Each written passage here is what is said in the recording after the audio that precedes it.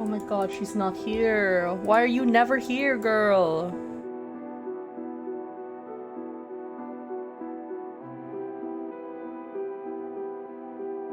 There she is. She's the right size now as well. Hello, everybody. Thank you for hanging out with me today on our wonderful Steam Next Fest. It is my favorite time of the year, even though I'm currently suffering from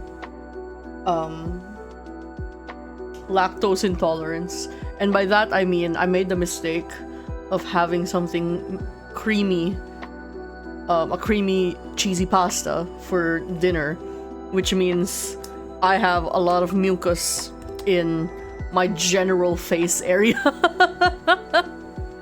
So if I have a hard time speaking, that is what is happening. That is your explanation. So apologies about that. Also, my god, I am frustrated. I'm frustrated at this is a daily occurrence, but I'm frustrated with AI. I'm frustrated with generative AI because, my god, sorting through or trying to browse through the Next Fest page, is like dodging bullets. It's like, imagine you're walking through a hallway and every 2 seconds the ceiling opens and a bucket of shit just gets dumped onto you, and you just have to do your best to walk quickly enough so that it doesn't get you. Fuck Gen AI, truly. It's like every other game is the most obvious slop image you've ever seen in your life. Like, I'm going to open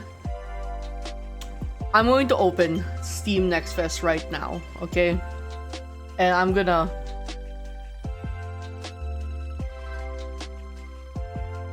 hold on. Wow, it's actually not showing me too many this time. But it's like so much of just the key art is obvious AI. A lot of the times people do like the pixel art is just slightly off because it's AI. Hi bestie, thank you for subscribing for 16 months. My beloved Yaoi Cocaine Bear. Oh my god, I tweeted out, hey guys, I'm streaming some Next Fest demos. If there's any specific game you'd like to see get attention, please let me know. And I naively thought that I would be getting fellow streamers and gamers in my replies saying, oh, this demo is really fun. Oh, this game that I'm looking forward to is getting a demo. No, I was naive and did not account for the fact that these game devs are currently hustling for their lives. And I got so many replies. It's currently sitting at 92 replies, and it's all game devs pitching me their games. Some of them are nice. Unfortunately, a lot of them were idlers. The ones that weren't obvious AI. I had so many very obvious AI. I'm pretty sure one of them, I believe that reply is deleted now, but one of them specifically pitched. They're like, oh, this game uses an LLM in its gameplay, and it's like, in your gameplay? Are you nuts? And then, like, I replied to them. No, the end of their tweet said, thank you for supporting indie games. I'm like, shut the fuck up. Shut the fuck up. We are not supporting indie games if you're trying to pitch me a game with ugly AI key art and your game is based on an LLM. No, no, shut the fuck up. I replied, I do not support generative AI in video games, so I will not be giving your demo a try. And then they deleted their reply to me. It was very funny. Okay, sorry. I have a wheel. I have a wheel for the games that we're gonna play. I just saw one that I meant to install, but I did not get installed. Hello, Vilicho. Thank you. It's like so much of it is just various amounts of slop. Like, I'm looking at one, it says Home Store Simulator. What does that mean? It says run your home goods store, but that's not what stores for home goods are called, right? It would be like Furniture Store Simulator, right? It's like even the title of the game was AI translated, and it has an ugly AI lady on the front. And to answer your question, Amelia, they did not add an AI tag, which would have been easy to filter out. Well, actually, no. I don't know if you can exclude from search results. They did not add a tag, yet you just have to have a disclosure on the Steam page. But even then, sometimes they don't disclose, even though it's very obviously AI art. It's really sad as well when they have to use it for like their game logo or the title of their game, because it's like you couldn't open up fucking GIMP. Like, even if Canva uses a lot of AI art now, but like AI now, but like you couldn't open a Canva template. I don't know, man. You guys need to like get a fucking grip, bro. Open Paint, exactly. Okay, this is something that I found really funny though, really funny. So you know how for a Steam page for a game, you need to have your key art be different sizes. It has to be the horizontal for the main Steam page, and then there's the 400px, there's the one that's smaller. And then for Next Fest, because of the way that it's listed down, the key art is vertical. And I found that a lot of people who use AI for their key art don't know how to scale or crop an image. So they just put the horizontal image onto they force it onto the vertical page. So many of these ugly AI things are like their ugly AI images are like stretched out in an insane way, because they're too lazy to even know how to crop an image. It's insane.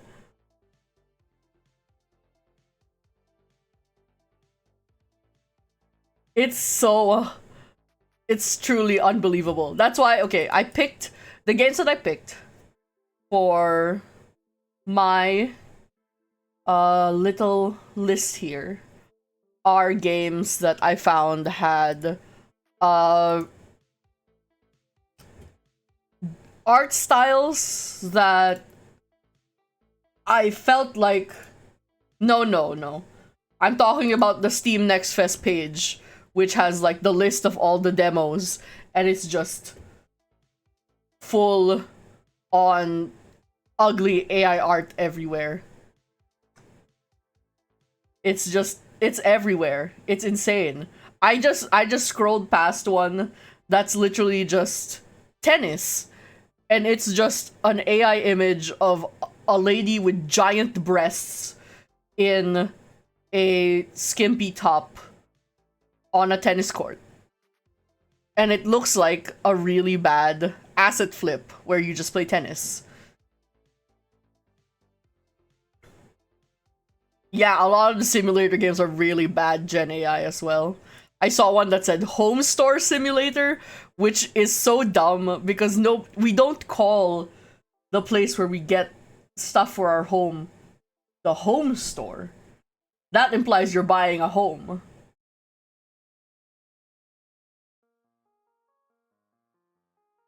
Is this an ugly Disco Elysium clone?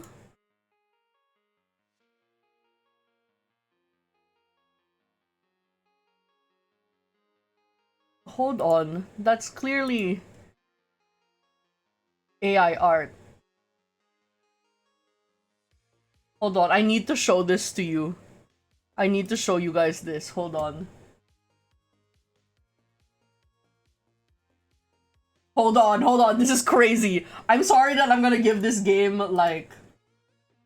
I'm sorry that I'm gonna give this ugly game traction. But I need you guys to see this. Hold on, let me actually do this in a Firefox tab so I can zoom in.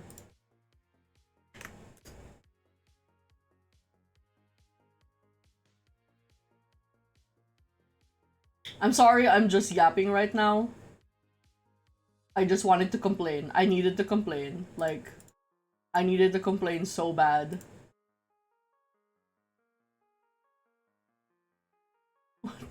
What the fuck is that? You look about nervously as the nurse walks behind you.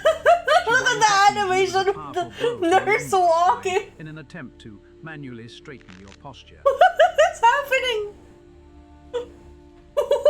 This situation is getting beyond our control. We must do something, or this man will It's like they die. green screened people. Oh my god, what is going on here? This Disco Elysium clone. With monumental effort. Yes, you open that your nurse eyes just and crack. pinched that doctor's butt. I'm actually in Find awe. yourself in some sort of pitch dark storage box. While you continue your elaborate They... dance, What the you hear a fuck? peculiar sequence of grunting noises. With a cry of twisting metal, a sudden blast of searing light nearly blinds you. She unceremoniously pushes you into the patient's room. With a mighty hand snatches you from the What collar is of your this? white coat. It's a deadly one, you know. It's a long... I'm sorry. I can't look at this. I'm fairly certain this is Gen AI. This, like, the animation, wait, the animation for this thing? Okay, it's loading. Here, Continue your this elaborate is obviously Gen AI. horror. Like You that hear a peculiar animation. sequence of grunting noises. With a cry of twisting metal, a sudden blast of Oh my searing light nearly God. blinds you. She feared. Oh, this amazing. What is going on? It's clearly built into the lineage of Disco Elysium. Yeah, this game features graphical and audio assets that were built using artificial intelligence. Yeah, I can tell. Holy crap.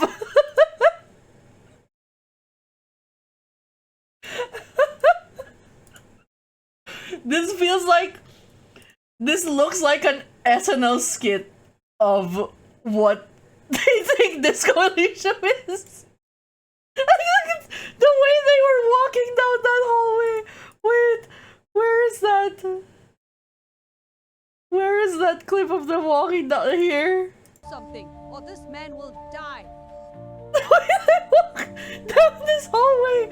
It's like they green screened the AI video onto their isometric maps. Okay, no, we should play a game. We should play a game. I can't keep doing this. I can't keep doing this, guys. We're gonna play a game. I have a wheel. I picked games that I found the art styles to be lovely, unique, and also some games that I've followed. Either I've followed the devs for a while, or they're sequels to games that I already love. Yes, that's called The Life and Suffering of Prince Jerian, which is a sequel to another game that I like called The Life and Suffering of Sir Bronte. Yes. It's Woim, not Worm. Let's... I shouldn't have exited that Firefox page so that we can look at the game that we're about to play. Let's spin this wheel. Let's spin this wheel. There we go.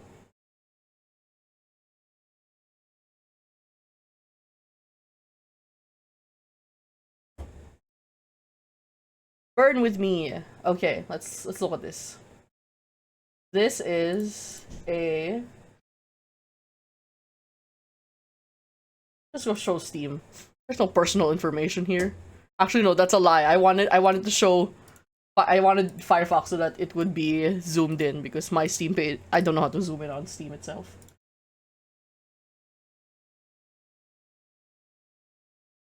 Here we go. Burn with me. It is a story-centric deck builder.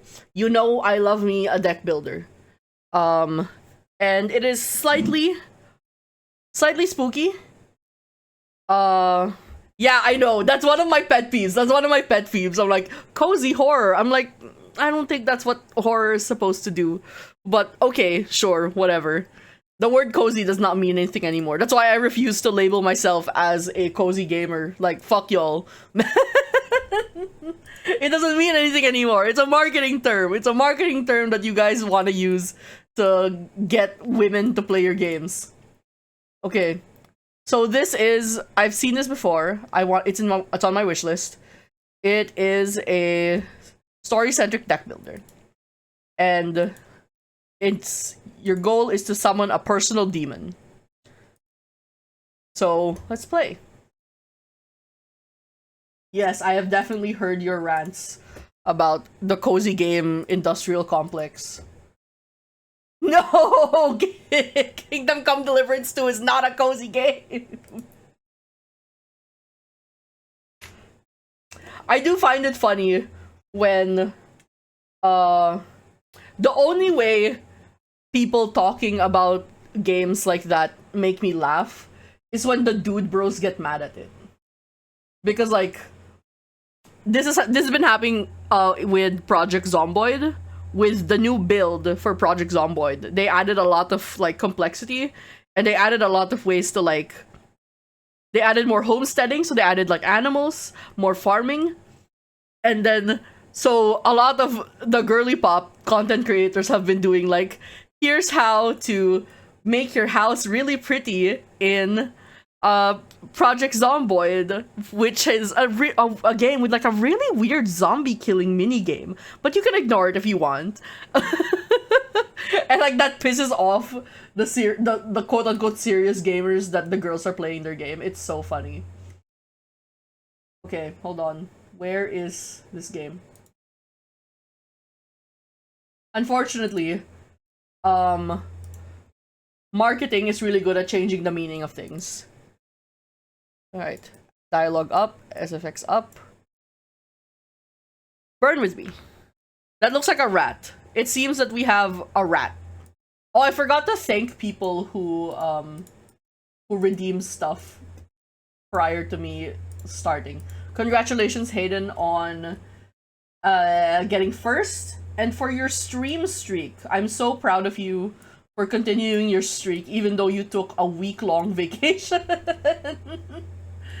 That is called dedication. Thank you also to Chaotic Sparkle and Velicho and Humongous Waffle for getting not first. And hello, Senatawo. Thank you for checking in.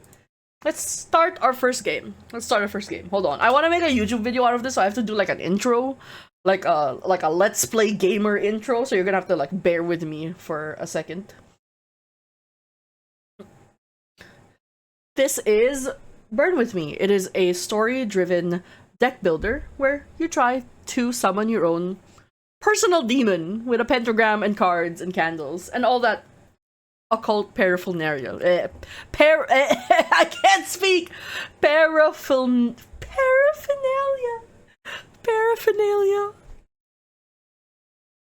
This is what I meant when my mouth was going to do things that I did not want it to do because of...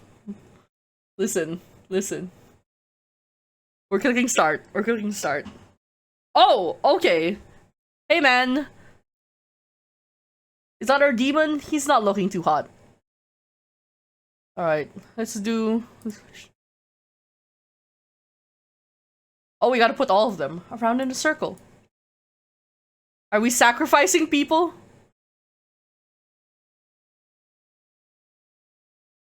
Oh, game is muted.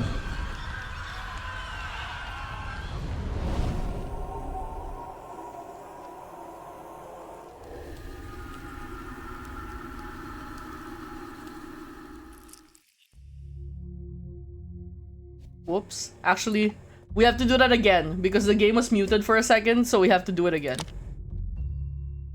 Damn it. It doesn't do it again. Fine. Introduction. How do I see that again? Settings. Delete progress. Progress deleted.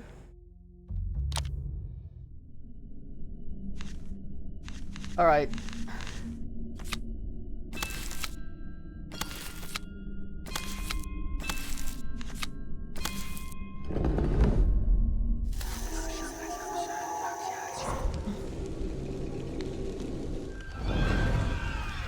Oh, that's a lot of screaming.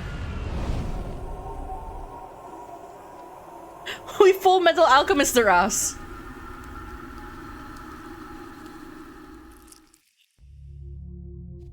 Alright, introduction. This is a wolf. It was the same dark, rainy morning.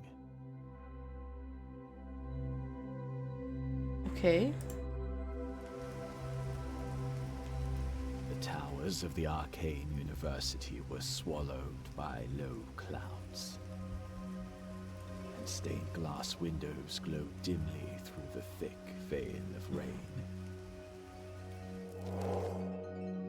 I had just finished another seminar on the essential but dull subject of energy balance, and was ready to let my students leave a little early.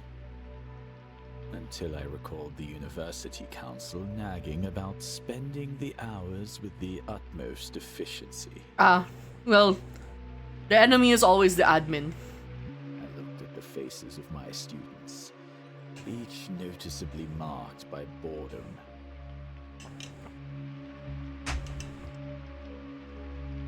And remembered being a student myself. Hold on. Okay. Sorry, I took a drink of my coffee there. Everything was a little different back then. And how we... My heart skipped a beat, but I pushed the treacherous memories aside and tried to keep a straight face. And before the rational part of me had a chance to take charge... KPIs in my Cozy Dread game. This is why people turn to demons, right? Teaching is such a thankless profession that you need to consort with the occult and the unknown just to please the university admin. Is it a rat? Okay, I guess it is a rat. It looks kind of like a wolf to me.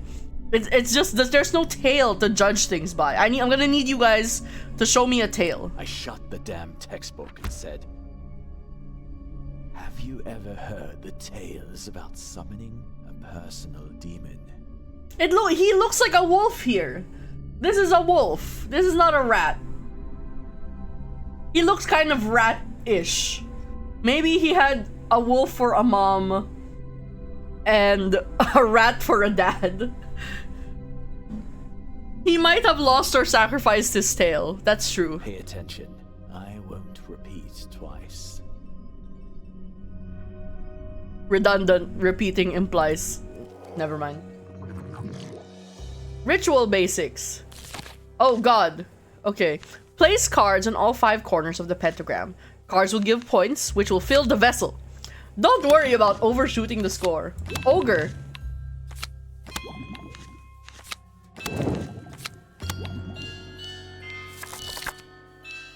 Lupus. It's never lupus. Until it is lupus. Ignore me, I'm a LARPer. I haven't seen House. Choose an imp to summon. Cards on the 2 closest corners of the pentagram count as neighbors. Okay. +2 for each neighbor. +4 for each neighbor without effects. Sure, let's get Gallus.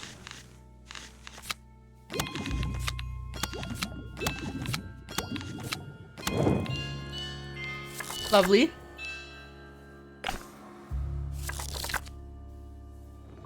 Card interactions. Frog! +2 for each neighbor.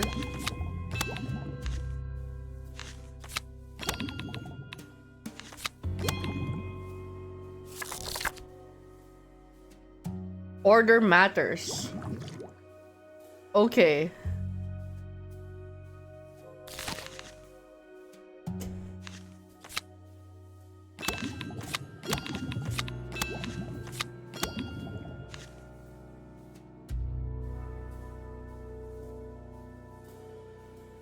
Oh, I can't undo?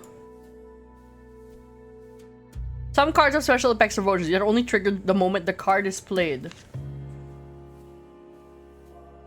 Place the neighboring card first and then the card. Okay. Okay. I can't read that. I'm sure whatever joke that is very funny. If a card effects require neighbors, place the neighboring cards first, then play the card. Okay.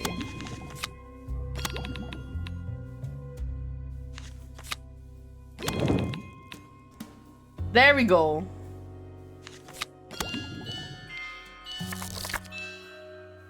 Oh, okay, that memed Mama in house. +5 if no neighbors. Okay, so it has to be no neighbors when you play the card. So play it first.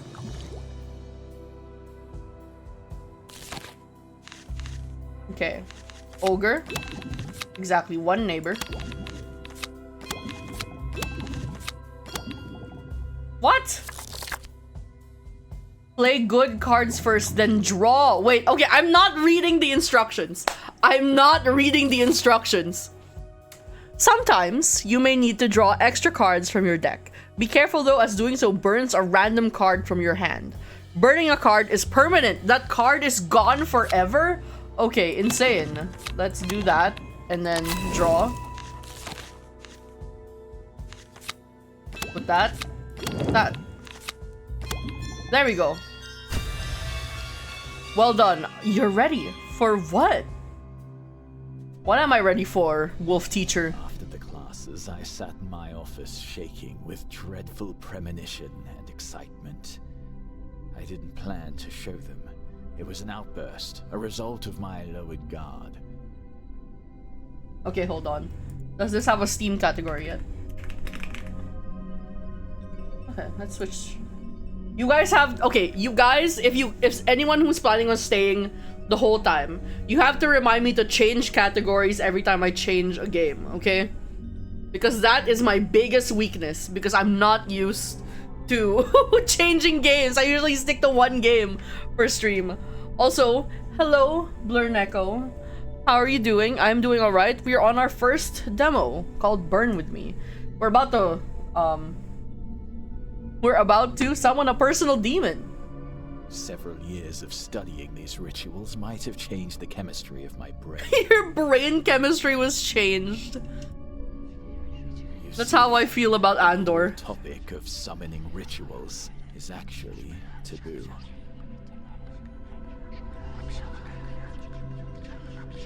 What animal is that? A cat?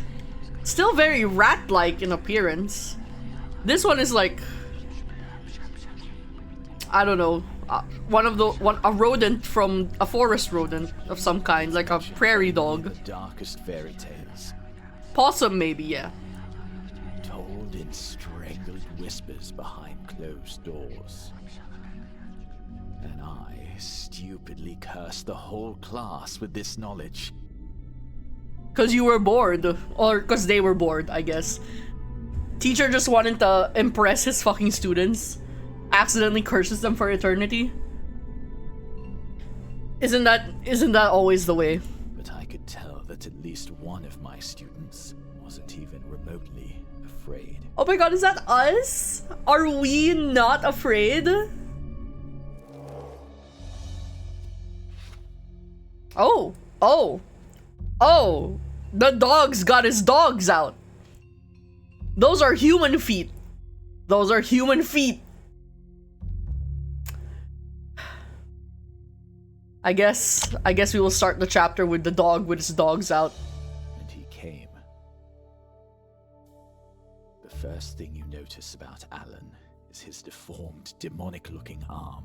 The first thing I noticed was actually his toes. But you can claim that, sure. With gleaming talons and sharp spikes on the forearm. Fursuit? This is actually a furry university. It's not anthropomorphic animals. He couldn't have had a simple, happy childhood with such a birthmark. Hold on, I forgot to add the Steam Next Fest tag. There we go. The poor boy must have tried so hard to get rid of it. Oh, that's like... Oh, that's like a fucking Bunsen burner. And there was no one to tell him that it was like trying to get rid of a suspiciously beating heart. When I let him in, he stopped on the doorstep and gave me a sidelong glance. This is so alphabet coded. Oh, my throat clogged up there. As if trying to gauge whether I could be trusted. He was full of hope and fear of rejection. Well, if I don't mind dealing with demons, then I can surely bear his abnormality. Bear? I remember Alan's first ritual as clear as my own. I love the moments when change rises like a storm. Suddenly you understand that nothing will ever be the same. And the only way through the storm is to ride it. Alan must have shared my high spirits. All doubts forgotten, he fetched a matchbox from his pocket and began his first ritual by lighting the candles. Alright. Oh! Gameplay! I light this fire and trust my soul to the dark that waits. For my desperate call...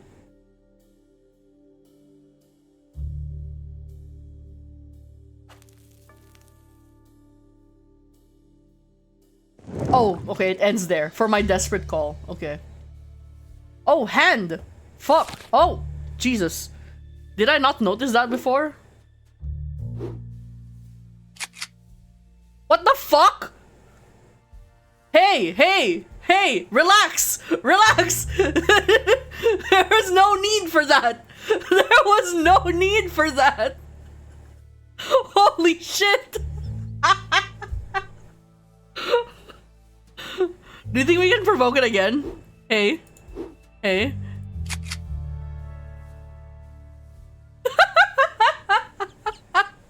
Jesus H. Christ. Ma'am. You don't need to do that to me. I'll play the game. I'll play the game. Oh wait, that was wrong. That was wrong. No, it's fine.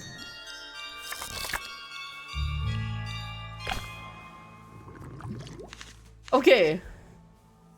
Rana. If both neighbors have odd base points. Let's do Lassius, sure. If no neighbors. If exactly one neighbor. Shadow. There you go. Lovely. You can clip that, you know. You can clip that yourself. That is a thing that you can do on twitch.tv.com. There's actually no .com, it's just twitch.tv. That's my bad. Plus, difference between left and right neighbors.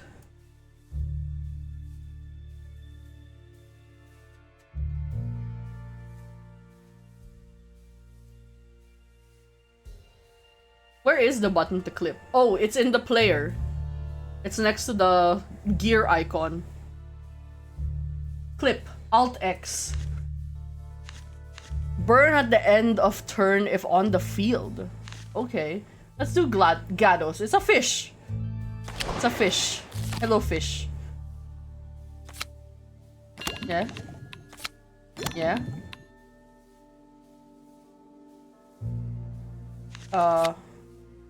There. Hell yeah. There we go. 32!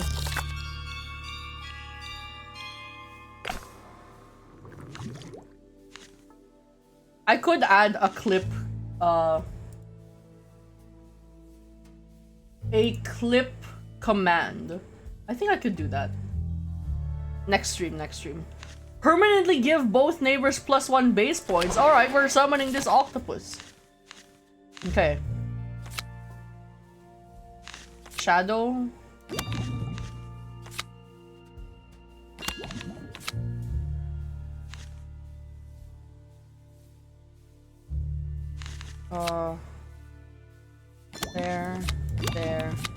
There. Octopod. Let's do ogre.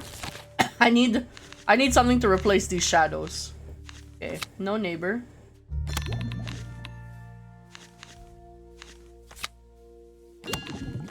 One for each neighbor.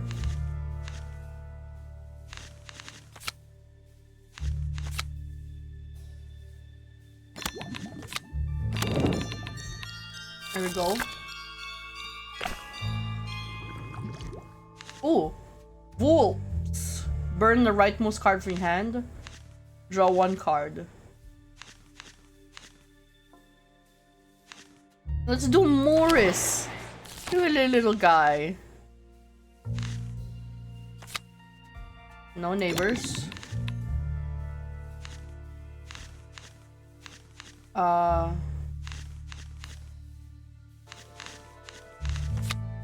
Here.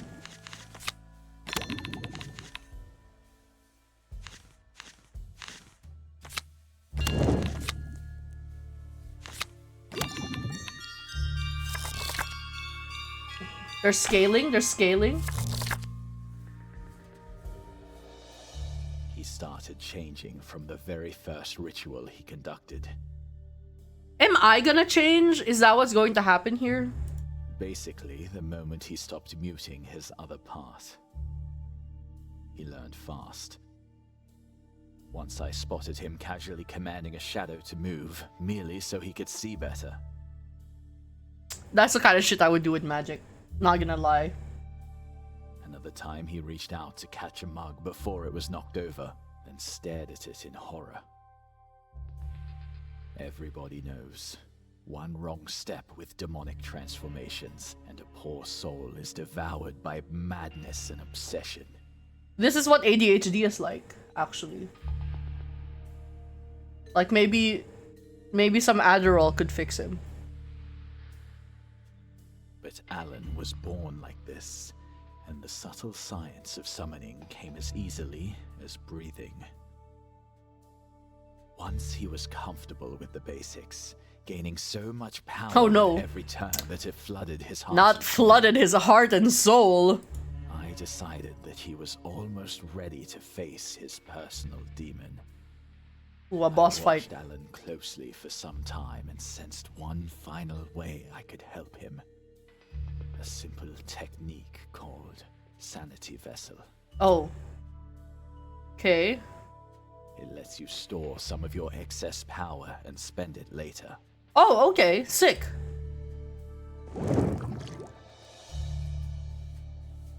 Okay.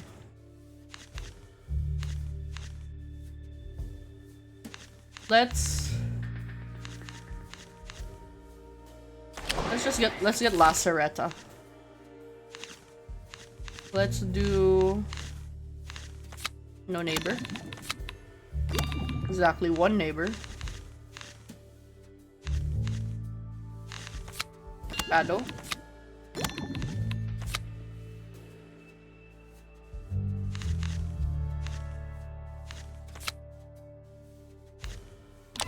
Okay, thank you Oh my god, that was a gamble. That was a gamble.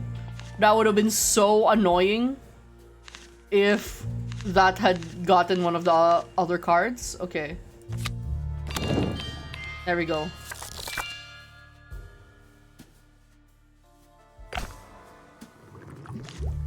Ogre. We need more plain cards. Okay.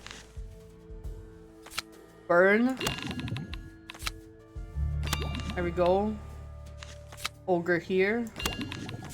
Plus 10. Beautiful, beautiful. We need to start burning some of these shadows. Oh, okay. Felis. Even base points.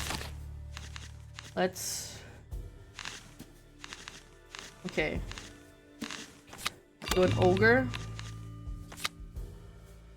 Gamble. Okay, it didn't burn anyone.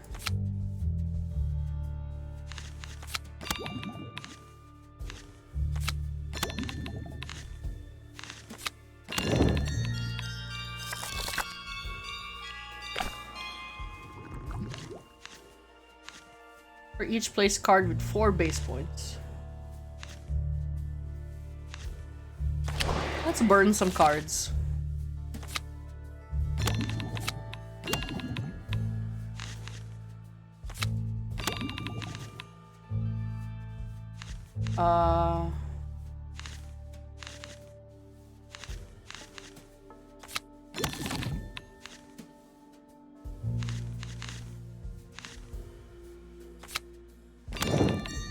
This is what's going to happen here is I'm gonna drag my Slay the Spire tendencies into this game, and I'm never going to get rid of any cards. Hi Nuggy, how are you doing? Okay, let's do a Rana.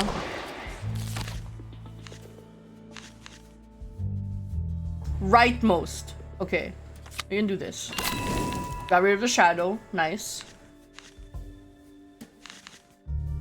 And then let's do this.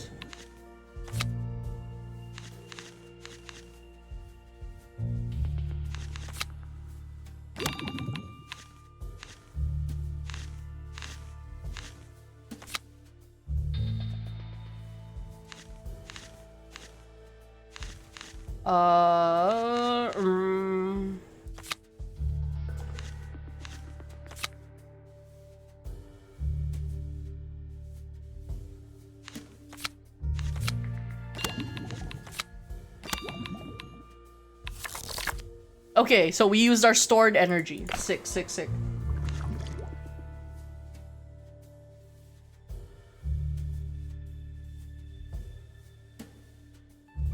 Yeah, I ranted about it at the start of stream. My god, the amount of fucking... the amount of freaking... Gen AI games... it's astounding. It's astounding.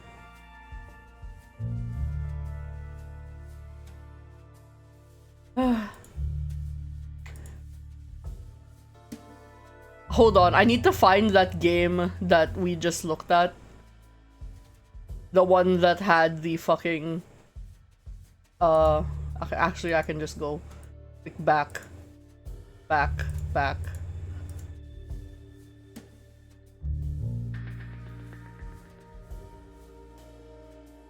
There we go. I need to send that to my sister real quick. Hold on.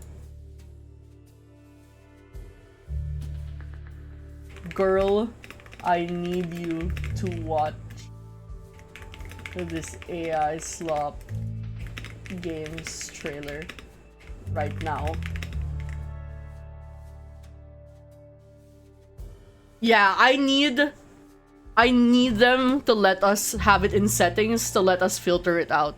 I actually looked right, like when I was looking through the demos yesterday. I was like, is there a way to filter out games with an AI disclaimer? The problem is so many games forego the disclosure. It's annoying, even though they're like very obviously very obviously AI, like AI, the art is AI generated. Even if it's just like the key art, it's just so obvious. And there's, and I'm like, we need it to be, we need laws yesterday. We need laws yesterday.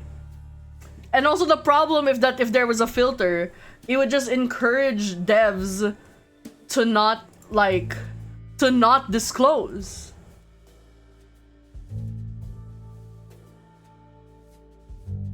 It'll encourage devs to just hide it, which is so annoying. If you're so proud of your shitty little AI art, if you think it's real art or actually helping with games, then why not be proud of it? Unless you actually want to scam people. I hate everybody. I hate everybody. I hate all of this. Thank you for the clip. Actually, so around 10-ish years ago, I was working as like a social media person / graphic designer.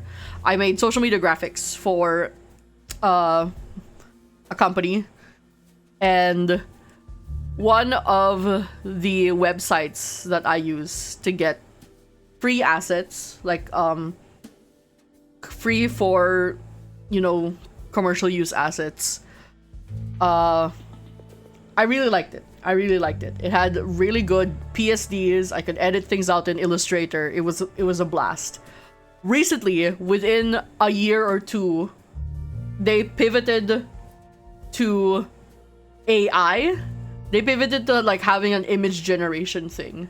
The problem is their catalog is still so broad, and like they have such a huge catalog of assets that are spanning like 20 years. So I'm like, I still have to use it because a lot of that is still human made. And before they pivoted to AI, they had a filter. Yes, Tom and Zendaya got married. Listen, not related to the story I'm telling right now. Tom and Zendaya are married. Congratulations, I love them both. I'm so happy for Tom to have taken Zendaya's last name, so he is now only known as Tom. The only Tom, mind you. Before that website pivoted to AI image generation, there was a filter on the search that said, okay, you can exclude AI generated assets in your search, which is what I did every single time. At some point, I noticed I went to go look at some assets, the filter was gone, and I was like, no, bitch, you can't do that to me. You can't do that to me. So I put on my most Karen ass voice. I went to their support and I went, you removed the filter to exclude generative AI images from your search. This will make me stop using a service that I have been using for 15 years. Please put it back. They did not respond to me. Wait, no, they responded to me like a generic way that we're gonna try and we're working on a solution to this. I'm like, what solution? You had it before, just put it back. And then I didn't reply to that because I figured they weren't gonna do anything. And then after, they closed my ticket for me not my support ticket for me not responding. And then they sent a, please rate our customer service. How well did we handle your ticket? I pulled that one up. I rated that 0 stars and I said, you actually did not solve my problem. Please put the filter to exclude generative AI assets out, put it back so that I can start using your service again, because I do not want to use the stupid generative AI assets. Guess what? It's back. They put it back. Complaining works. I imagined that I wasn't the only person that complained, but I complained so fervently and with like the most white lady voice I have ever used in my life. Do you know that Smarty Pants, the Dropout show, someone, I believe it was Jess, there was a Smarty Pants presentation that was like how to write an email like a white lady. Useful in real life, not a joke. And yeah, Dad, actually the placeholder excuse is so annoying. It's like use an ugly placeholder. The best example, the best recent example is that Slay the Spire, right? Slay the Spire 2, it's out in early access. And a lot of their card art, when they first came out in early access, it was placeholders. And they were good placeholders because they were paint stick figure images. Some of them were like doodles of memes that like with the character, like with ugly paint doodle like paint doodles of the Slay the Spire characters recreating memes as placeholder art for the card art, and it was great. It was great. It was wonderful. I'm like, you guys are just awful. You hate us. You hate us. You hate. It was contempt for the medium all along. That tweet is generational. It was contempt for the medium. Some of these game devs actually hate games. They hate games. They hate art.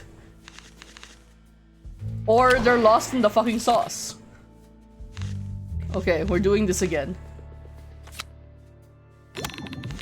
Draw one card. Does this work? Okay, you can't rearrange, so burning the rightmost card doesn't matter. Okay. And then that. There we go.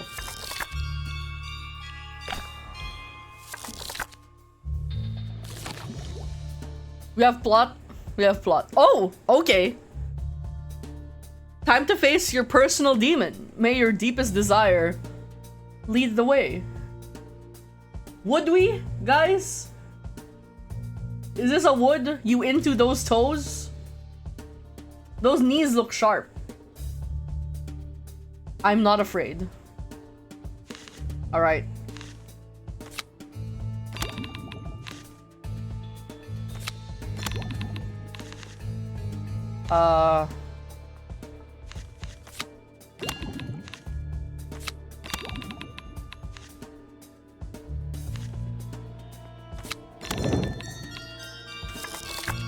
We did it. Oh, we have to do it again multiple times. Okay, okay. Multiple times.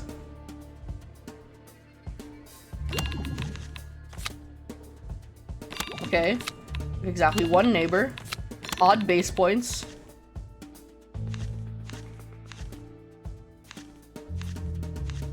Is this enough? I don't think it's enough. We might have to burn Gados. That's true, she is sexier than the Dragon Age. The Dragon Age 1. Dragon Age Origins Desire Demons.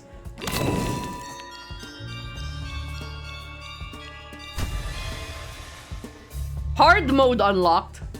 You've grown strong, desperate child of the dark. I've seen your suffering. Wait, let's put on a voice. Let's put on a voice. You've grown strong, desperate child of the dark. I've seen your suffering. I've felt your pain. Now I can hear the desire raging in your heart more than ever. You managed to call me, and I'm compelled to fulfill your desire. The foolish wish to look like everyone else.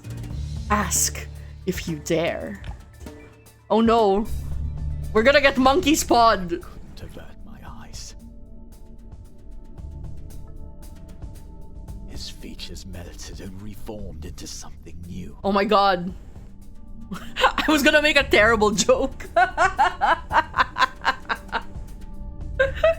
I'll say it anyway. Oh my god, she's turning him into a white man. If you watched closely, he looked completely ordinary. Even his deformed hand appeared normal. But when you saw him briefly from the corner of your eye, this figure glitched, revealing the demonic nature hidden beneath his skin. Hot.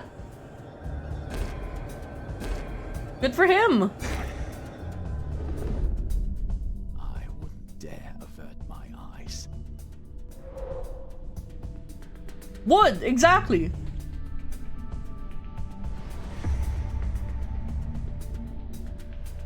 In the bed, the demonic form stays on. The price must be terrifying. But there's no turning back now. Me when I have 5 games in my Steam cart. Oh. Oh!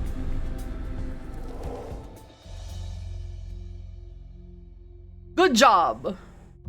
I got 1 heart. We got 1 heart. Oh, that was actually well timed. I actually still have your ratio Nendroid sitting here. I owe it to you. I need to go ship this. I need to pack your box. There's just so much. Alright. Yay! First demo done. Each next one will feel completely new. New stories, new game rules, new surprises, and of course new cards. Let's go. I don't want to peek. I don't want to peek. I will remember to change categories. Let's spin that wheel again. New game. Remove. Thank you for the hydrate. Next game.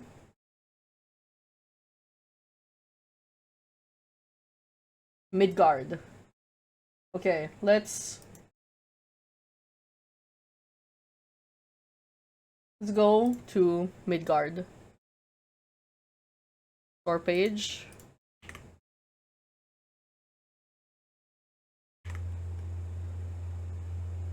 Here we go. Is this not full to the fit to the screen? Or is it just because it's windowed mode? It doesn't fit perfectly. Okay. At break time, while this is happening, I'm going to look and try to remember what this game is like. Oh shit, it's loud. I'm gonna take that hydrate because I didn't do it earlier. Okay.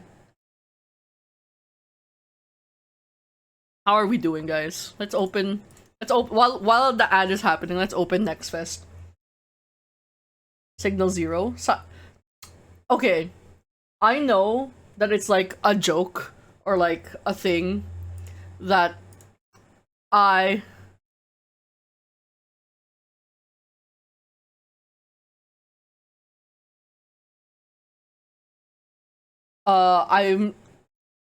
what was I saying? Okay, I remember what I was saying. Sorry, I looked at a Discord message and got distracted. I don't think... Is this AI? I can't tell. What I was saying is that I know it's like a joke that a roguelike deck builder is my... they're my activation words. But my god, the amount of roguelike deck builders is getting a bit much, guys. It's getting a bit much.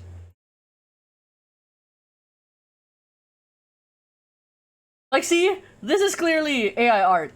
See, this is what I meant! This is what I meant! The people who make AI key art don't know how to stretch their... I don't know how to crop. Like, you can easily crop out the bottom part of this to make it fit in, like, or crop out the side to make it fit into the vertical part. But because they're so bad, they don't know how to do basic graphic design.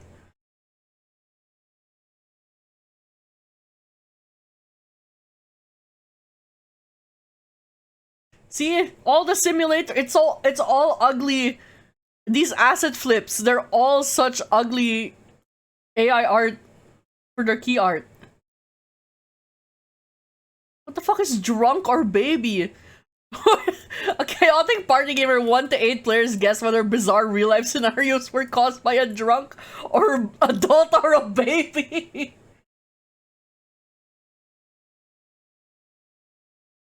My god.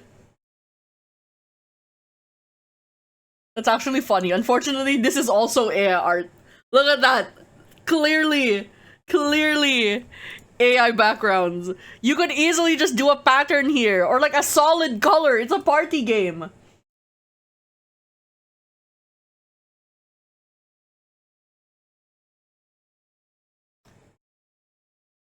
Is this AI? 50-50. This is also AI. You can see how shiny it is. Oh my god. That is not what... You could just use... Is this... Like, if this is like real art, you could just use this for your actual key art. You don't have to use an ugly AI-generated picture of a boxer.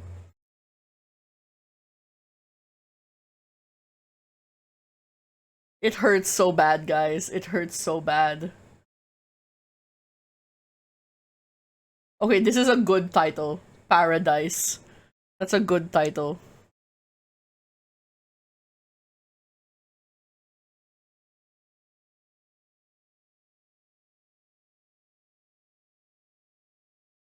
Anything else interesting? This looks cute. Melted time. Oh my god, you're melting! You're an actual candle and you're melting. That's adorable. I do have some, I actually gave myself some horror demos in my, on my wheel. We have not gotten one yet, but we will. We will. Okay, let's open the game now. We're changing categories.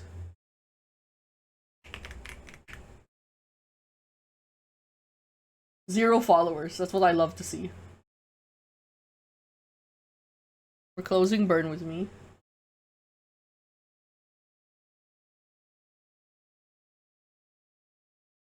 I'll see what launch Burn With Me. You're already... No! Clicking the quit button automatically opens the Google form for feedback. I will admit that's funny. That's funny. Oh, wait, is this... Okay, wait. I just realized something. Are these the same devs as Whiskerwood? This is the same UI.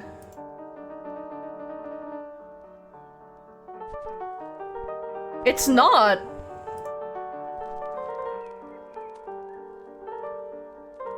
Maybe it's just the same font. I think it's just the same font. It's just the same font. It confused me. This is not the same devs. It's just the same font. Alright. We're double checking. This does not have the AI. It does not have the AI disclaimer. Okay.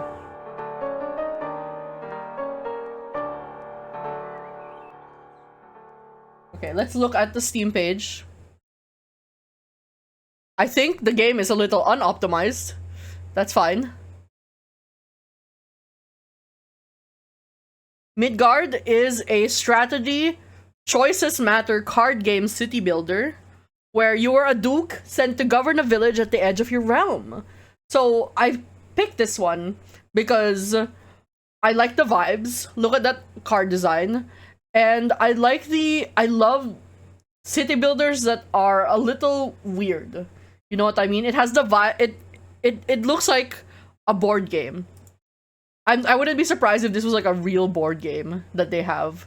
But I love games that make it look like a fake board game area. Like Let Them Trade also had that. And I really enjoyed it. Okay, let's play. Let's play. This is Midgardr. Tell me, by the way, if things start to lag.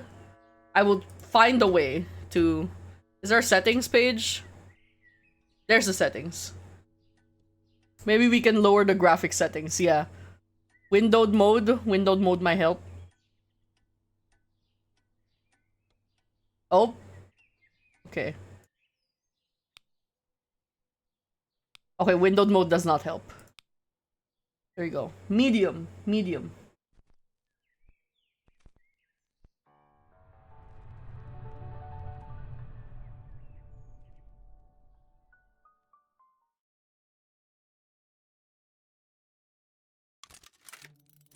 Hello! The Two Kings. Once upon a kingdom, there is a kingdom old enough to have forgotten its own beginning. Its stones remember wars no living man has seen. It was divided when the one who built it died. The king and his brother. Two brothers, two crowns. The elder sits on the throne and calls it destiny.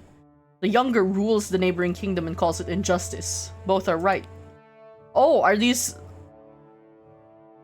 A war without a name is still a war. It lives in letters and in silences, and the way men stare at maps for too long, it is coming. The soldiers can smell the rancid stench of the fratricidal war in the air. You, Duke, vassal of a king too old for his own good, not powerful enough to be ignored, yet not strong enough to be safe. The king already has far too many enemies, and from you he demands blind loyalty. It's a little GPT. But I'll not assume. I know that there are people out there who are pretentious enough to write like this. Welcome, young dupe. Your kingdom prospers, but don't trust it. Disasters are always around, just around the corner. I'll try and help you, at least in the beginning. I'll guide you step by step for 10 turns, then you're on your own. Why do you look like that, bro?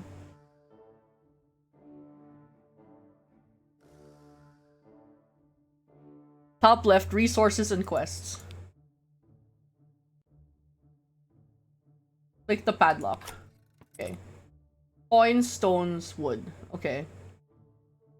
Draw a card. Each turn you'll have to draw a card. After that, check your hand. What, your people are hungry. Build a farm. Okay. Now click to build. I feel like, okay, I know this is usually... I know this is usually, because this is a demo, and UI finalization is usually one of the last things they do. But my god, I hate it when there are games like this that are medieval, or like the vibes are like this, and then they have an ugly sans serif font. An ugly sans serif font paired with like a stylized font like this. Find the font, guys. We can find the font. Build this farm. Build here. But because it's a demo, I will not begrudge it too much. Because usually that comes at the end. End your turn. Looks like we're short on workers. Draw a card. Gustave Tremaine. Envious. Okay. Click twice to build. Build here. Yeah, the clown is... The jester is a little sus. The jester's a little sus. We'll give it a fair shot. This doesn't look like AI. This looks like AI. Like, this art looks fine. The fucking jester does not. Effect and cost cooldown. 2 turns. Click twice to play.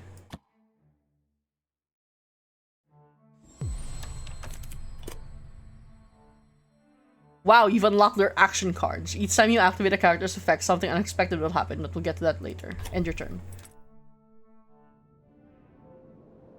The Wandering Bard.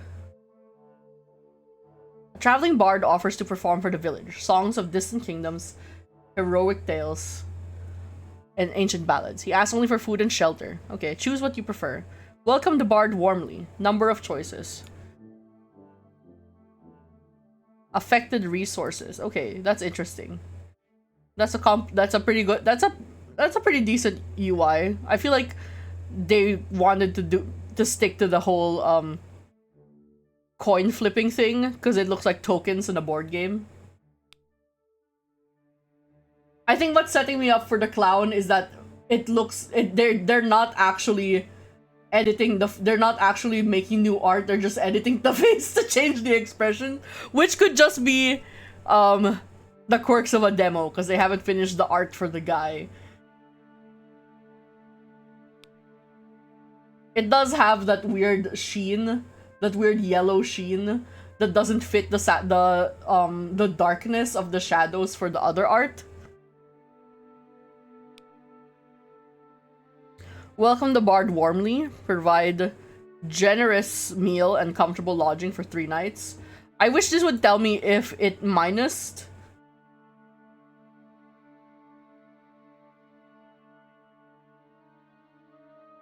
Yeah. Offer modest hospitality. Let's welcome the bard. Wait, no. Can I not do the other one? Okay, it's the red means that it's not an option. Let's welcome the bard warmly. Sure, we don't have any people, so we might as well. Evening performances delight everyone. Songs lift spirits. The bard leaves blessing the village with good fortune. Okay, happiness +3. Nut. Whatever that means. Nut. And the farming resources. I'd like the thing that draws the card. Royal Cash. Okay. Play effect. Can I play the effect? No. Maybe it's just tutorial time. Always keep an eye out. I did not read that. Lionel Delben. Hello, Lionel. Like, see, this art style matches. It does not match Clown Man. Play an instant card. Sick. Good. Now we've added a bit of coin. Let's hope nothing unexpected happens. Something unexpected is definitely going to happen. Oh, a letter. Oh, that's pretty. Duke. When my father died, there should have been 1 crown. Instead, there were 2. My brother crowned himself before the body was cold and called it his right. A kingdom with 2 kings is no kingdom at all. Tell me where you stand. I need to know who will help me with this. Oh my god, this is just like Game of Thrones. War of the fucking 5 Kings. Stannis is sending me a letter. Your Majesty, what was taken can be reclaimed. The crown has always been yours, and so has my loyalty. Your Majesty, old wounds are the hardest to judge from the outside. Grant me the time to think clear before I give you my answer. Ugh, it's the king. Me AF. Each chapter asks you to support or oppose the matter that characters lay before you. This will change the future. Okay.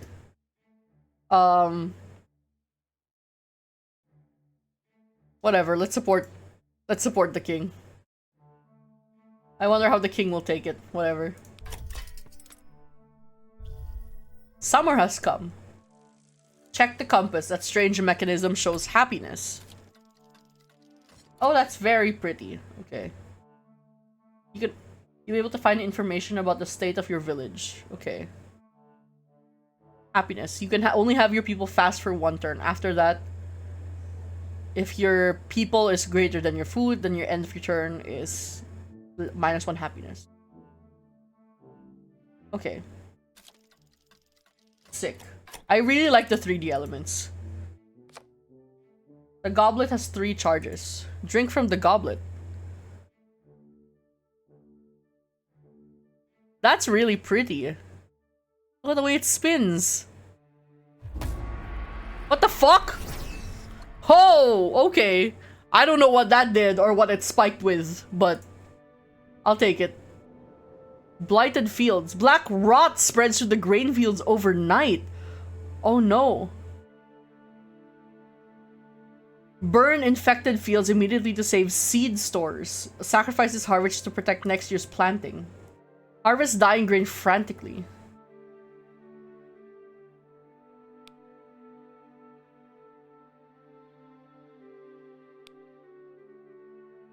You know what? Let's harvest the dying grain. Harvest yields spoiled grain. Eating it causes sickness. Prolonged food crisis begins. A famine! Okay. Now end your turn. Draw a card. Isolde Nakwald. That's wood. Open my hand. Last harvest.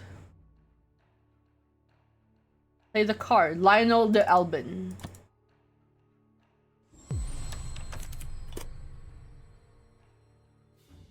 Now click on the character to activate the effect. The king demands tax collection from the plague-stricken villages immediately. The treasurer knocks on doors across affected villages, collecting taxes personally.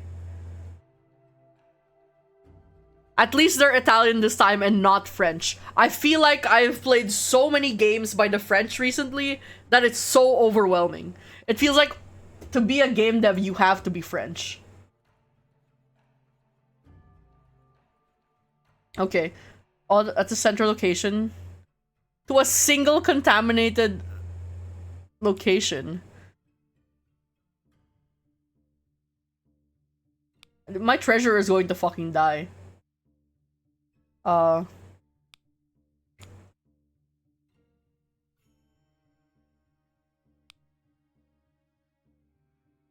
Let's send him to the hospital. Fucked up, but might be the safest way. He's infected. He's sick. Now end your turn. Draw a card. Open my hand. Build a market.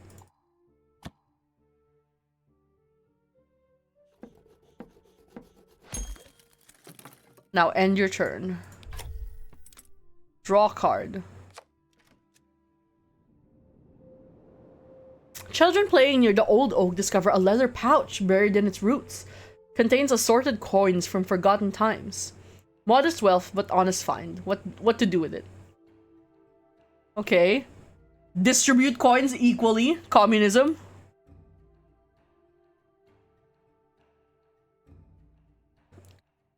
Technically, this is also saving it for community building.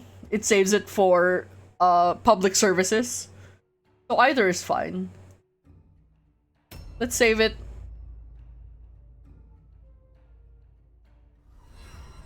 Okay, roll the dice.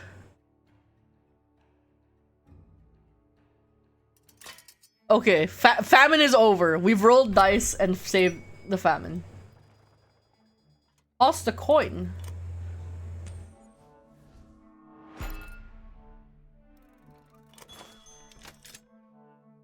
I love the 3D elements. I wish the stupid jester wasn't an ugly AI thing. Clear. I actually don't know if it's AI. I feel like it is, but you know, that's just my vibes. Hold on, my Twitch is...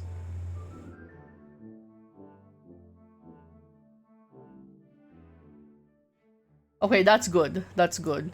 But, you know... You don't know what corporate is asking. Resource pack for food units. Choose a good or exit. Let's get some food units. If you want to see the buildings or get a better look at your village, press the zoom icon. And with this magnificent... Okay, the tutorial is over! We're fucked. What does the king want? What does the king want? The 3D elements, I think, are enough for me to... And also the consistent art style here of the other character cards is enough for me to be like, yes, this is good. Because the 3D elements, you can't AI that. Not with this much style. At the very least, their art direction is solid. I have advised kings long enough to know which way the war tips before the first sword is drawn. I am beginning to suspect that madness is creeping into the mind of our king. I would tread carefully before accepting a war that could harm our duchies. I agree.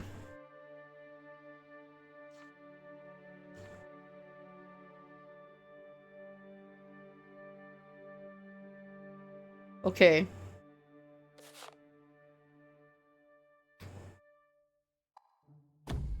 Let's get that. Let's get some food up in here.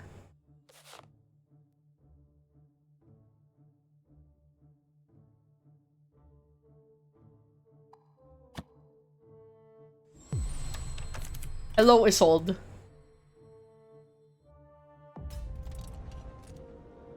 A desperate messenger requests reinforcements. A barbarian raid is devastating an allied village. The marshal can help, but must take half the guards, leaving the duchy exposed. The marshal refuses to help, to avoid weakening the local defenses.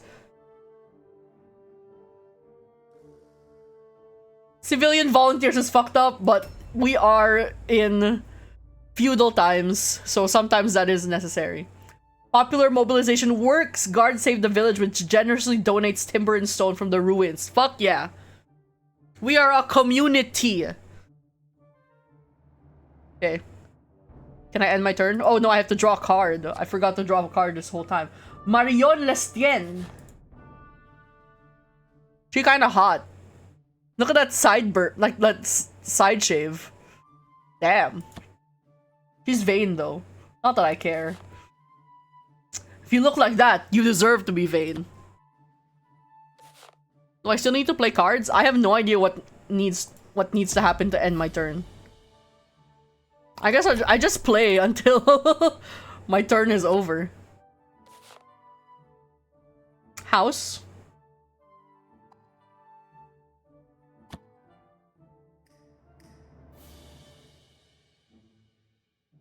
Go back here.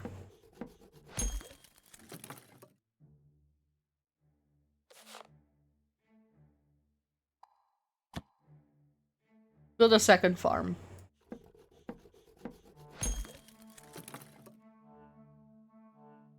There we go.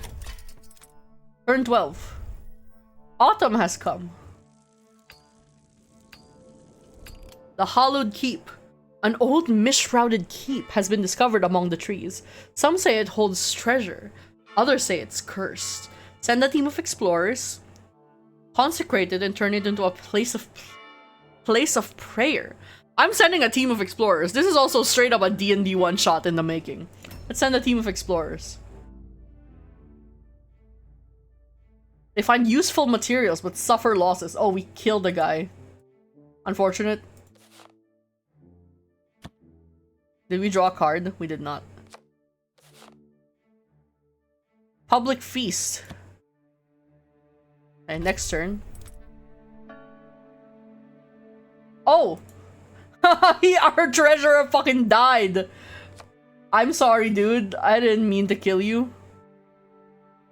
Okay, we need wood. Okay, let's make the lumberjack since we need wood to play those characters. There's no people in it! We need to get wood some other way.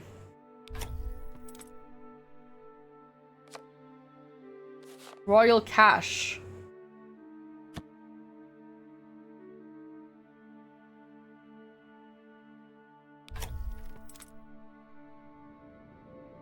The Arena of Silence. A Cyclopean structure. Cyclopean? What does that mean in terms of, like, structure? Cyclopean. Very big, huge. Okay, that's what that means. Okay, okay. Thank you, DuckDuckGo. Overgrown with ivy has been discovered in the woods. No one dares approach it, but some speak of ancient powers. Seal the doors and forbid access. Let's reopen it! Who gives a fuck? It's open for games and tournaments. Foreigners arrive, lured by the tales, each carrying wealth and wonder. Fuck yeah. Okay, let's pick up a guy now. Marion! Actually... you can be our treasurer.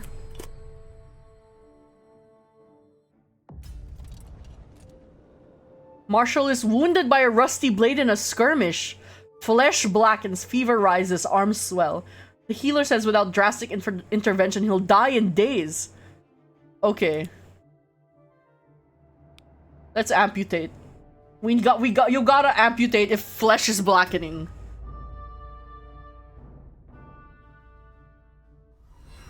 Amputation saves life. Must learn to fight one-handed. That's fine. If Jaime Lannister can do it, so can you.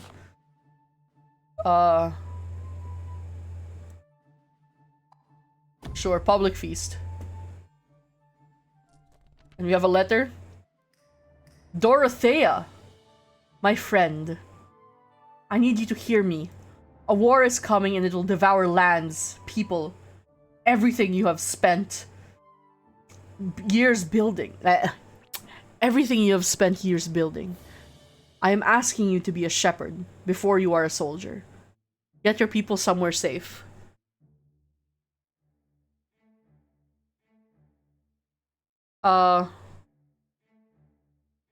Whatever I decide, they don't deserve to pay for it.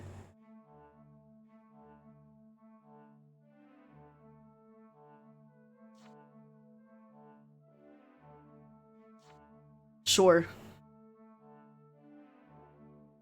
Build 3 houses before next autumn. Power.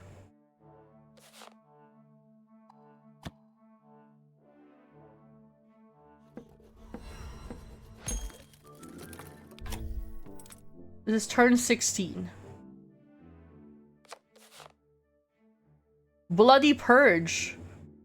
No, it's fine. Does that look like Ariana Grande to anyone else? That's kind of Ariana Grande, isn't it? Anything interesting happening? No? We need more people. Mine? That's just... we don't have the resources for that. Okay, chest. Winter has come. Oh no, winter is coming. It's come. The shared dream. Dozens of villagers wake recounting the same dream. A woman's voice singing in an ancient tongue, pointing to a spot in the forest. Some remember the path, others call it madness. I mean, volunteers. Send some volunteers. They find an ancient moss-covered altar with gold coins and seeds of forgotten plants. Sick! Hopefully the plants are edible. Oh, hello. Gold fever. No. I would like a merchant. Or some people. I don't know how to get people. A house! A house! That's how you get people.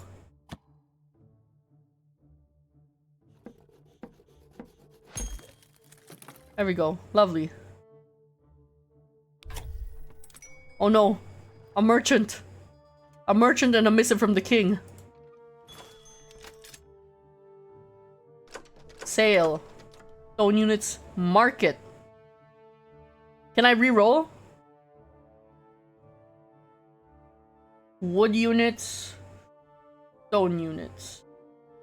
Well, I have the money. Oh, I can only buy one. I'm dumb. Should have bought the market. Otto Petra. Letter. It's from the king. Every lord who fills my coffers will now be remembered when the maps are redrawn.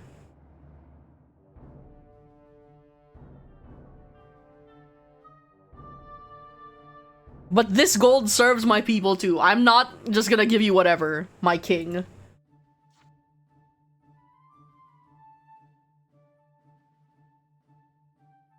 Collect to donate to the king for war funding. How do I collect?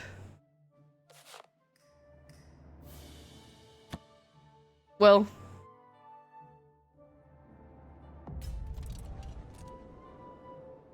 okay, the Chancellor begins hearing voices no one else hears. He screams at non-existent enemies. Sounds like maybe he is having auditory hallucinations. A full week of rest, sure. Please. Don't, rest dulls the voices but doesn't eliminate them. The Chancellor returns to work fragile and nervous. The voices might return. It sounds like you need medical intervention. Maybe a psychiatrist that can help you deal with these auditory hallucinations, man. You can't just rest it away. Ansius Ducas.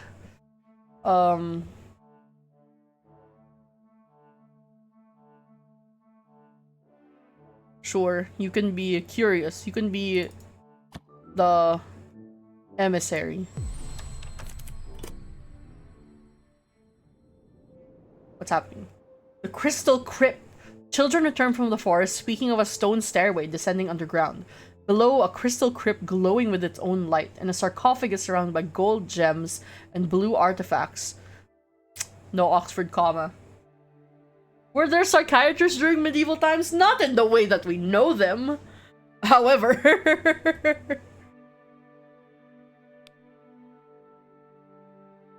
Collect cautiously.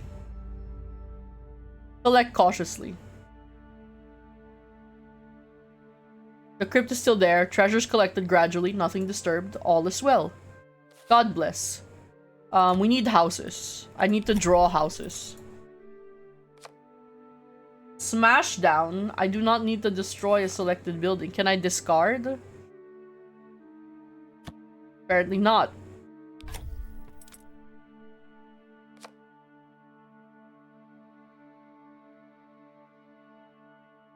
Astrid Fairmont, empathetic.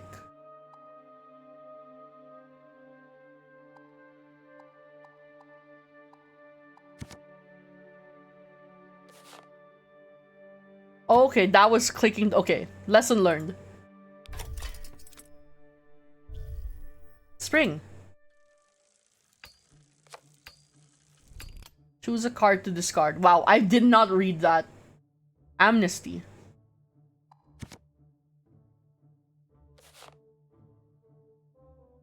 For this turn, okay. The Starfall. At dawn, after a blazing rain of stars, small glowing stones appear in the fields. The elders call them divine gifts. Others fear them as fallen omens with a dark purpose. Leave the stones in the field. Let's leave them. You might need money though. Let's build this market. No, this is a mine. We don't have the people to man it though.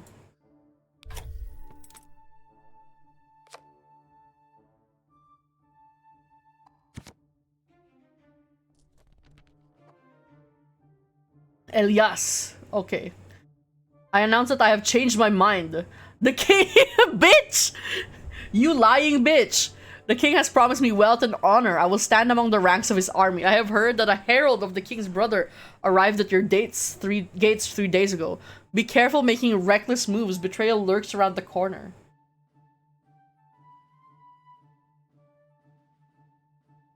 Okay.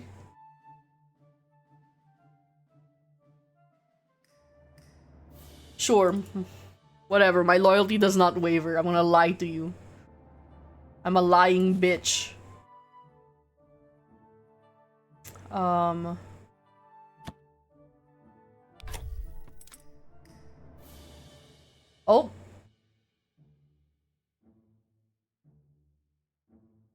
Hello. The notebook wasn't left open by mistake. I don't remember writing this. I thought it was just paper. What's that? Oh, we needed a house. Build this house.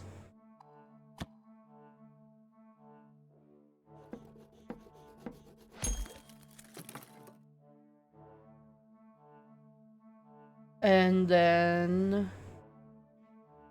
Chest? No.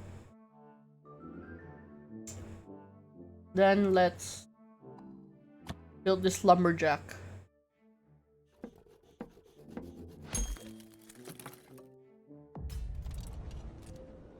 The Tournament of Honor. During a public joust, a young knight falls to the ground, dying. The crowd goes silent. Was the lance too sharp? The marshals demands clarity, accident, or sabotage. An official inquiry is ordered, but no names are mentioned. To cancel all future jousts, you ask the knights themselves to judge the matter. They can figure them out themselves. They can figure it out. They're fine. After hour... Oh.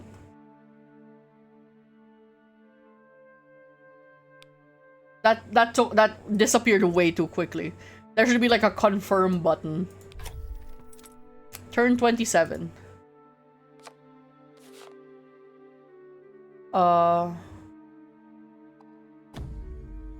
+2 instantly, sure. An entire section of forest has gone silent for days. No birds sing, no beasts appear. The hunters refuse to enter. Oh no, we're offering shit. Offer symbolic gifts to the forest.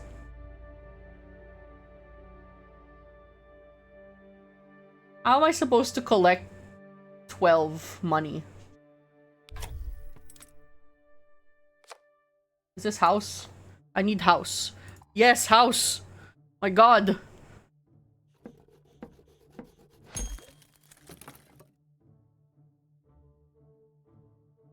Okay, I have successfully built 3 houses, I think.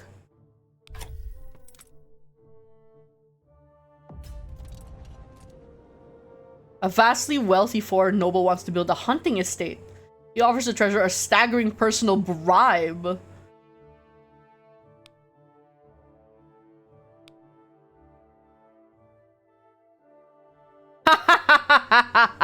Pretends to accept, documents everything, and publicly exposes the noble with evidence. That's really funny. Just give him a legal contract. Just let him purchase it legally. No need to bribe.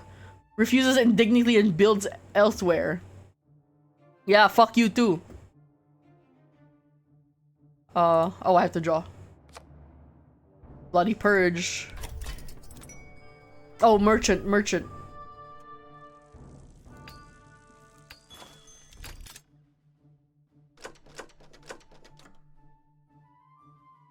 Market. Let's build a market just to get money. Hundreds of refugees flee the war-torn lands seeking shelter. Okay.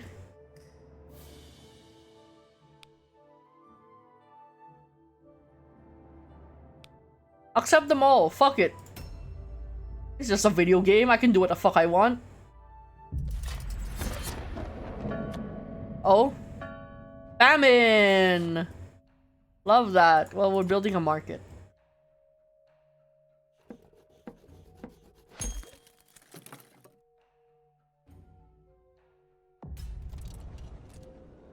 Emissary intercepts coded letters between an architect and foreign merchant.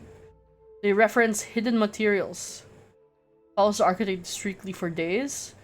Deciphers the codes.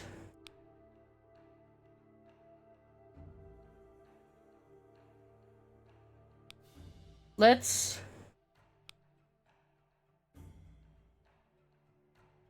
map his movements. Hard. Release prisoners. I don't need the people. Dorothea, he is still here. The herald leaves tomorrow at dawn. I spent 3 days watching you and 3 nights wondering what you would do. This is information that could help the king's brother in the conflict to come. There is a man who could carry it across the border tonight. Make the right choice.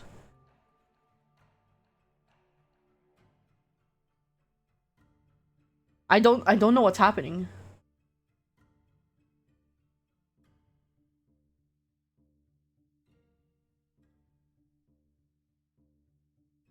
What's happening? Did I not pay attention to her last letter? Am I dumb? I might have just not processed what she said. I would immediately die in medieval times.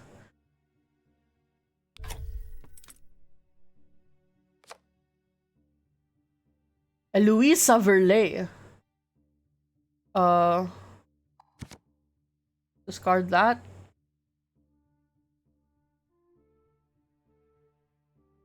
Oh, okay, this is just a dev. This is a dev diary. How long have we been playing? Hold on, let me double check.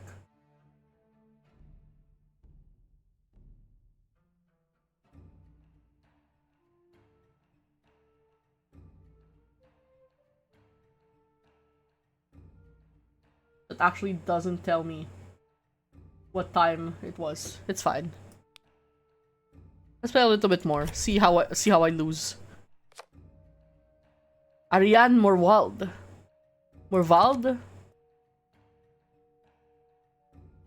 We got famine. Maybe now we can roll the dice. Snake eyes.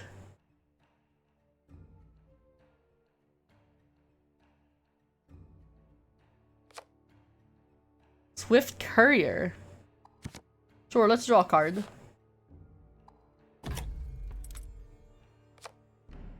Lumberjack. Let's build the lumberjack. We have an excess of people. Wait, actually, do we? An extraordinary harvest overflows the granaries. What? Accept? Sure, get the reduction. The other option was just raise it. There's no keep it the same. Fucked up. Okay, next turn.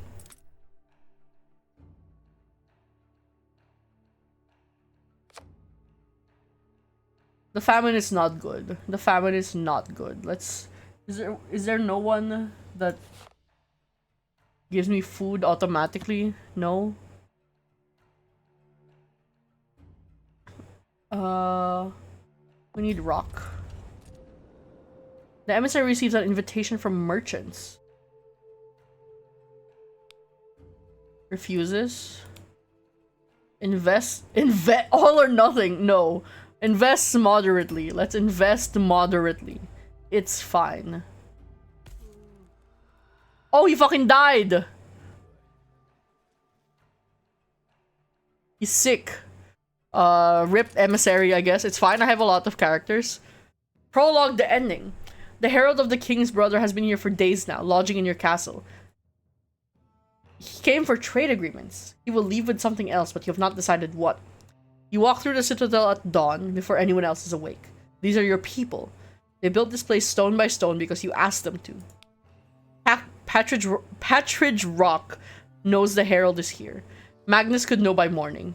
Dorothea said everything she has to say. The night is running out of hours.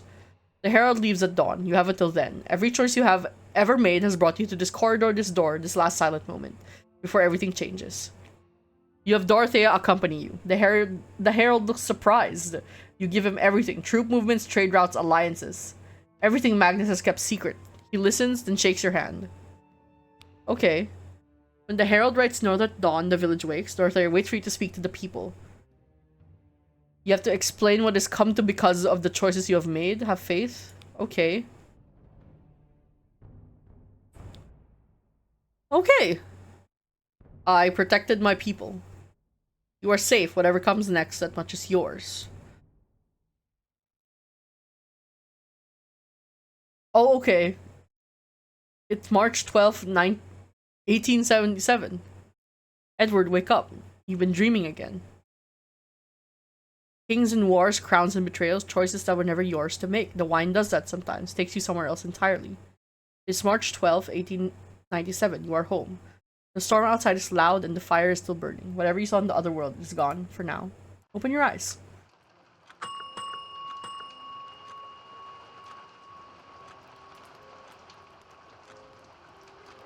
What?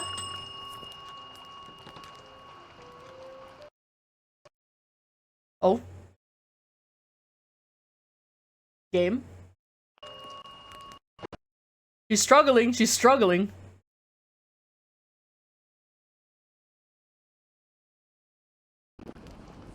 What the fuck is happening?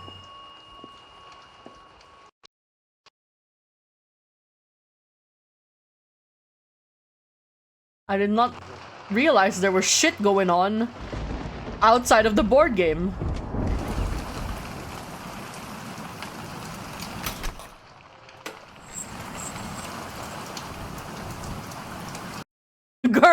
Girl.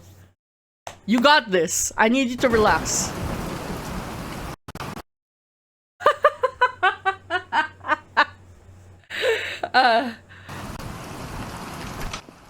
Is this just a video that's like stuttering?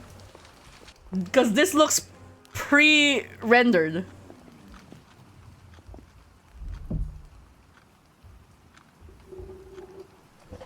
It's fine. Edward is just drunk as fuck.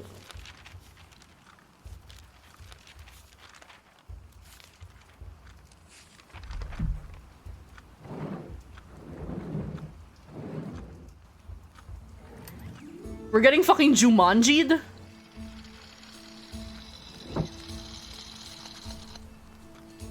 Oh, ow. This would be so cool if it didn't stutter every 2 seconds.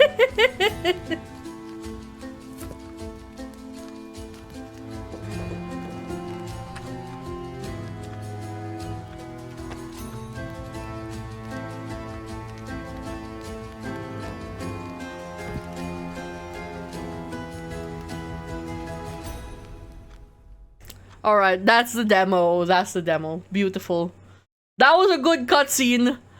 I can see it being good if I piece together the bits of it that played in my head without the stuttering. Alright. That is Midgard. I enjoyed that. I feel like it's one of those games where you actually have to just play to kind of get the sense of it. It reminded me, okay, this is not the same, but it kind of reminded me of Crusader Kings a little bit, where you kind of just have to get the feel of it to really understand what's going on. And that's our third demo. Second demo. Let's go to our third demo. Oh. I didn't mean to click the wheel already, but I guess it's happening.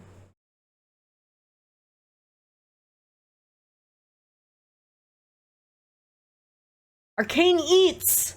Okay, this one I'm excited for. I think I did link this to you, Dad. Where is it? There. Let's open up this store page.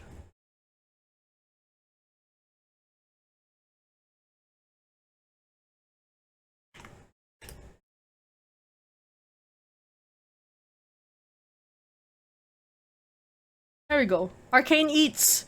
It is, once again, a roguelike deck builder.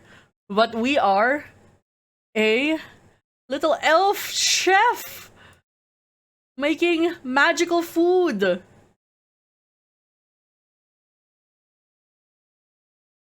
And I'm really excited. It is single player roguelike fantasy deck builder. It's a card battler where we're serving people food. And I'm excited to figure out how that works. And this is definitely not AI art. That kind of looks like Fenris. Elf with dark skin and white hair. Person who has only ever played Dragon Age. That's Fenris. Alright. Let's boot up this game and change this category. Oh wow, my computer is working so nice. It's working so nice now that Midgard is not open. It's fine. I kind of understand it because optimization usually comes last with these things. You kind of just have to accept demos for what they are. I appreciate you guys, but I do not consent to any data collection ever.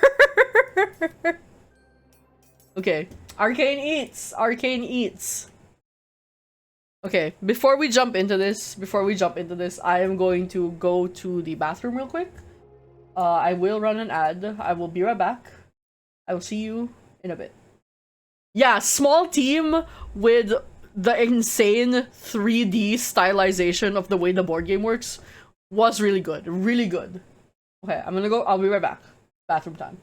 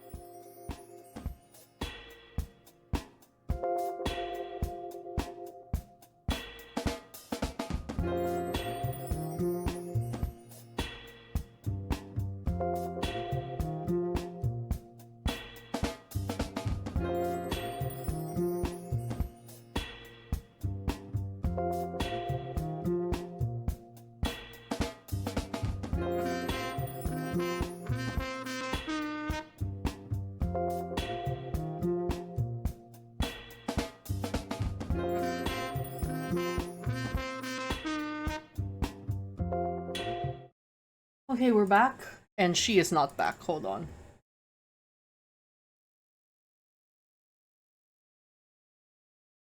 There we go. She's back. She's back. You guys know that Brennan clip from when he was talking with Matt Mercer?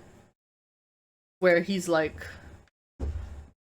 I need a second mouth on my back to just shovel almonds into because you get hungry so quickly. That's me with streaming. That is my problem with streaming because I get tired so quickly at around this time, but it's also like the best time for me to stream. And a lot of the times I end stream, have my post-stream snack, and then realize, oh, I could have kept going if I had just ate a little.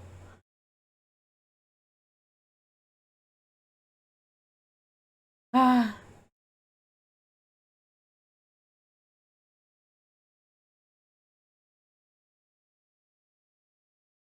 Okay. Snacks keep me going, yeah. That's also another problem because I have such a thing with eating on stream. I don't like to do it, but then I did it like last week because I had some snacks that were very stream snack friendly, and wow, it helped. It helped. So now I'm thinking of just buying a bunch of smaller snacks just to have at my desk when I'm hungry. Actually, perfect timing because we have hold on, we're testing the chat. Did the chat show up? Okay, it did show up. Okay, let's wait for that to disappear, then I'll do my spiel. Okay. To drink my coffee. Alright, spiel. This is Arcane Eats. It is a single-player roguelike deck builder where you are a fantasy master chef making fantasy foods for other weird and fantastical creatures. I'm really excited. I am a huge fan of Dungeon Meshi, which is a manga anime about cooking food in a dungeon. So when I saw this, right up my alley. Dear Chef, welcome to Savory Springs. Oh. Hold on. Steam started playing.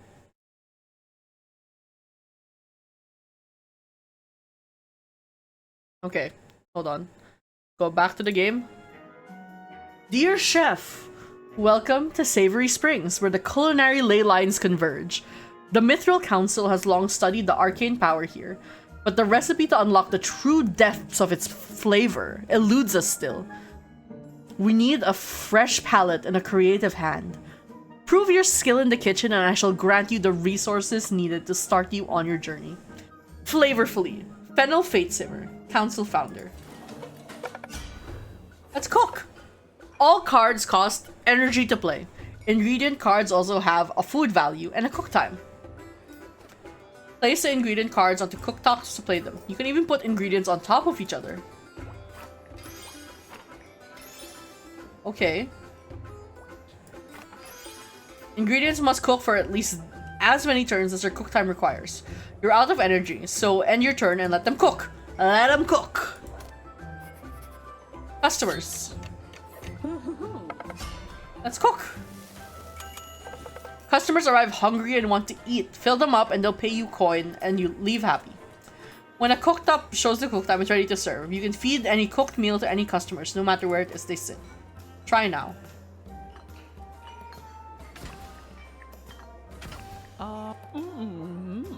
Constellation salad. Okay.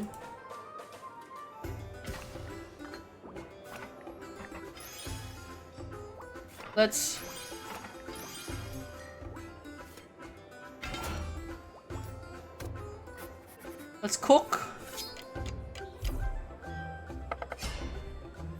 Complain. Okay. Each turn, customers gain 1 impatience. You can see what customers intend to do on their turn. This customer intends to complain. Complaints hurt your mind. Complaints are stronger the more impatient the customer has. Okay. Thank you. Thank you for having me. Okay, okay. Those only last 1 turn. Dinner hour.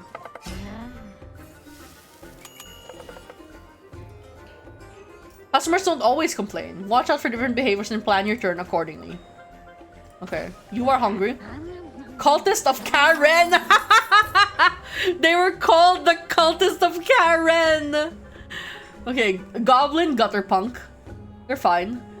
Knocks the top ingredient from the cooktop in front of them. Okay. Well, good thing this is cooked. Dwarven Deep Fryer. Heavy.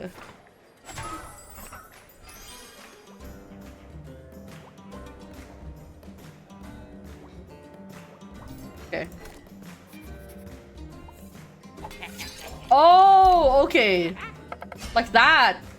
I see. Ingredients with 0 cook time can be served immediately.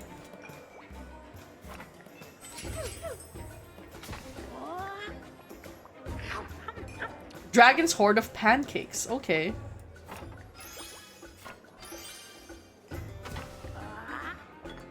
Complain hurts your mind. Okay. Meatball Insanity. Lovely. Okay.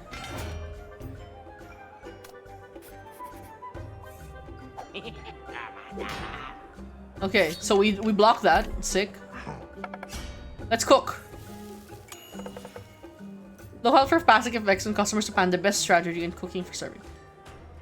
Gains 1 impatient each time they are fed, bitch!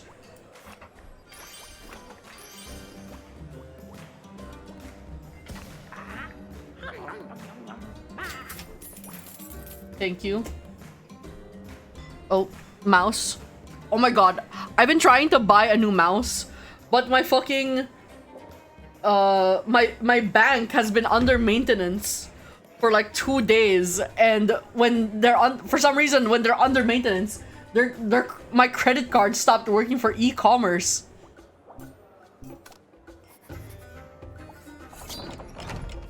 Doors closed. Okay. He's still hungry. Okay, golden goose.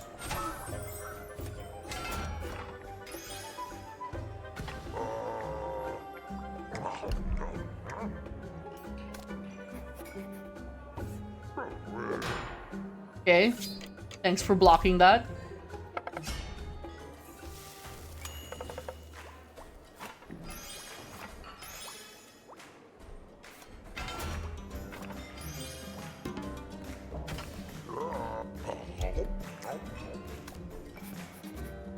Oh, I'm gonna take damage. I'm gonna take damage. Oh, okay. There we go. Oh, okay. The think. Their impatience goes up, but their complaint doesn't happen every turn. Okay. Hello, sir.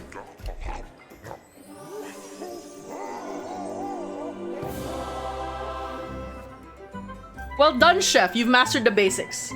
I shall grant you the gold needed to open your first restaurant. But every restaurant needs a crew. Seek Frylin Spudhammer at the hearth and ask him to join you. Together you can begin crafting your first menu. I'll send a judge to review your progress on Fire Day. May your knives stay sharp. Fellow Fatesimmer, Council Founder. Choose a guild. The Hearth. Meaty plates, mental fortitude, and fiery turnover. Frylin Spudhammer. Oh yeah, Goblin Sushi. Okay, I love Goblin Sushi. I play it so often.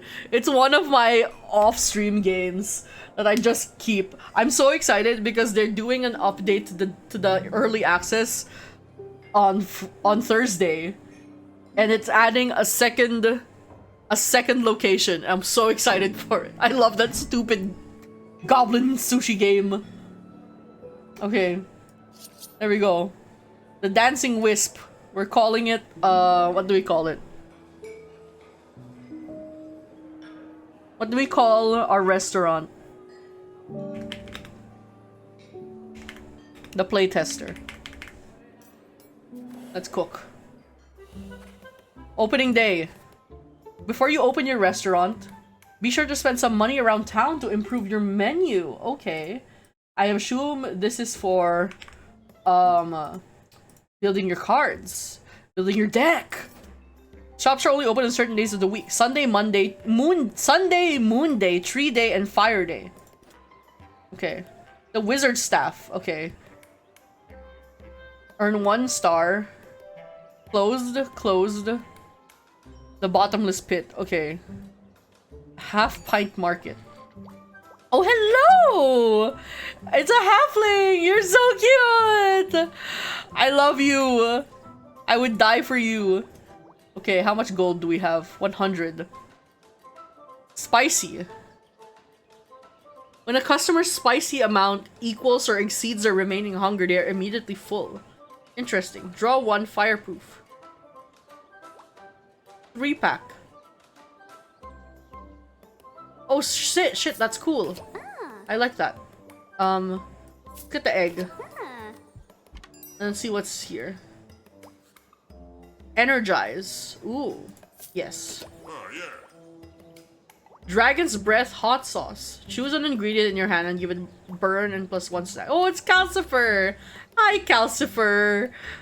This is what Howl would have if he was like some weird artsy guy in 2026. He would have a girdle.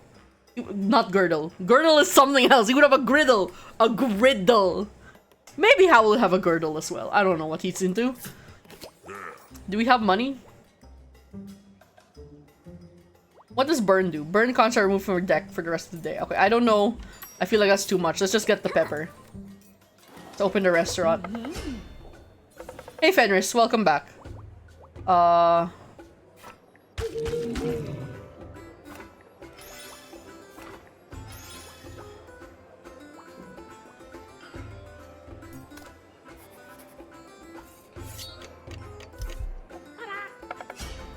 He's ready to complain.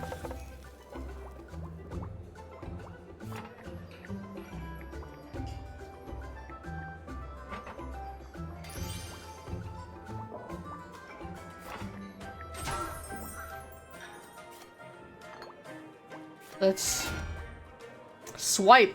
Oh, fuck! I forgot that you do that. Annoying. Okay, this is fine.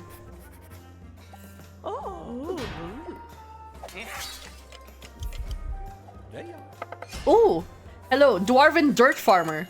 No action this turn. Drops dirt cards in your hand when they leave. Unbelievable. There you go, buddy. Then you fucking leave. Fucking leave. Thank you.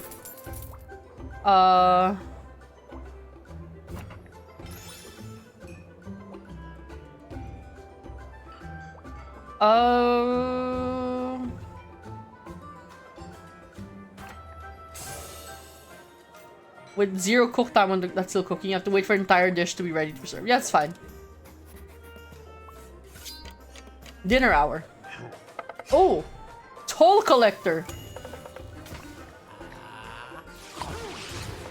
No dirt! Starch potato.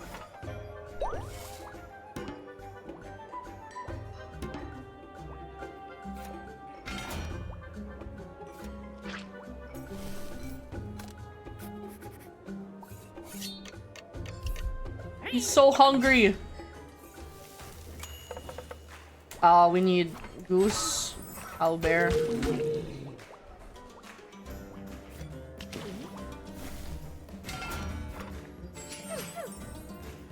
This is gonna be so annoying because you're gonna swipe it off. I hate you.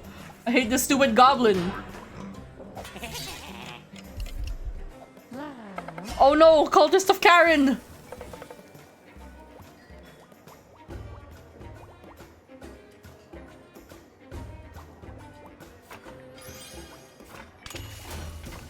You fuck off.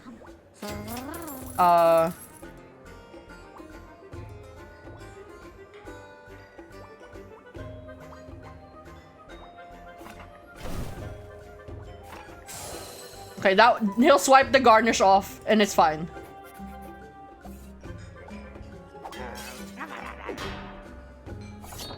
Doors closed, thank God.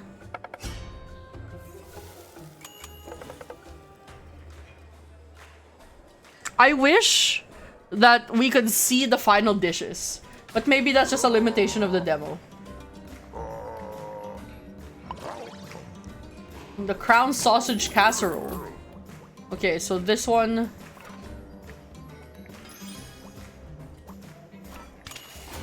And now you're fed. Astral fries. There we go. Success! Everyone's fine. The Huntress's herb crusted roast, astral fries, meatball insanity. Oh, this is making me hungry. Fuck. Moon Day. Oh. The Sisters of the Sauce Mother can bless your ingredients or tools by dipping them into the sacred sauce pools. Each card can only be dipped once.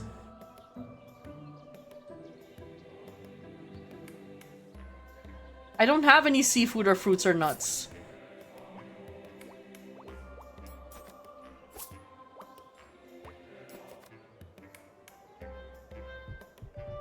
Well, let's check. Ooh! Heaven's Heavy Cream. Protects itself and the ingredients below. Okay. Let's get that. On play, add Scorch to discard. Let's Scorch. Okay, not enough gold for that. Let's add the sandwich. Then let's check the other store. Stress 1 hurts your mind. Okay. That one. Then let's get that one. There we go. Let's go. The playtester. Oh, hello! Starch lover. Would love to be served a starch ingredient. You got it, queen.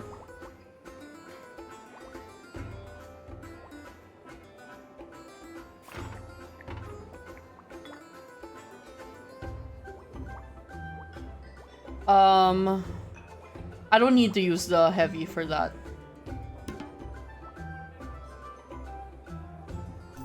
Okay.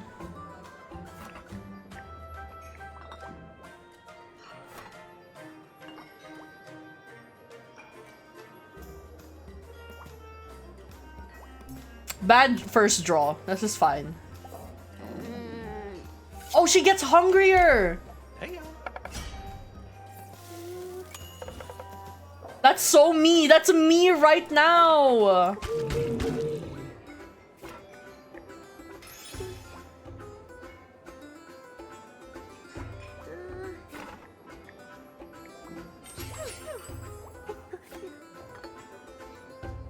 Add a shaky hands card to your hand.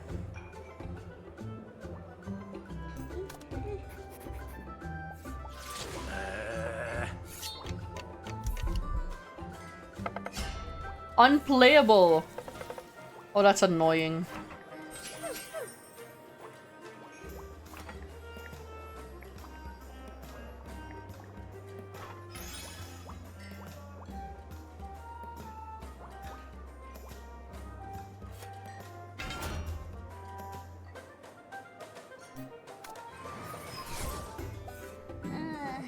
She's getting hungrier.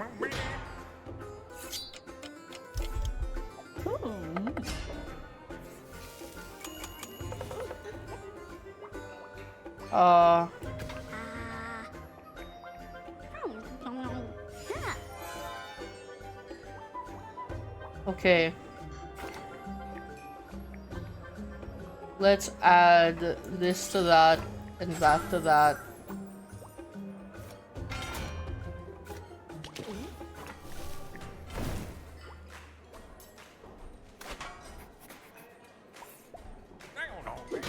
Sorry, please stop complaining.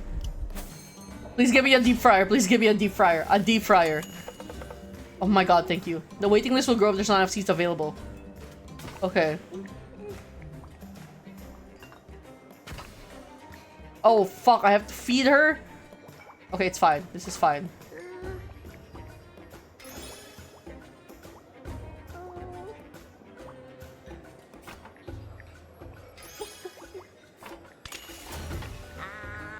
Thank you.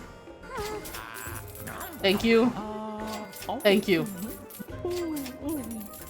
Okay, everyone's fine. We're fine. We're fine.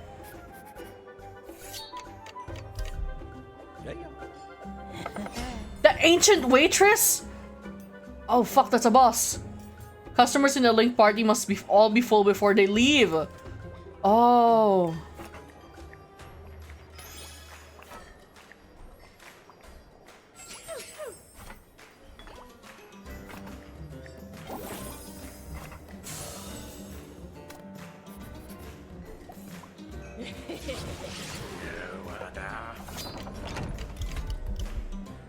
Oh man, I need some tough. I need some tough.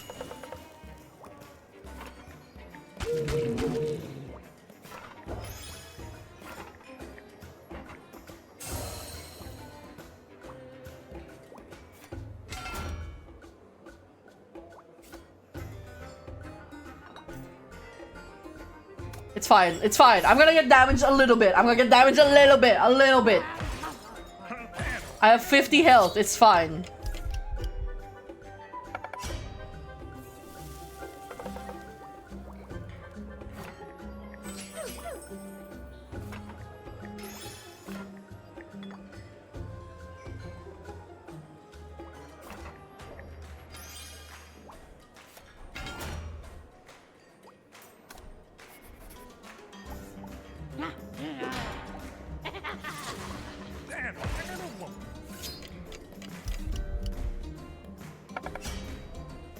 Okay. Congratulations. Congratulations.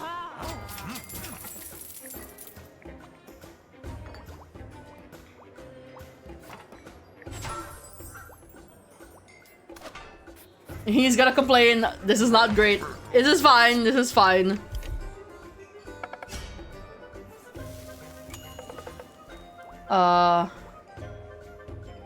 One, two, deep fryer. And he's good. And he's fine. We're good. We're fine. I am good at roguelike deck builders. Oh, we get extra money for Heart's Desires. Guy Fairy? Oh, a phone call. Okay. A never-ending line. Hey, it's Callus from the Department of Magical Vehicles. Today is licensing renewal day and the line is already down the block. People get so impatient waiting that it's a total bloodbath by the end of the day and I'm in charge of keeping the casualties down this time. What if we snake the line through your restaurant so you can feed them? Food makes people happy, right? Sure, but you owe me. All customers start with 1 impatience, sure. Journal. Rosie Half Pint! I love her! Anything else open? No? Okay. Fire Bat Wings. Add to a random cooktop 5 times. Okay. Tough, heavy garnish.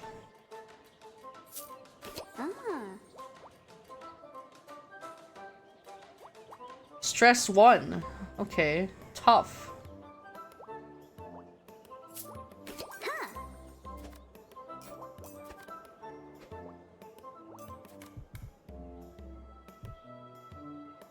Okay, the other places are closed, so I can just buy shit. Okay, there we go. Open the restaurant. Let's cook. Hungry halfling.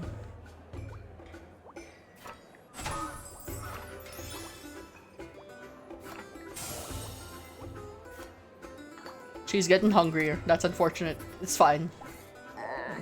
14. That's enough.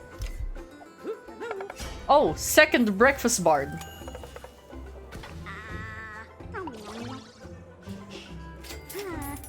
All customers gain hunger points? Brother.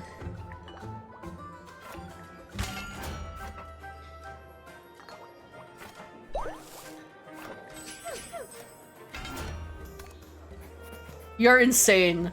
How can your stomach affect everybody?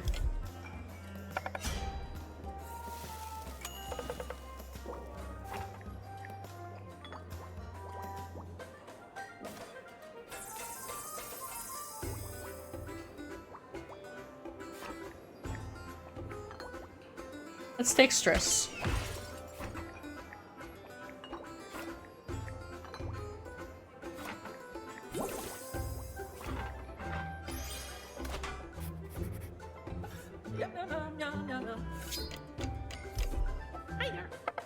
Grumble Packer.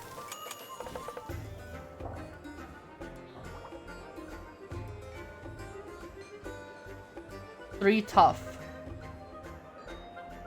Okay. Do that.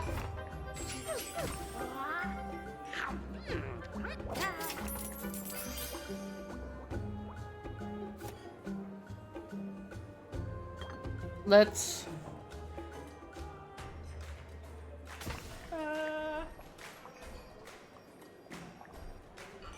I guess I'll just feed you. We might as well feed you.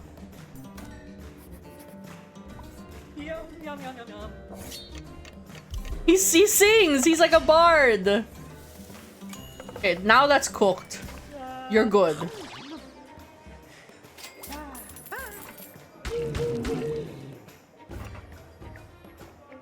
Let's add...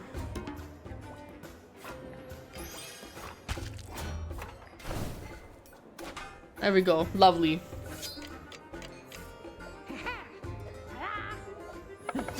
Heavy metal hag! Oh no! The top ingredient from multiple? That sucks.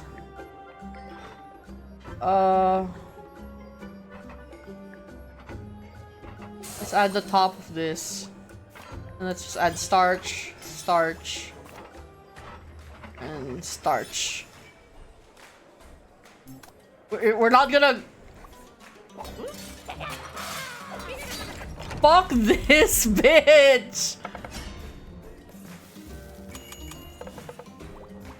Okay.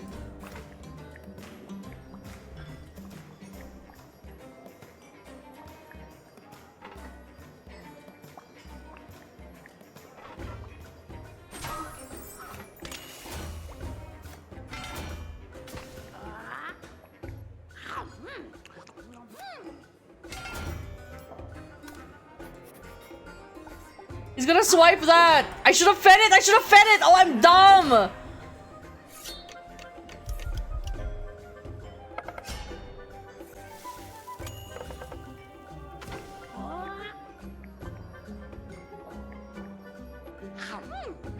Okay, there we go.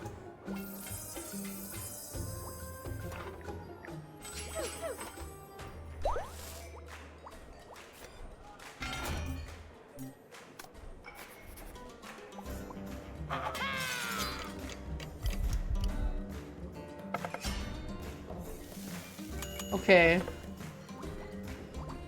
Let's add that.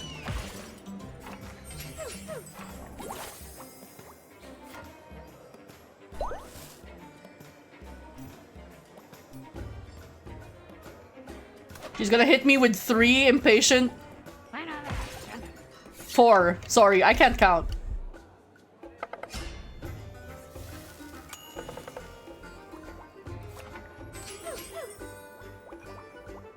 Okay. No, this is enough.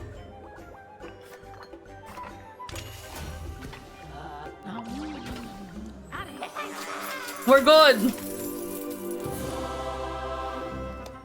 A never-ending line. Nice, we got money! We got money!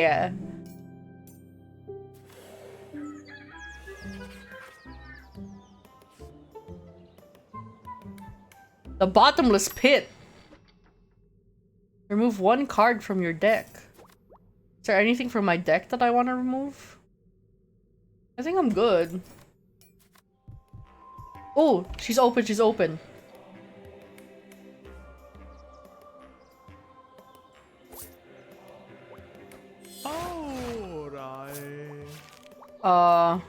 Plus 5 tough. I would love...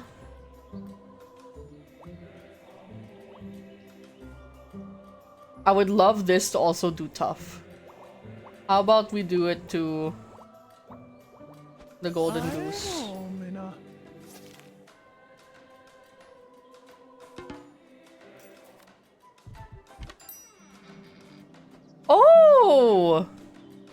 Heal 15. Do I have 15? Guy Fairy is pretty good. It is pretty good. Okay, 50 minus 15. We're just about. So let's use it. Alright, let's open the restaurant. What's up, my Fae? My Fae! What's up, my Fae? Me and my crew are on our way to your joint, and we've heard great things. I've sent ahead a few special ingredients I want you to scope out.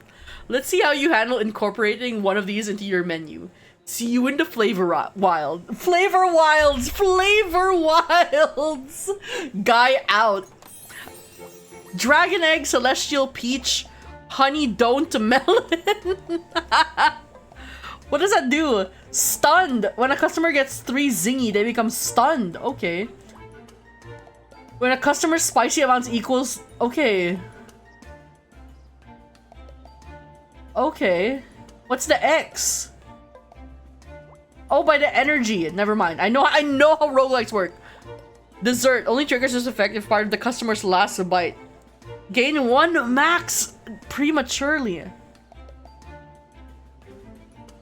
Okay. Sick. Choose a special ingredient. I'm gonna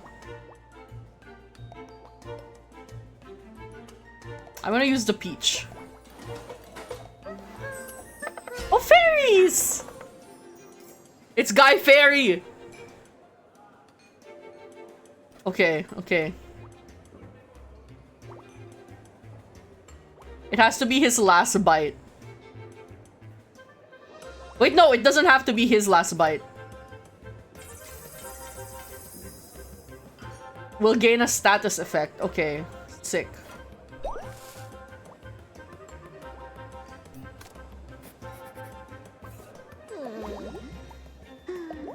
Explosive. Okay, okay. Shifts ingredients randomly between cooktops. Damn.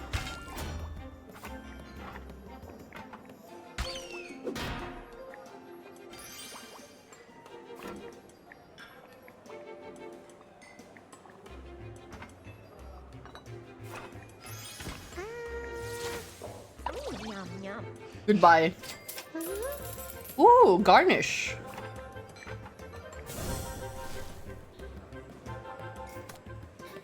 Okay. It's okay, we have tough.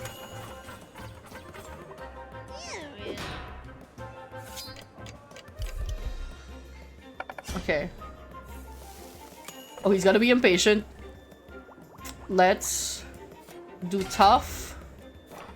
Garnish. Wait, no, no, no. Garnish this. Oh, wait, no, no, no. It needs at least 2, right?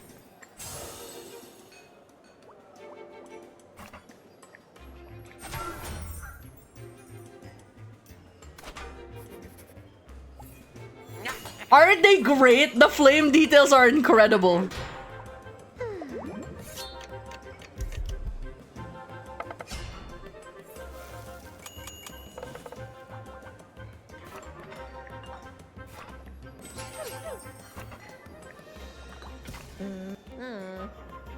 Distracted?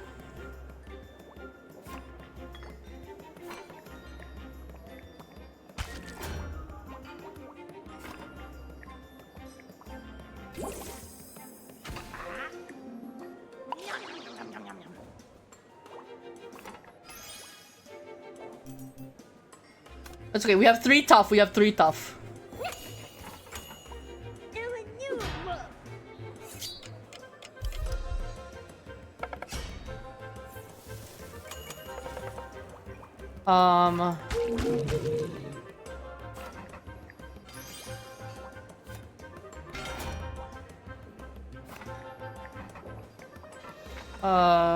Do that one. Okay, so that gives us 4 tough. We're Guy Fairy's complaining is blocked.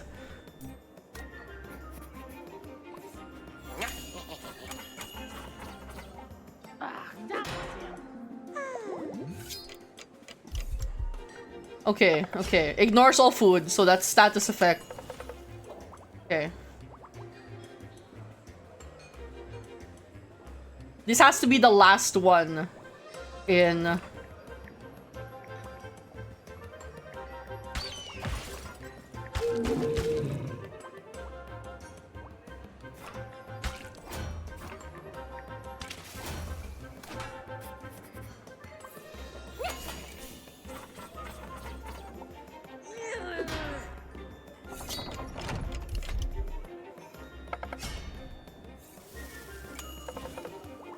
Okay. What does that do? Oh, okay, it doesn't have spicy. It needs spicy. It's okay. Tough. She's not distracted now. So she eats. Oh, nice. So now he'll eat this.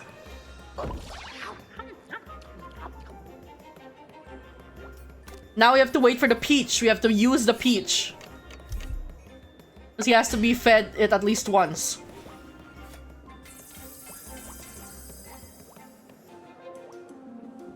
Calls in more customers.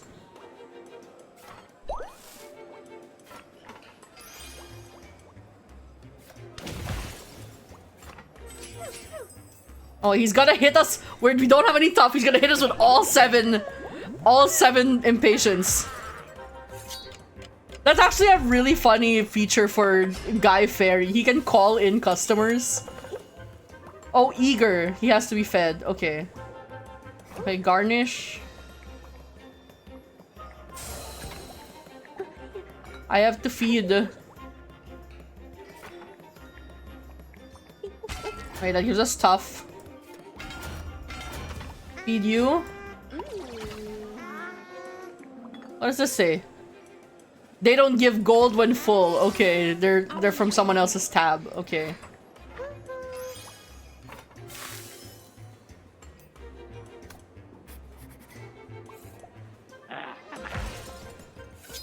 Okay, we blocked most of that. 15.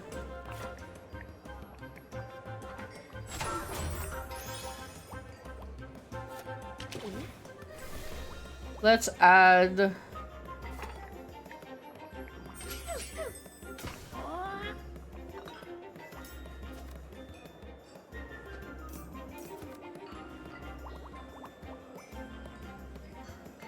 light.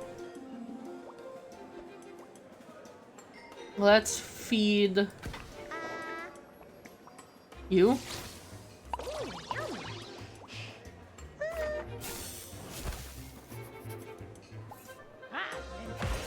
Ow. Okay, we just need the peach. The peach.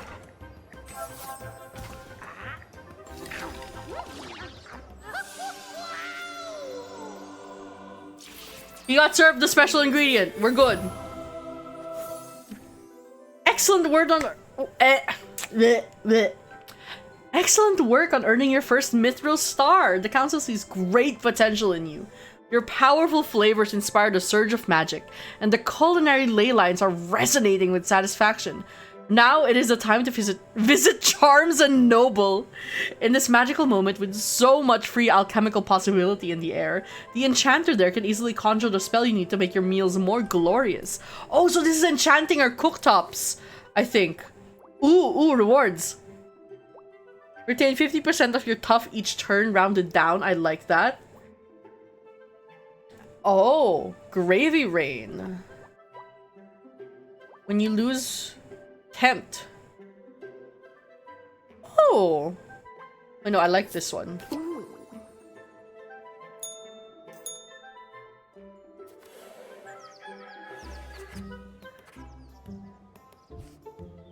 We can keep going. Okay.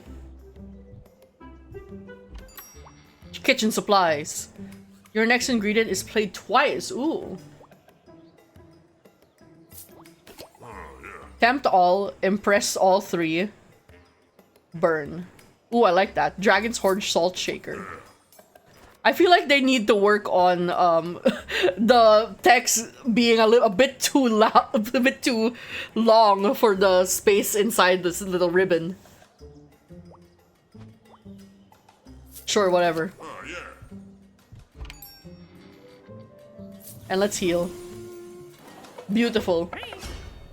Oh! Persnickety gnome! Okay, sick. And then we play the shrimp. Now we have a fuck ton of shit.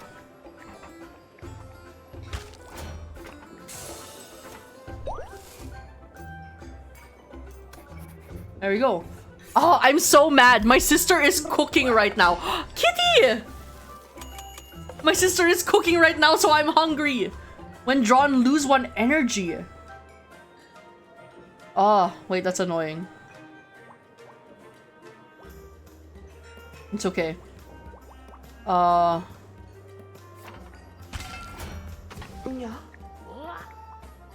Wait, what's that? Adds a boring story card. Okay, he's the one adding the fucking boring story card. You're fine. Goodbye.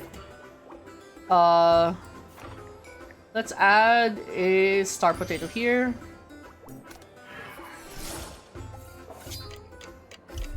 Hey, kitty. Hi, Rosie! It is like midnight. She's making a snack. She's making a snack. It's fine.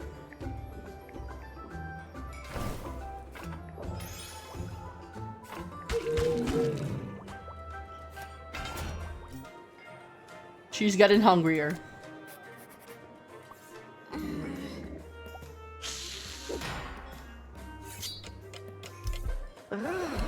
Oh!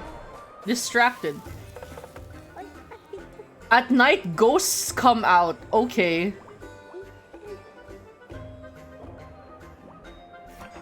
Well, I can't feed anyone because nobody has any...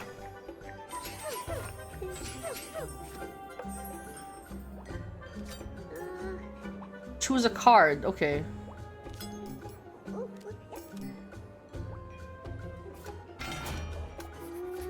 Sorry, Rosie. I don't have any cooked food for you. Wait, what? What does that do? Unplayable. Okay, it's a curse. Gotcha.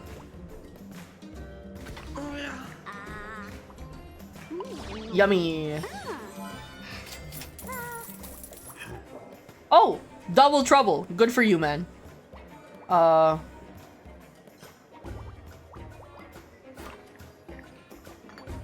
Ooh, you. There we go. Sorry, dirt. Fucking dirt.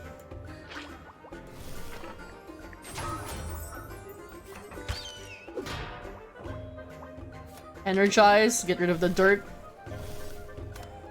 I'm getting more ghosts. I don't want ghosts. It is like midnight, but she's having a midnight snack. I'm also gonna cook after stream because I'm really hungry. What is this ping? I got a ping for an art challenge on some. Okay. Enchant cooktop.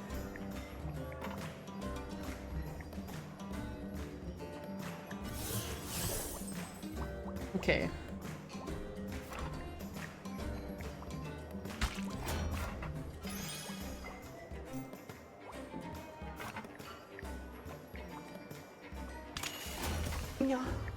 That might have been overkill. It's fine.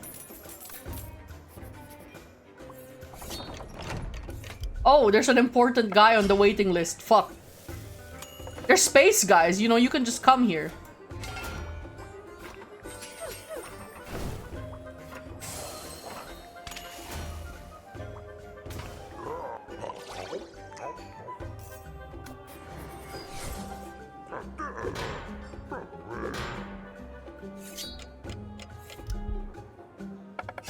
Okay, so it went 2 times 2. So because I had two toughness, it was fine.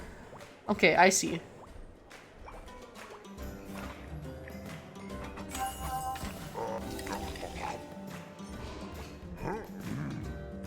Goodbye, sir. Goblin in a trench coat? There's something odd about this goblin.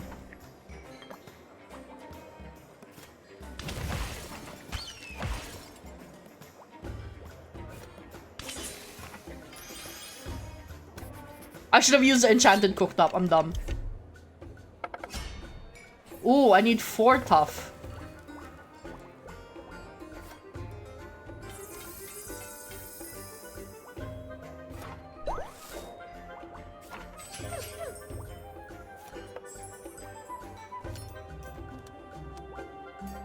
Oh, this is gonna hurt. This is gonna hurt.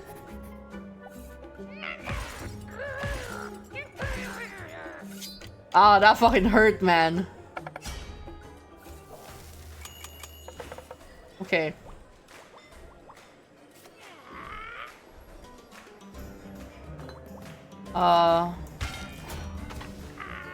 Let's just feed him.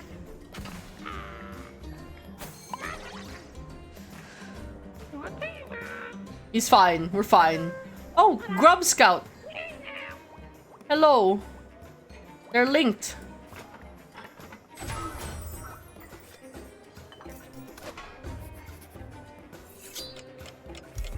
Nobody please swipe the things off. Steals a card? What in the hell, man?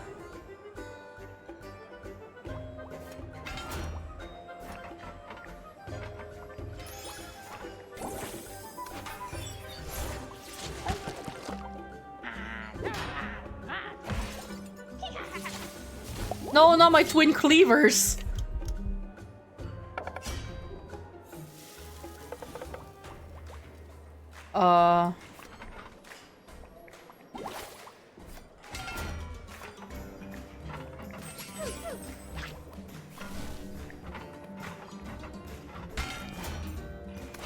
This is gonna hurt. This is gonna hurt.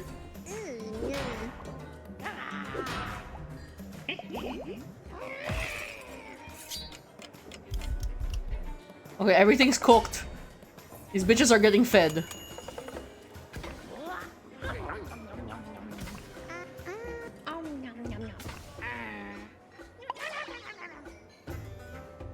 He's still hungry? Ah, fuck.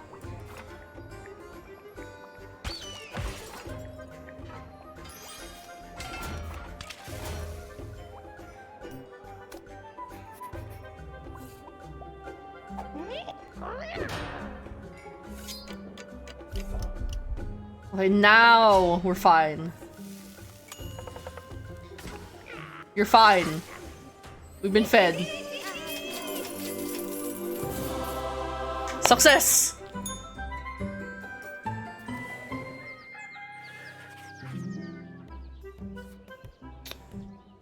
Sacred sauce pools. Chili chimichurri. Highest pasta water. Let's add that. And then let's add this tomato. There we go. Lovely.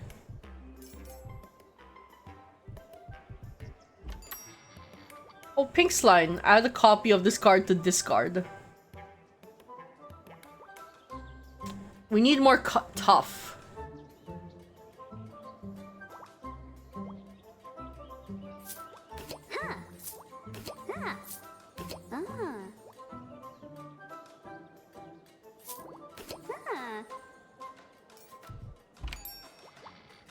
Okay, this one has tough. I think I'll save for the rest. All mid-level taskmaster. Fuck you, man.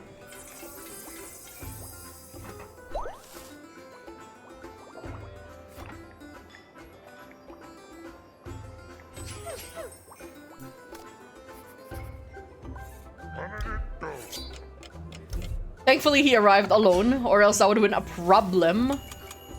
Okay, tough. Okay.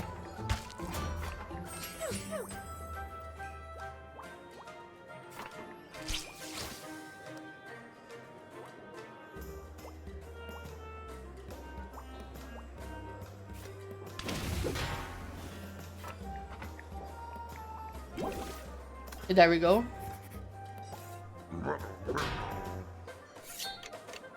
Now this will feed him. Leave, sir. Thank you. Let's enchant this cooktop again. Pack. Oh, did not mind to do that. Pack. Tough.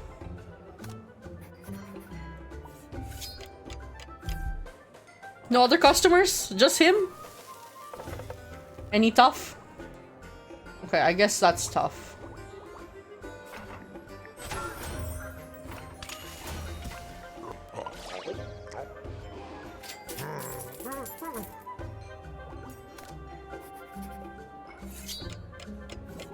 Oh, hello! Twilight Paramedic! Sandwich. Tomato.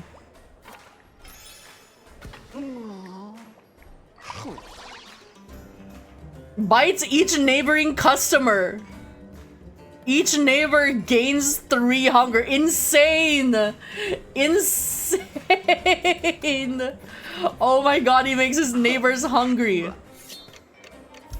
Good thing I fed him the one in front of him. Oh! Infernal Illusionist.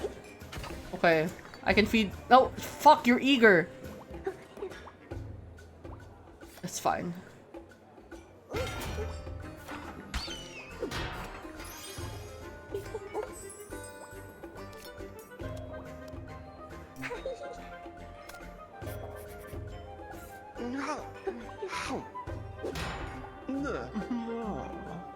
Choose a card.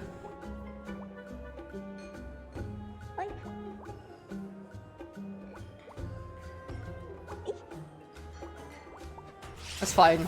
Overwhelmed. Okay, this can feed you.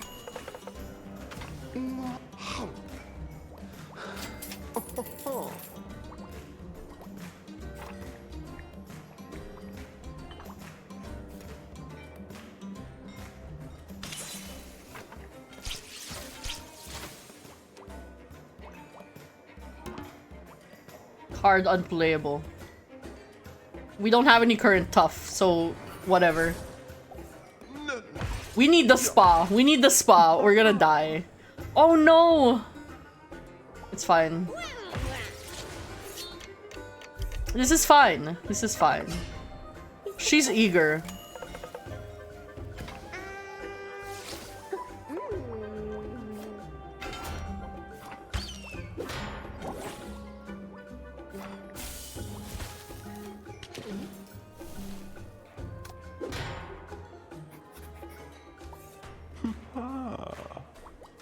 Cannot play more than... Okay. Fine. Gains 5 picky each time they're fed.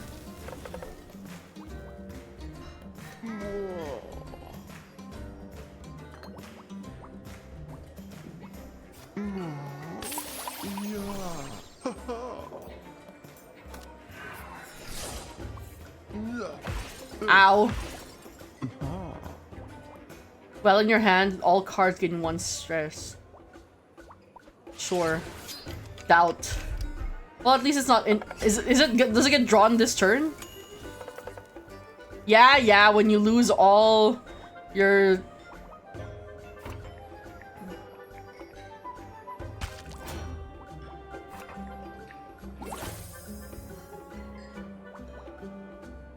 Thankfully, no damage this turn. So we should be fine. Oh. Okay. Overwhelmed. That's fine.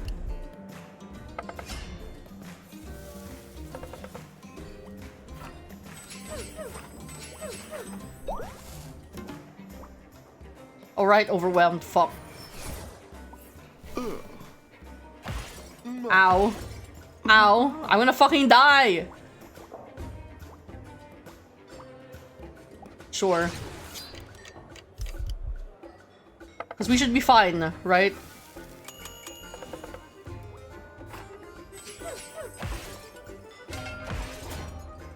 Ow.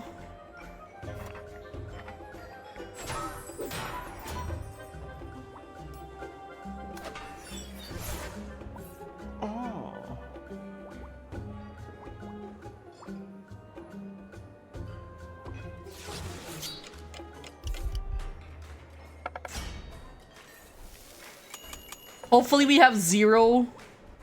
Okay, thank God.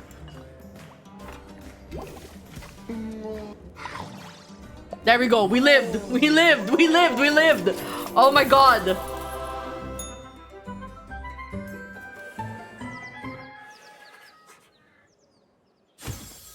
New shop available.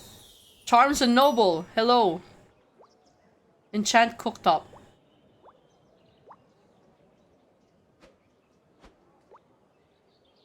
Okay, retain 50% of your tough each turn rounded down. Sure. Spa is closed. Unfortunate.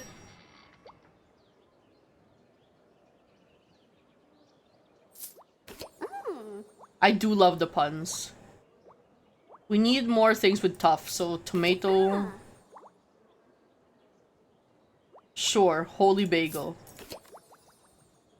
That thing is closed. Unfortunately, my deck is insanely heavy, but that's whatever. I don't care anymore. We're gonna die.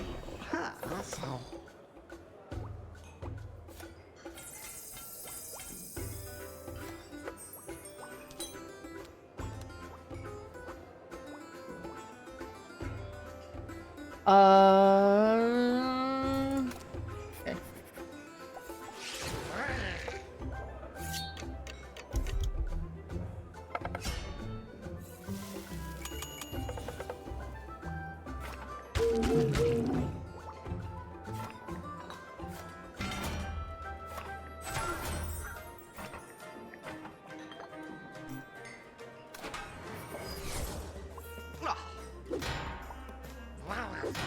He has a cell. I just realized. Disciple of Doom scrolling. Oh my God, he has a phone. Okay, let's enchant this cooktop.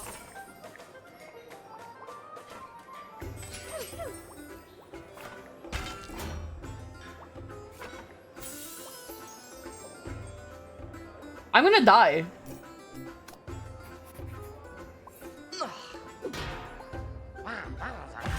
I'm dead, bro. Oh, he's distracted? Fuck you.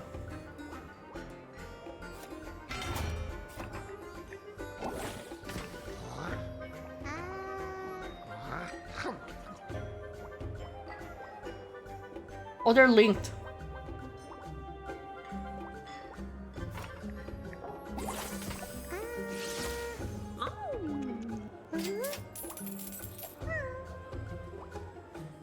Okay.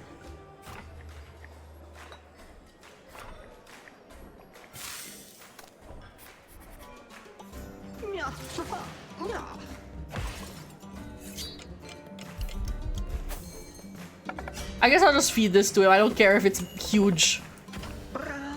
Just so you leave.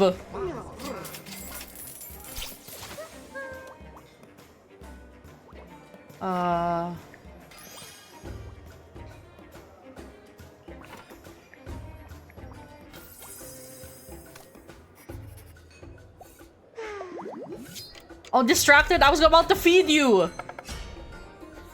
Silly fairy. Give me something with tough. Thank you.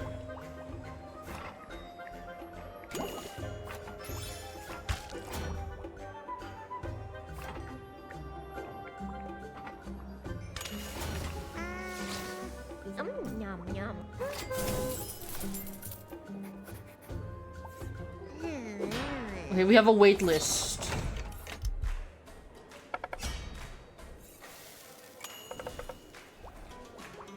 Let's arch.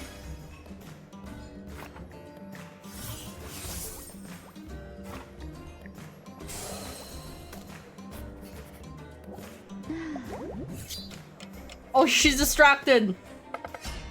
Damn it, bitch.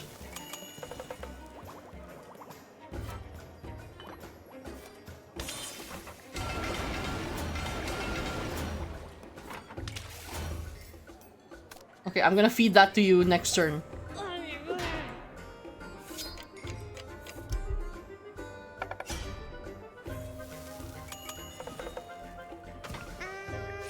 Thank you. Oh, the elder tree. Well, perfect. Blocks the next 4 status effects applied to them. Each time you feed this customer, reduce their impatience by 1. It's fine. You've been fed. Congratulations.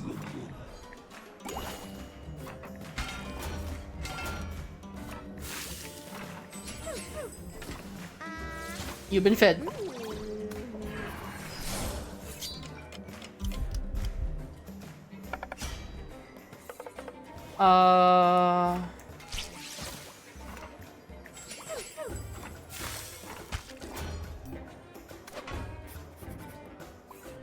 And then next turn, that's cooked, the gravy rain will work, and then you will be fed. Oh no, you're distracted! Okay, it's fine, it's fine. I just need something with tough. There you go.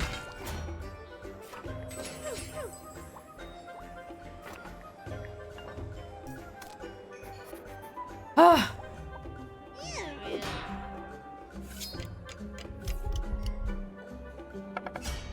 There we go.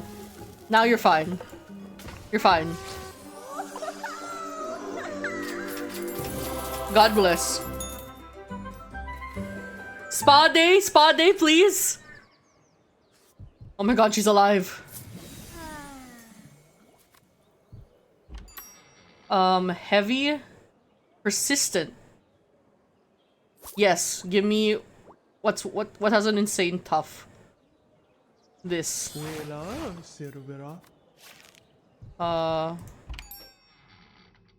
What would I like to remove?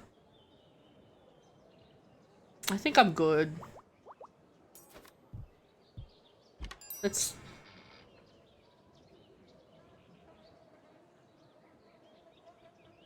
Hefty hollandaise. Oh, we can't afford the chilled, so let's... Heavy plus 2. Let's give...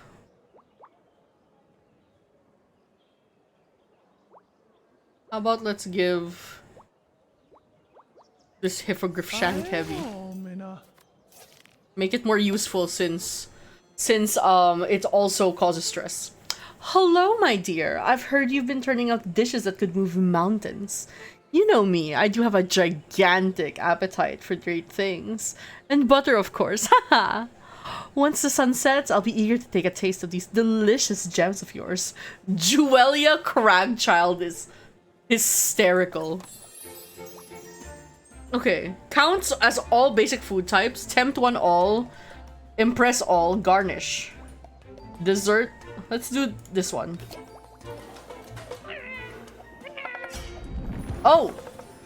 Hello! Oh, 130! And can only eat at night! Oh, they...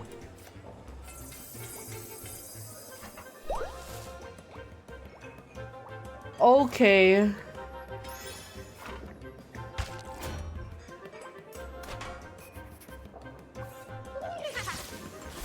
No, my card!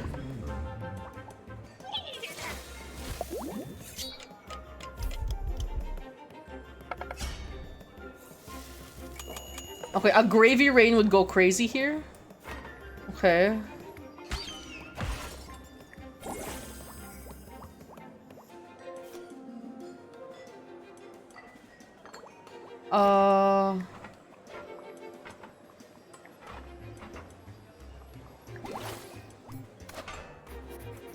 Rocky indeed, it's Rocky! I didn't have any tough. Oh! Ignores next 5 food. All picky wears off at the start of their turn. Okay.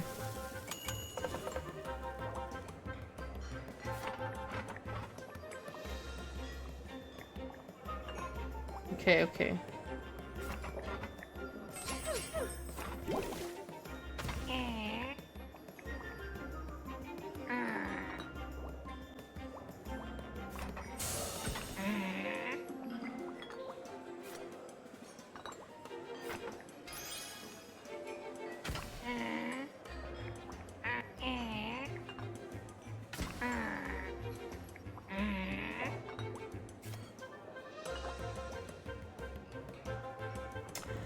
This is pissing me off.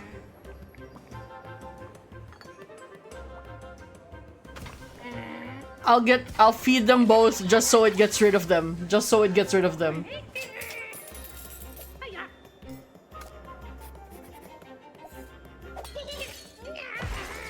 Owie!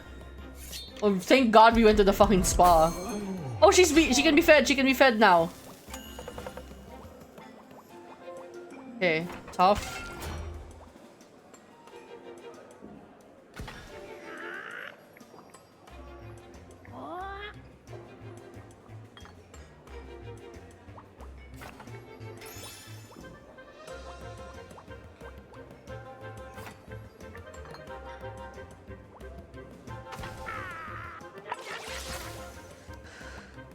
Okay.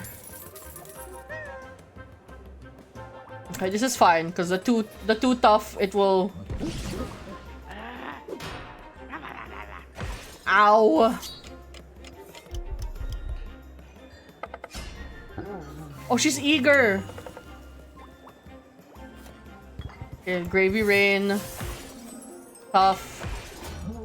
Oh fuck, overwhelmed. Not it's headache. Okay.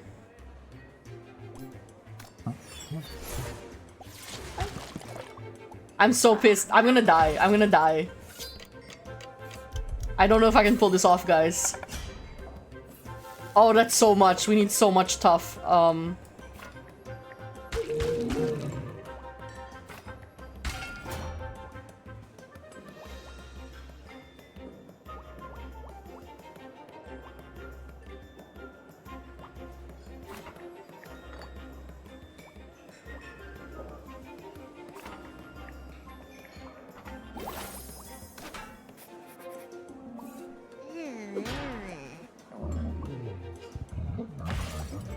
Oh, that's so much damage. Oh, that's so much damage. Oh, 6. We're cooked. We're cooked. We're cooked.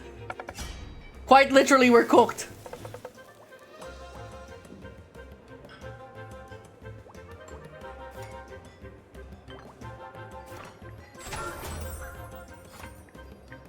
Okay, we'll keep that. We'll keep that because it's persistent.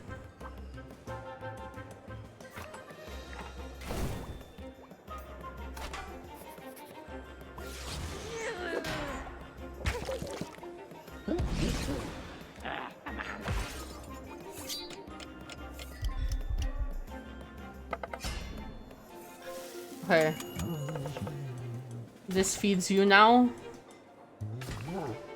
Oh fuck, she's eager. Okay. And this feeds you. Tough.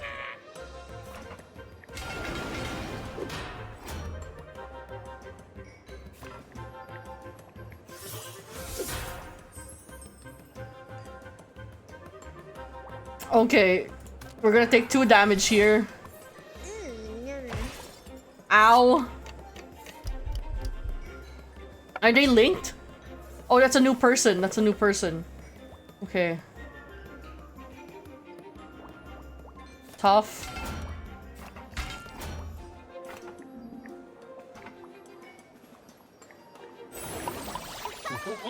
No, I die. I die this round. I died this round, unfortunately. It's over. It's over.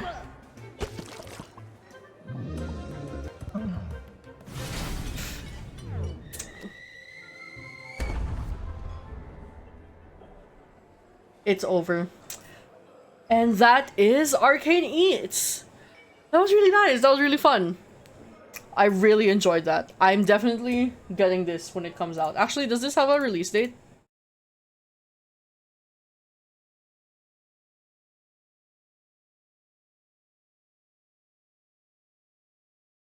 Okay, it does not have a release date. It is just a general 2026. That's fine. That was Arcane Eats. Oh nice. We got a rank. Oh, we get unlocks.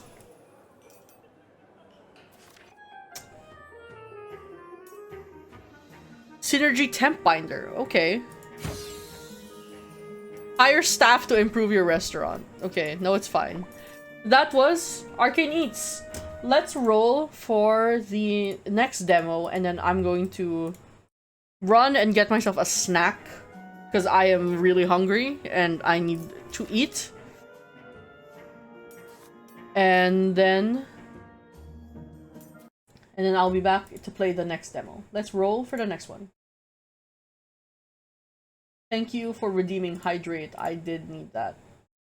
Remove Arcane Eats. Next demo.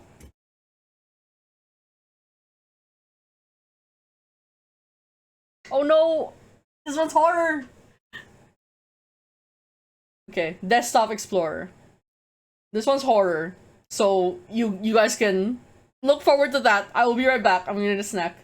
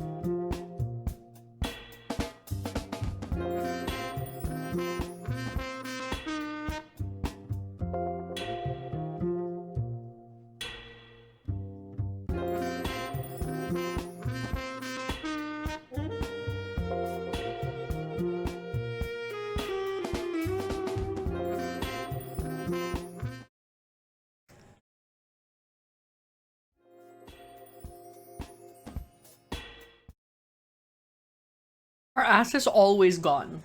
Always gone. Okay. Desktop Explorer. This is a horror game. Psychological horror. You rummage through an abandoned profile of an old PC to unravel an inherited mystery. I'm gonna try it out. Unfortunately, it is 12:30 a.m., which means I might be scared. This might be scary. So we'll see how I feel. We'll see how I feel. We'll see how I handle it. Let's change our... Hopefully this only requires one hand, because I am eating chips. Let's open this game. Okay, hold on. Okay, point and click adventure, investigation, psychological horror.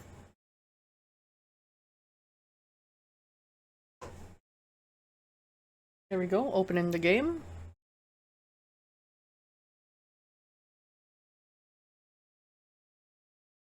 I do miss me miss me a Windows 95. I still refuse to upgrade to Windows 11. Like, I refuse. I refuse. You're never gonna get me Windows 11. Oh, this is Outer Sloth. Oh, publisher. Yeah, publisher.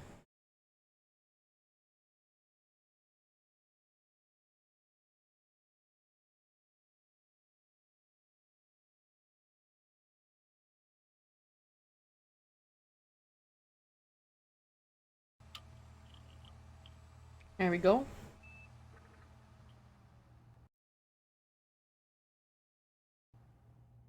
Welcome to Desktop Explorer. Please select your language, English. Options. Okay. Lower the music. Lower the ambience a little bit. CRT filter. Sure, keep that on. Okay, let's start the demo.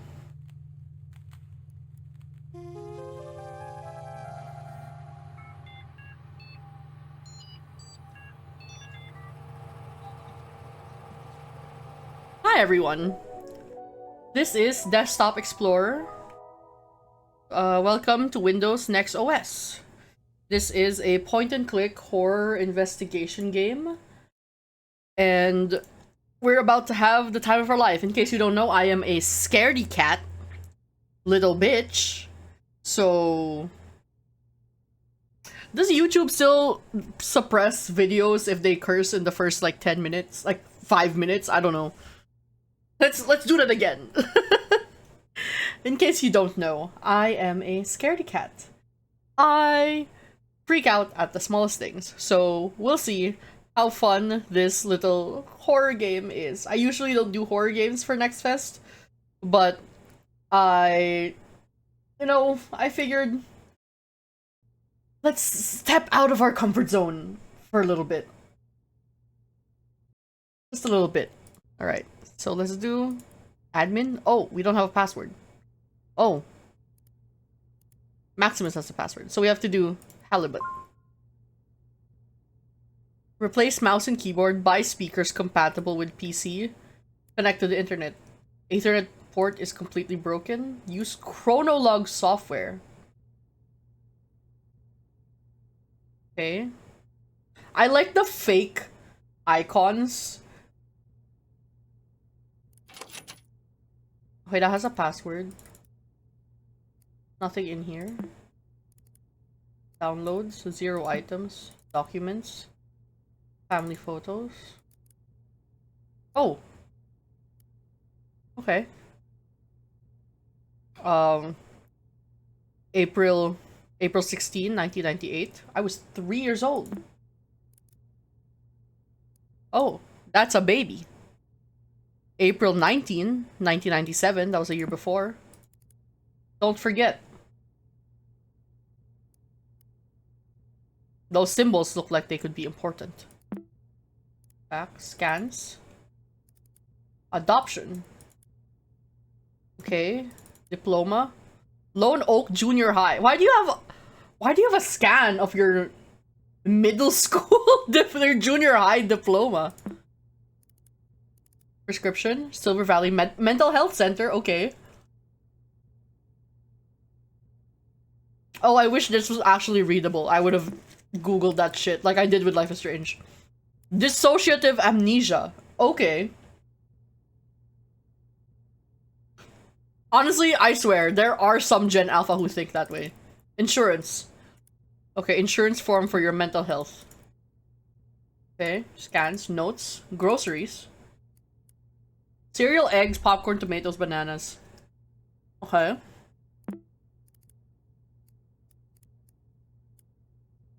Oh, this is the fish. These are the fish that we've caught. Okay. Northern pike, flat catfish, walleye, brown trout. Yes. I am familiar with fish from hit video game Stardew Valley. I made my bed, I ate breakfast, I brushed my teeth morning, I brushed my teeth night. Okay, notes for dissociative amnesia. This should be dated, my guy. Okay, these should be dated. Oh, okay. Okay, 6. Okay. 11? Okay. October 11. October 11. October 12. October 13. Okay, that's the same. This one is missing a space. October 14.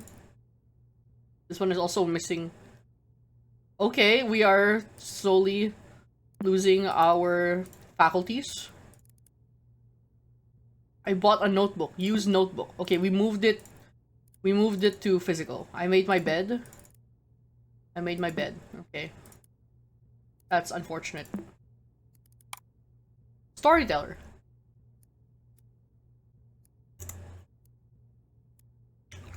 Stories were told, then written, then filmed. Web server seal of approval. DW33 nation. New tags, beta access, and more. FAQ. Oh.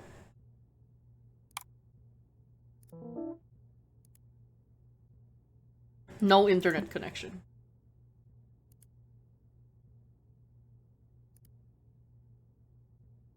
Dweeb! Oh my god! Okay, yeah, I'm old.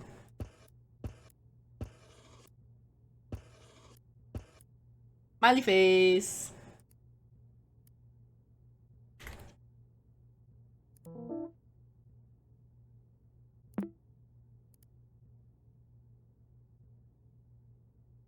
Storyteller Plus. Welcome to Storyteller Plus. Navigate, view source code to start writing your story.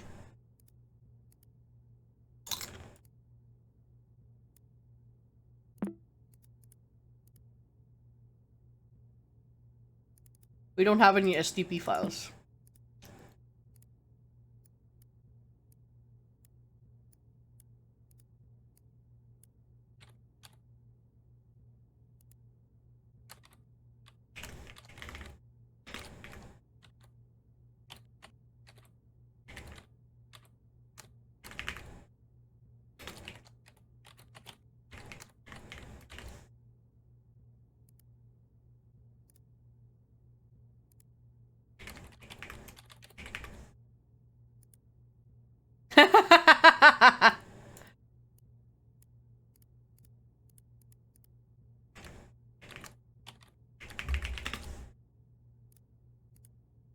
Hello world. Help. Okay.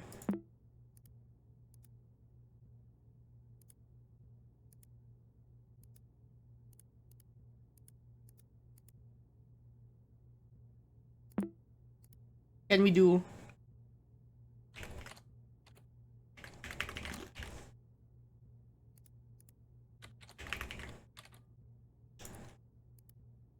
Okay, that doesn't do anything.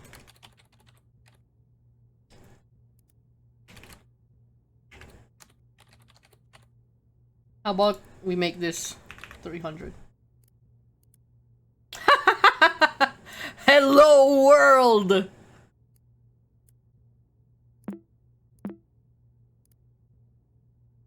Chronolog settings. Oh my god! Hello, I love this thing. I used to spend hours just staring at this screensaver. Okay, I'm scared now. I feel like this is gonna jump scare me somehow. Nope, never mind. Exit.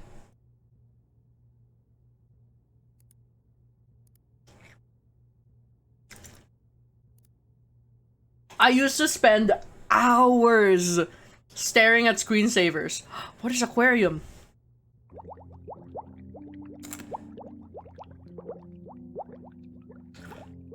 Fish! I bet this motherfucker loved this screensaver. He loved fish.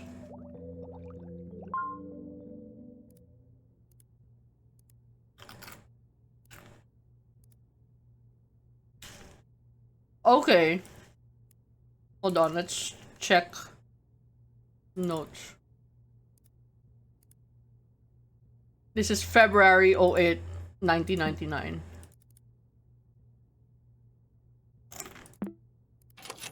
Maybe. Fish.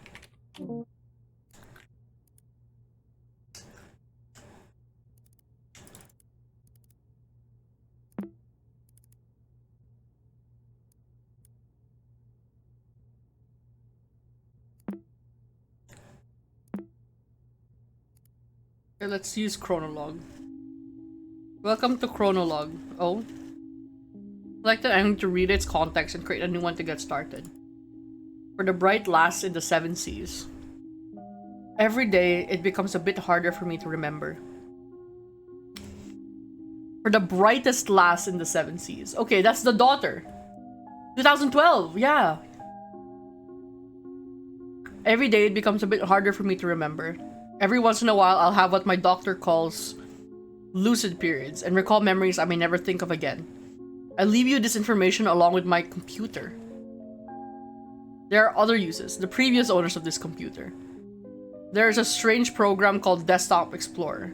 It's inside the Open Me folder on my desktop. Its password for you is your nickname. It's all related to the disappearance of someone I cared about. In this computer, you'll find my most intimate thoughts. I trust you with them since the only thing I admire more than your wits is your kind heart. I want to end this letter with a poem. If we're apart, look at the moon, for I will do too. If I am gone, look at the stars, for I am with you. Goodbye, Guppy. Okay, Guppy. Today was the last day before my uncle left for intensive care. It was very surreal having him hug me while I was crying because he didn't even know I was so sad in the first place. This is his old computer. I replaced the mouse, keyboard, and speakers, but I couldn't hook it up to any internet connection. It doesn't really matter. Everything I need is here. I just read the letter he left me. I thought I had no more tears left in me, but I was wrong. I feel like this is the start of a detective mission. It's time to install Desktop Explorer and see what this is about. The password for the folder. Uncle Hal was the only one to call me by that nickname. This one's for you, Captain Halibut. Okay, hold on. Let's do some math.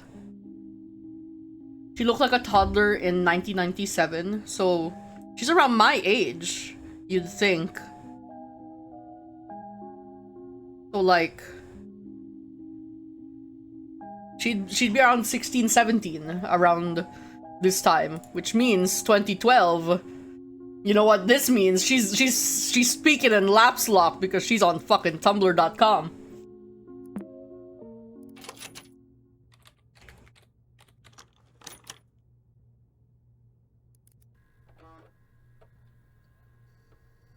Desktop Explorer.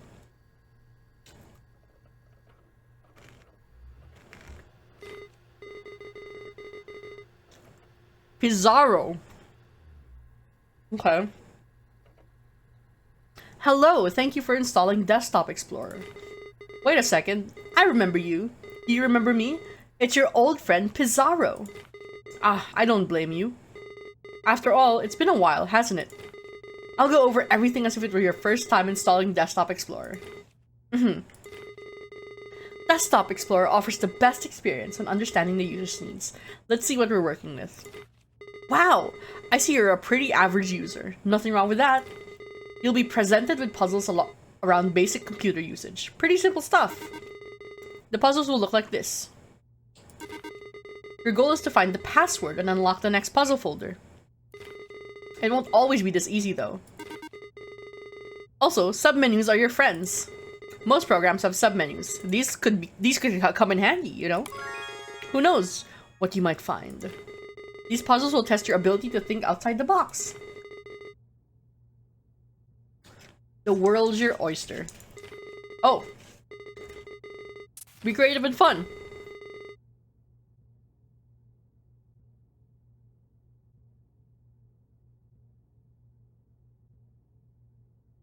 It just went, make sure to remember this. Intriguing story. Once upon a time, a daring explorer entered the realm of computer and puzzles. Okay. Sure. You're proceeding without reading the readme. Okay. Important.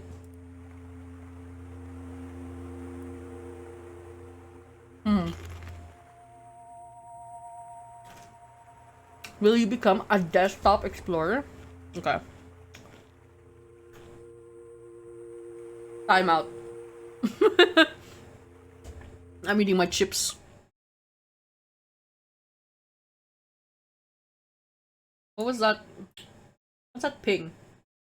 Something is flashing in my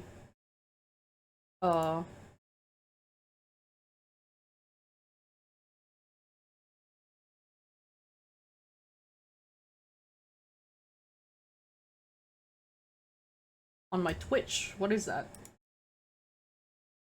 On my stream manager. Was it just the notif that this gift sub expired? I think that was just it. Oh, thank you for checking in, Amelia. Hold on, let me clear out my Discord pings.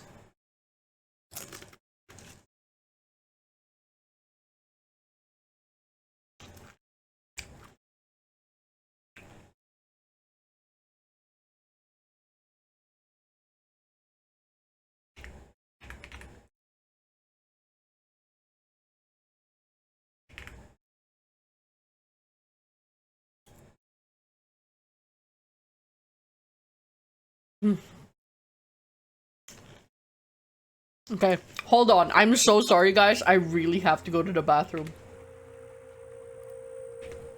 I messed up. Hold on. Settings. I will be right back.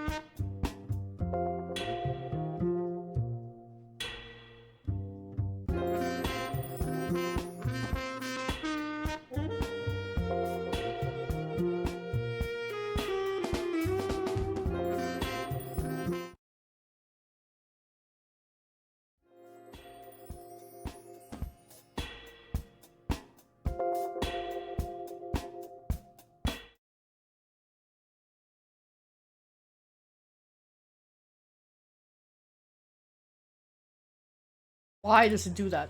Okay. Hold on. Silly Windows.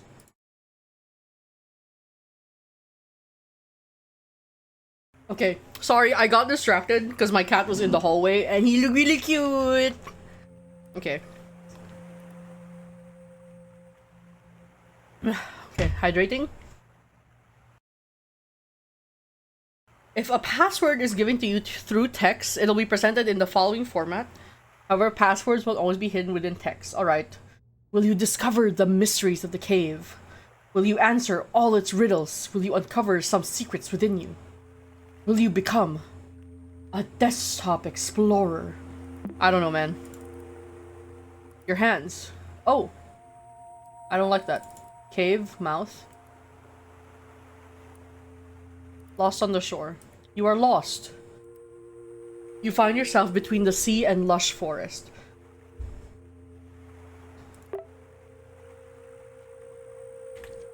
Dragging your feet in the sand on a beach you've never seen before. Aside from your wits and senses, you bear only a small compass which has been damaged in a fall. Among the shore's dark rocks, you spot what looks to be the entrance of a cave. Approaching it reveals its entrance is narrower than you anticipated. Letters written in the sand start fading away as it starts to rain heavily. Before taking shelter, you manage to read some of it. You assume it's the cave's name, Fortuna.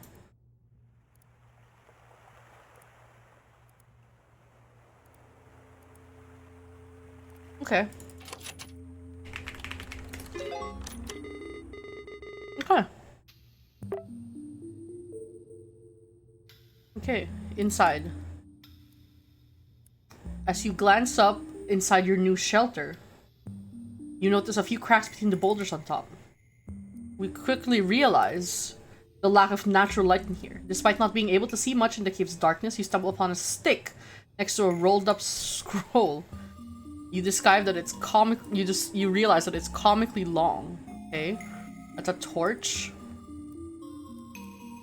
Does this resize? No, it doesn't resize. You know what this feels like? This feels like, what's that? What's that VTT?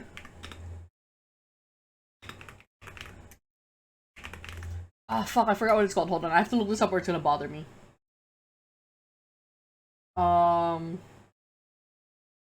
Fantasy Grounds.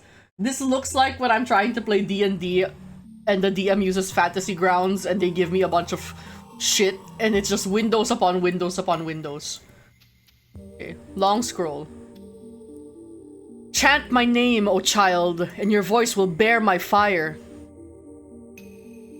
When dusk surrounds me, Inanna lights my path. Inanna, that's a god. I know that because Roland made me read Wicked and the Divine, and Inanna was one of the gods.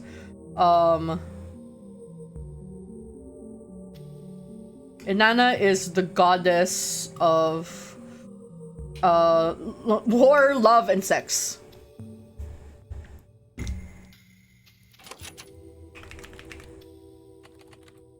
Do I need it? Is it case sensitive? Inanna. Oh, sick. The light from this torch is as bright as you.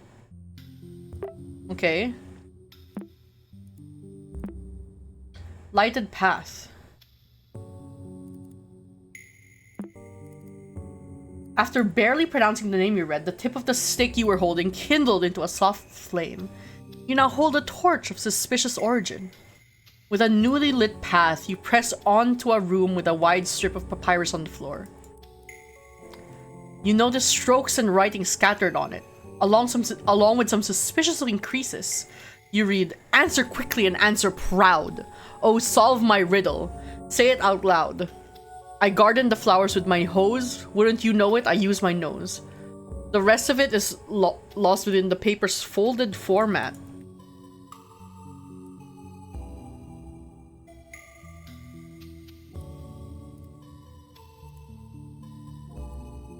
Okay, that doesn't do anything. Okay. Okay.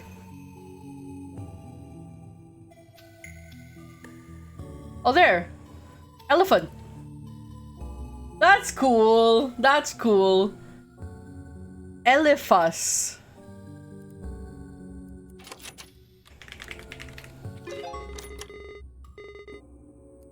That's cool. Okay. As you solve the riddle after folding the papyrus, the elephant's trunk points to a path in the distance. Was it always there? You make your way through this passageway, which leads to an empty enclosed space within the cavern. It seems to be a dead end. Just as you start to lose hope and begin to head back, you recall the words of advice from a detective show you watched as a kid. Read between the lines and find the source of truth, only then you crack the code. Yeah.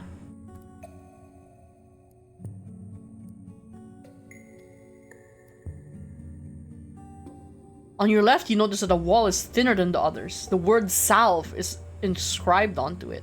Okay. There we go. Right door, left door. Watching all those detective shows has definitely paid off. Passing both of your hands over this cave's wall has revealed it to be different from the others. A light push is all that is needed for it to crumble. Hidden behind this neat ruse, you encounter 3 doors. 2 of them lie beside you and the largest one in front of you. Below the central door, there's a yellow key. You try your luck using it, but the door won't budge. There's an engraving on the key, but it's very hard to read. Yeah, that's, that, I don't, it's because oh, this one has, okay. IMG. The image. An IMG is worth 1,000 words. Okay. Restore file to original state.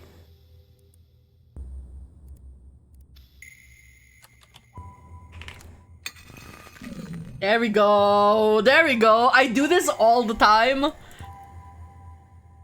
Hortonus. Hortonus. This game must be really hard if you were Gen Alpha who didn't know how computers work.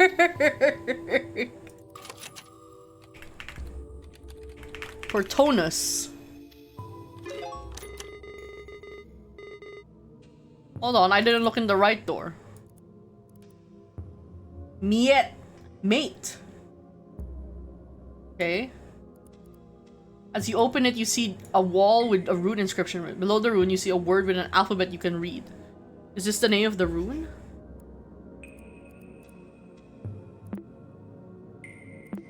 Okay. Right door. Mate, Reina. As you open it, you see just a wall with a rune inscription painted on it. Below the rune, you see a word and an alphabet you can read. Okay.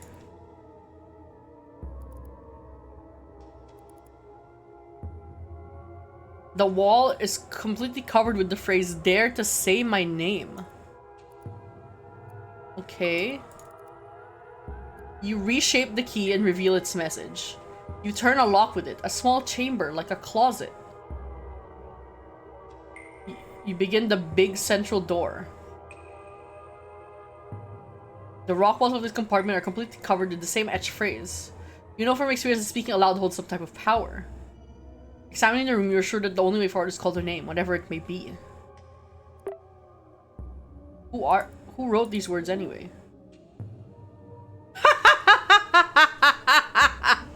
Okay, yeah.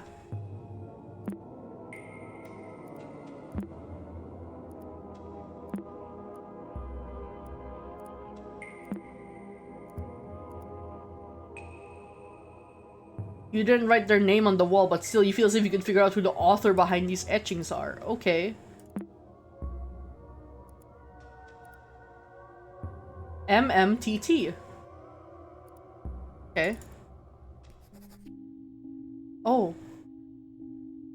My doctor suggested that I write about this line by line, so I'll give it a go. 1998. My big brother died on a rainy day. The rain wasn't enough to smother the flames. I couldn't help at all. I trembled for hours during that day. My big brother couldn't escape in time. I saw his face and body engulfed in fire. That thing did not look like my big brother. This is stupid. I don't need to recount how step by step how my brother looked like a ghoul in his last moments. How is that supposed to help me? How is this supposed to end my headaches? I just ruined my morning writing this.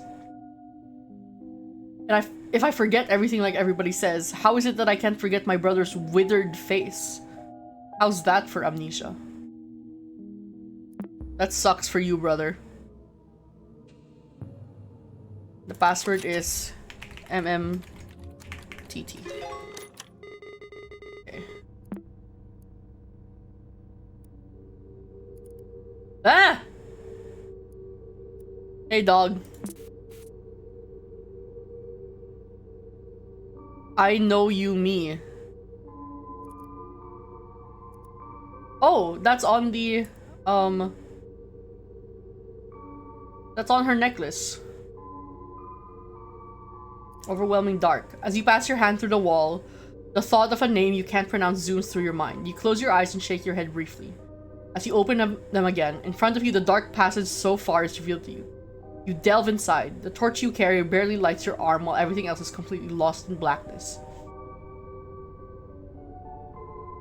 Shortly after, you start to doubt yourself and think of heading back. Your vision becomes completely devoid of light as the last spark from the stick expires. Rather than panicking, calm surrounds you. Somehow you feel even more capable of revealing what's hidden in the dark. Okay. Well, I have to close that. Hidden files. Heightened senses, engraved warning. For a brief moment, you sense something behind you. Between the crevices of a wall, you barely see what appears to be a human figure. You make out a withered face and a set of melancholic eyes. As you take your first step toward it, the stranger runs off, leaving the sound of pebbles tumbling on the ground. Okay. So that's clearly his brother? Our dad?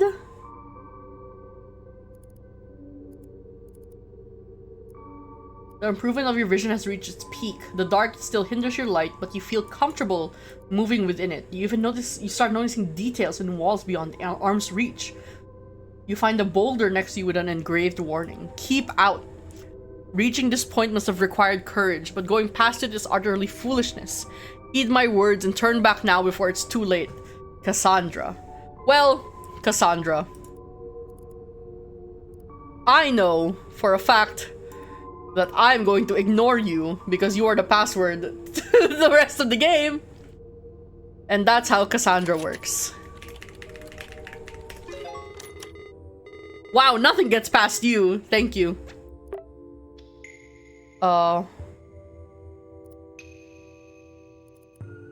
Stalagmite Sanctum. Rubicon. Oh, I opened that twice. You ignore Cassandra's warning and press on, only to find a contrasting scene.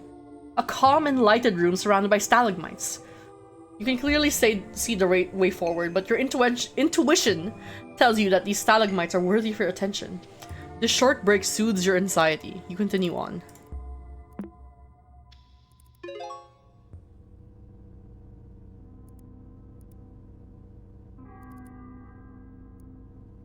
Okay, the other one was a leaf.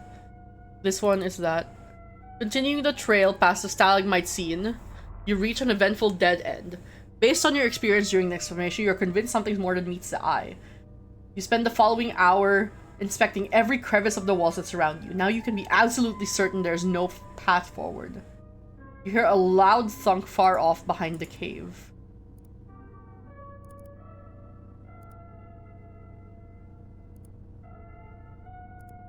Behind the cave?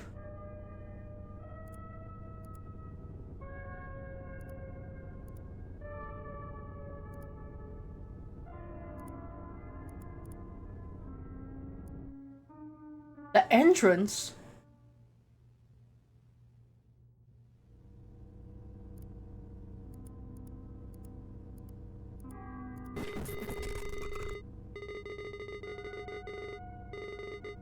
That actually like made me go like jump back. Oh my god. What happened to this puzzle? I don't remember these files being here earlier. What's going on?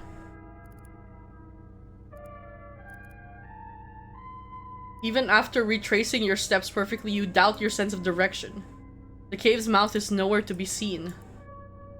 It's only when you find the scroll from the beginning of your adventure on the ground that you hear the storm outside. You have successfully backtracked to the entrance, but the landscape has changed.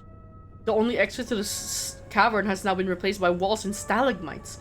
On the ground lies a chisel of some kind. You could use it to carve some symbols into this new landscape.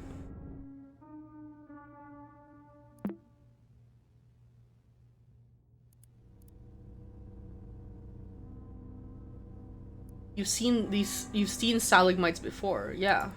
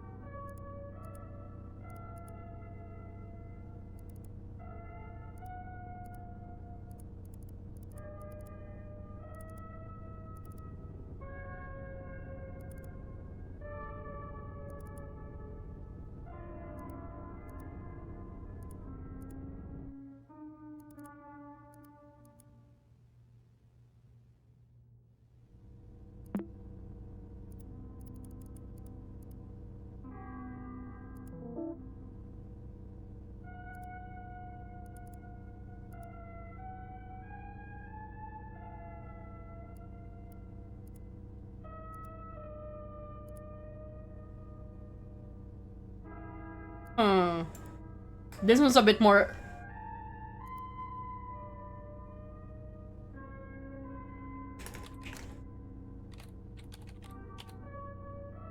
Oh wait, no, I'm dumb.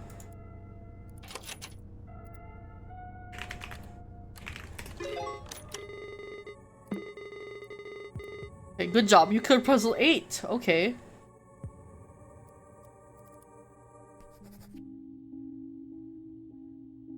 Okay, August 16, 1998. Today I remembered something delightful, so I'll write about it to make it harder to forget. With the smell of cake in the oven, my nostrils tickled and I couldn't shake the image of her, smiling at me. I think of her not only as the model of the perfect mother, but also the ideal wife. I know I have dreamed of having a family for as long as I can remember, but I can't help but feeling nauseous. Oh, so our uncle raised us because he married our mother after our father died. Okay. Okay. I just realized that Pizarro is kind of blocked over here, and I can just move him. I can just move him to make room for my PNG tuber. Isn't that great? Okay. Move him a little more here. There we go. It's not my fault that the woman and child needed the presence of a father. I only wish to help. Why do I feel guilty when the only one at fault is their absent old man?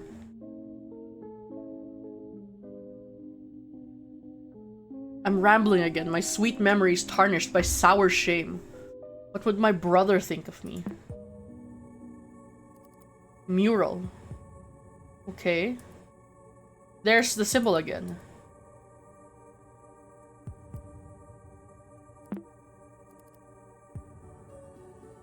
Another flat stone. The moment you stop carving, the wall before you starts to move. As if a small earthquake takes over the cave, the landscape revealed in front of you is now a long hall-like chamber. It resembles an auditorium or altar. Its features seem designed by humans, yet shaped by regular erosion. At the center, you find an empty stretch of space surrounded by unordered piles of stones. Engraved on the ground, you read the following message. When the path towards truth is unknown, nature will lead me through stacking stones. You wonder if something missing here. There's also a detailed mural at the back of the room. Okay. I have been. Okay, okay.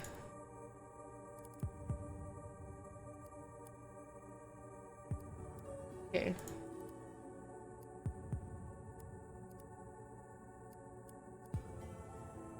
I have to stack Okay, this one, I have to put this over that.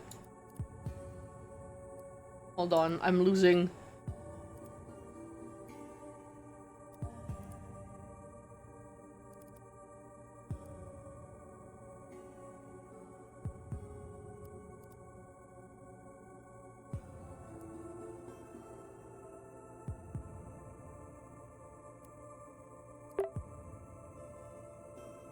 And then the torch. Fuck you.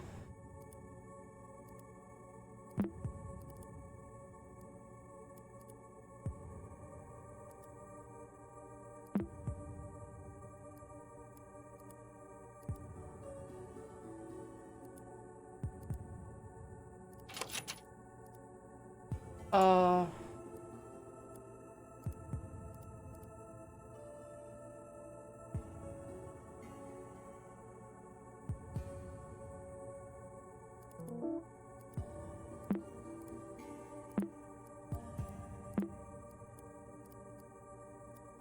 Oh, okay.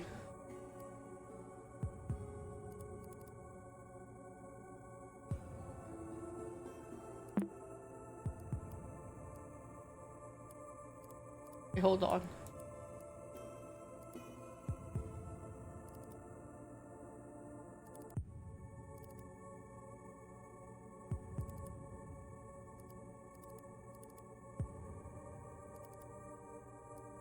Flatstone S, Flatstone L.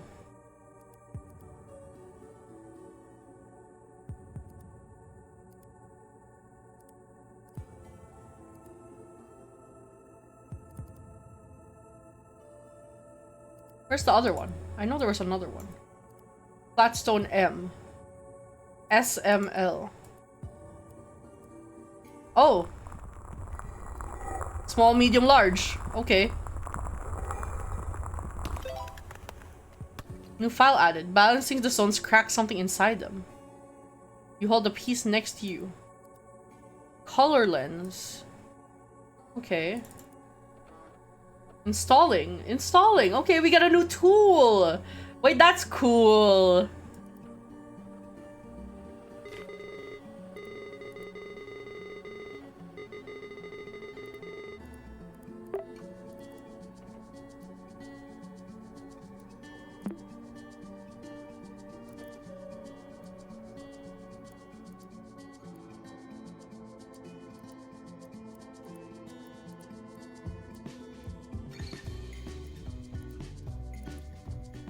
Balancing the stones cracks something inside them. Seems we'll have to do something differently. It's bathing in the tears of grief. Fish. Oh. What animal is bathing in the tears of grief?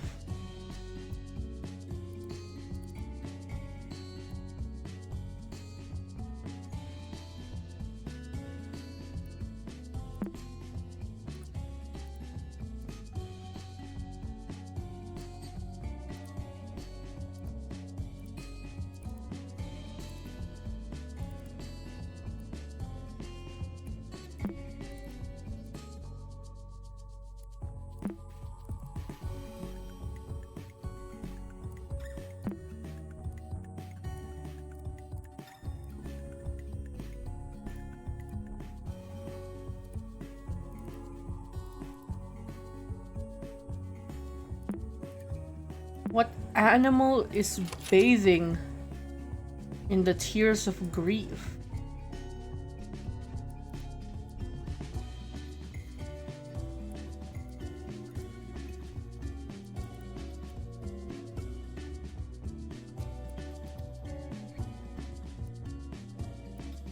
It didn't accept halibut.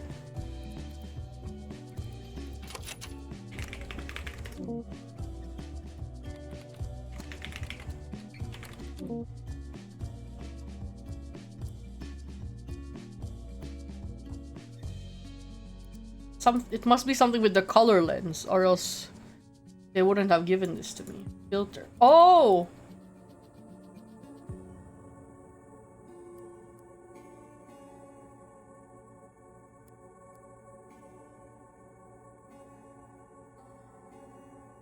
That's my mother. That's me.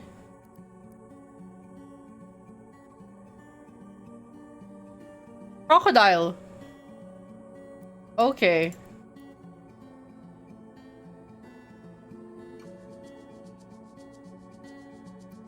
Okay.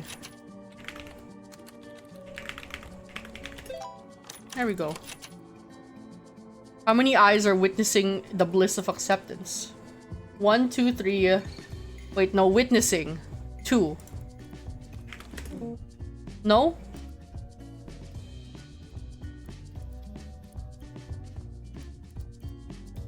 One, 2, 3, 4, 5, 6, 7, 8, 9, 10, 11, 12, 13.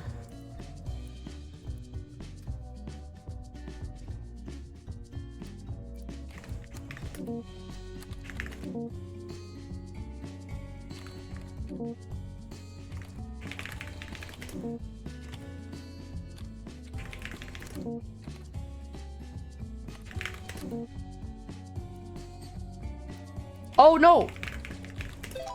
14. How did wrath manifest on the person on the boat? Fire. Who is the dead man on the boat?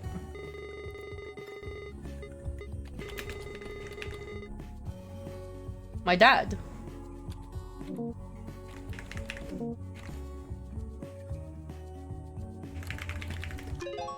It said, okay. Oh, hi. You're not supposed to be skulking around. Duwaj, Sepher. Are you sure you're even... You shouldn't be here. Guilty isn't good for one second. You shouldn't be here. What, afraid you forget good... Yeah. Log out now. Okay. Oh! Trailer for full game!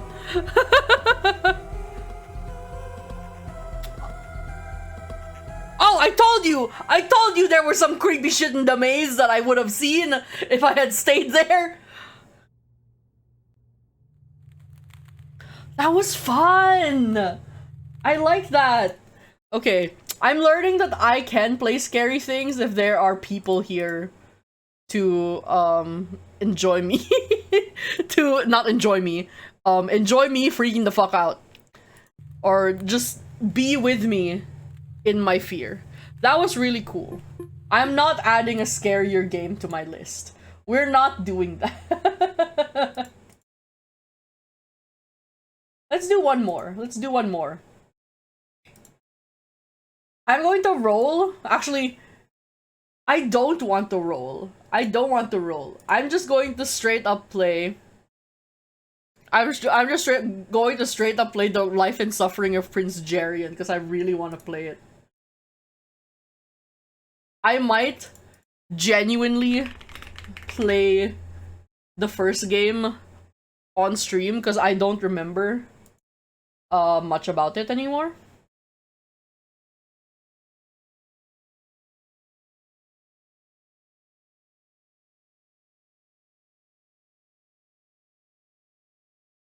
But this is a game that is it's basically a visual novel with some some serious choice-based consequences shit going on.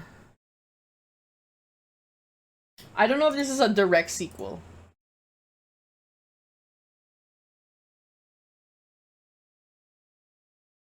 It's a narrative role.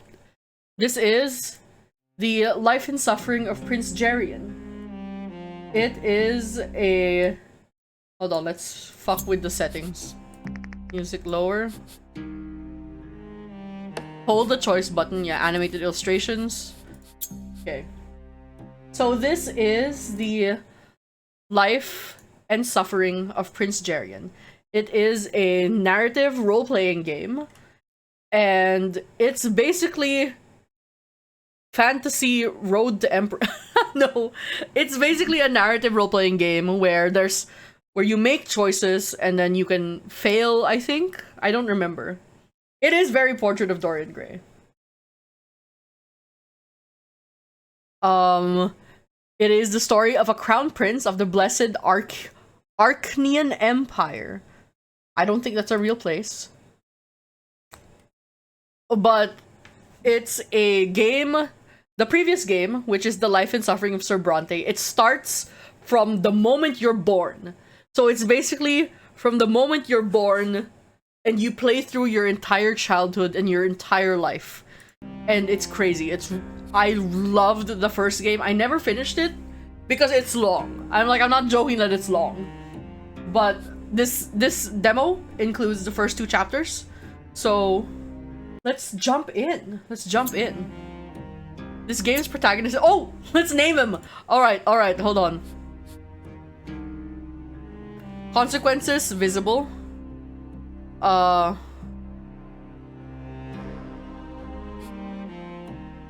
Okay. Do we want to hide consequences for the stream?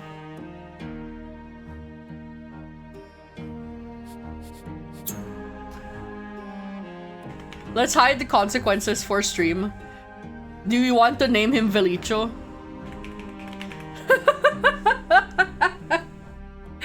Or suggest a different name. If we're...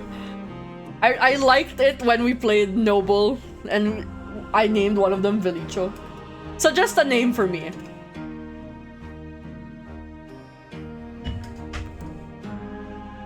No, I'm not a dude.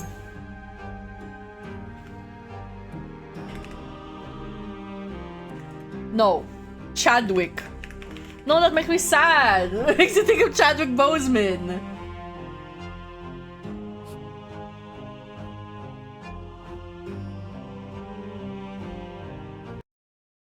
I do not want to name him Nygard. Not... For context, Nygard is the name of one of my D&D characters' brother. What's the name of a prince? What's a princely name? What's the name? My first thought was, what's the name of the prince in red, white, and royal blue?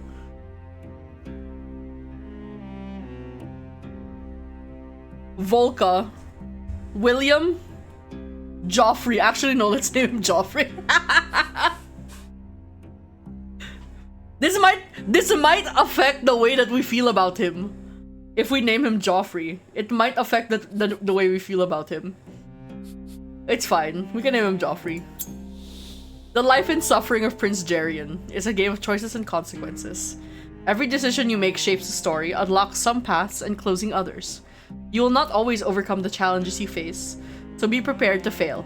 At times, the choice you want to make will be out of reach because you are not ready, your strength is depleted, or you have bound the protagonist to a different fate. The world of the game will not bend to your wishes. If you want to leave your mark on the world, you must be ready to sacrifice, to surrender what you hold dear, to betray what is important to you. You will face difficult choices, and you will live with their consequences. Victory will not come easily. That is what gives it value. The Life and Suffering of Prince Jerian is a game about becoming a ruler, struggling for power, and fighting to change the future of your empire without abandoning your true self. Pain and suffering are part of this story. They help your protagonist grow and understand himself. Accept your weakness, your vulnerability, your powerlessness, for they are all part of the plan. Live Prince Jerian's life so that in the end he may find purpose, if not happiness. Oh, the bells are ringing! A new crown prince has been born!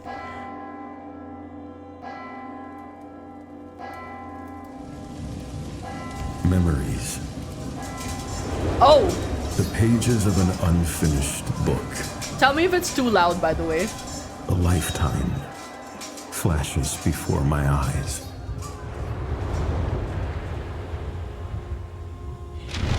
Who were these people to me?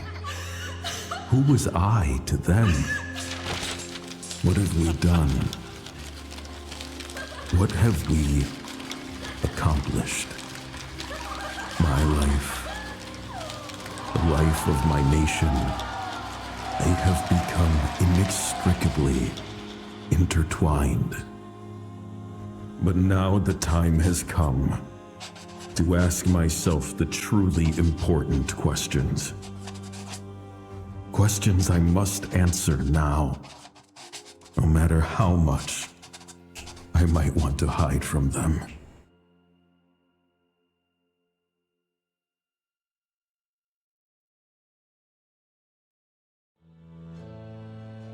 Obscurity is the prelude to our story. It will introduce you to the world, its nature, its laws, and its traditions. The events of this chapter will lay the foundation of the protagonist's personality and destiny. Every decision you make will have consequences that affect the future of the protagonist and the Empire as a whole. What kind of man will Joffrey become? That depends on you. On us! What is the purpose of your life? Everyone asks this question when their life is about to run its course, be they emperor or slave, simply because their time is up. And it is only natural for you to face the divine twins soon, and they will see you as you are, their gaze is devoid of both judgment and love. You will be yet another dull, clueless mortal who accomplished nothing during his brief time in this world. Is the music still too loud? Or is it better now?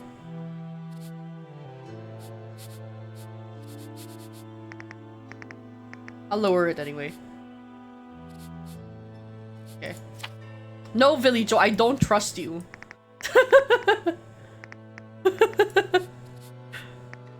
I remember early on in my streaming career, there was one game I played where my voice was completely drowned out by the game's audio, and you did not say anything. You were there. Okay. Alright, I think that's fine. You started writing this book to work out just what your life was.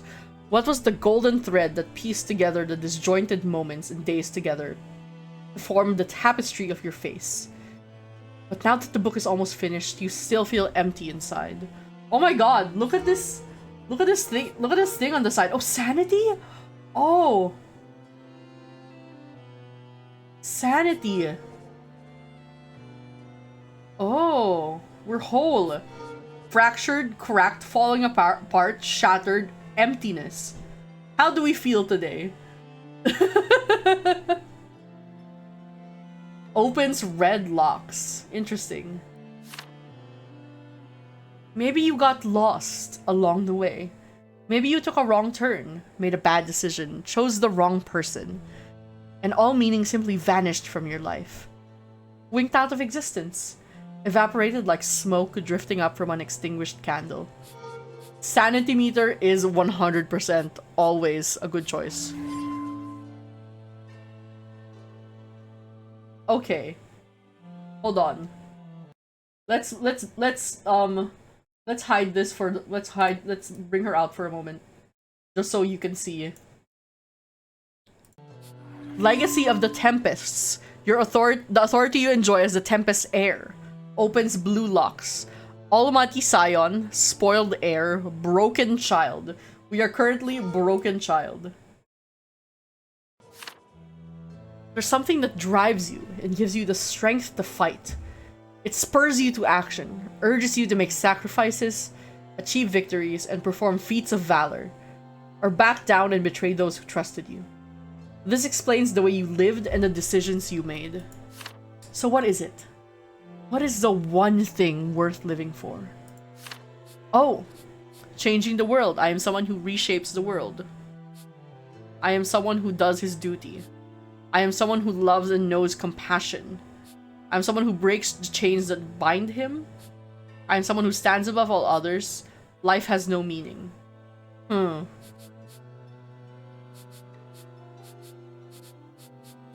about let's be uber woke soft boy prince. Wait, actually, someone decide. What kind of prince do we want to be? Do we want to be a cop? Do we want to be a tyrant? Do we want to be a dumbass? Do you want to be a soft boy? Do you want to be one of those royal princes that wants to not be a prince and just go off? I wonder if we can be gay.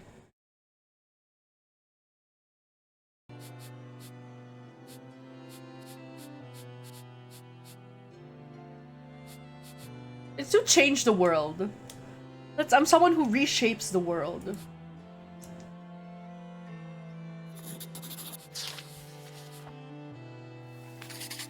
The book lies open before you. You found the answer you were looking for. Life is nothing if you don't use it to change the world. Make your mark on it. Or bring to life the ideas you believe in with all your heart. That inexhaustible desire to set the world in motion was the guiding thread that led you through life. One day at a time. You will be remembered as a paragon of steely resolve, willing to sacrifice everything for the sake of your vision. For the sake of something you deem to be right. You wanted the world to hear your truth, and it did. And that truth shook the world. That's right, it was all there, living in you, guiding you. It made you who you are, and justified what you did. I don't like the wording there. I don't like the wording of justified what you did. That sounds not great, quite frankly. So why can't you put the matter to rest and close the book? Haven't you found the words to speak before the everlasting throne? You hesitate. Memories of things past flood your mind. You recall the events, the faces, the smells, and the flavors. A street right after the rain. A patch of soft grass beneath your head. Horses neighing, the clamor of the crowd, the clashes of steel. A touch. Another person's lips on yours. If you need to justify what you did, it's probably not justifiable. If you're the prince, if you're like the king, probably.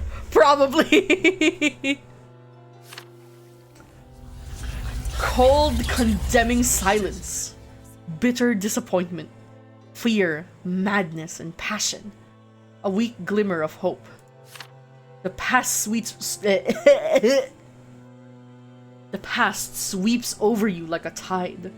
You sit motionless, peering into your book. What could you have done differently to be sure of your answer right now? What could you have done to avoid this fear and confusion? Is changing the world really the true measure of a person's life? What if you missed something? What if there's something much more important than ambition, your personal vision, or the things you believe to be right? You go back to the first page of your memoirs. Scanning the lines in search of the things you might have missed. Scanning the lines in search of the things you might have missed. It feels like your life is beginning anew. The book transports you back to the days before you were born. You're not ready to put it down yet.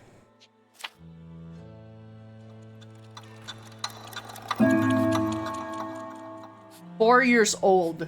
Obscurity.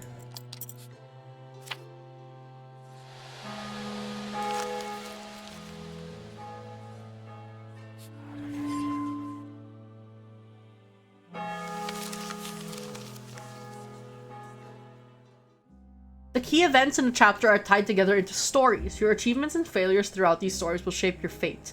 To unlock an event, you must fulfill all conditions and wait for the appropriate scene to occur." Okay. You're taking your first steps in a cold, unfamiliar world. Despite your tender age, you know almost nothing of affection, sympathy, or simple human touch. Will you be able to find any of these things as you begin to venture out? Will you be able to make friends, find someone to teach you the ways of this world, secure your first victories, and learn what sort of fate awaits you?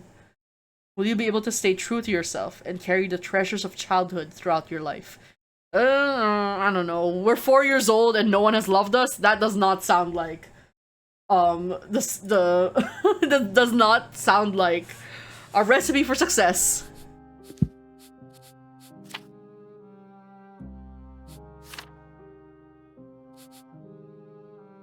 Alright. Okay, there's Emil and Marta. Mentor.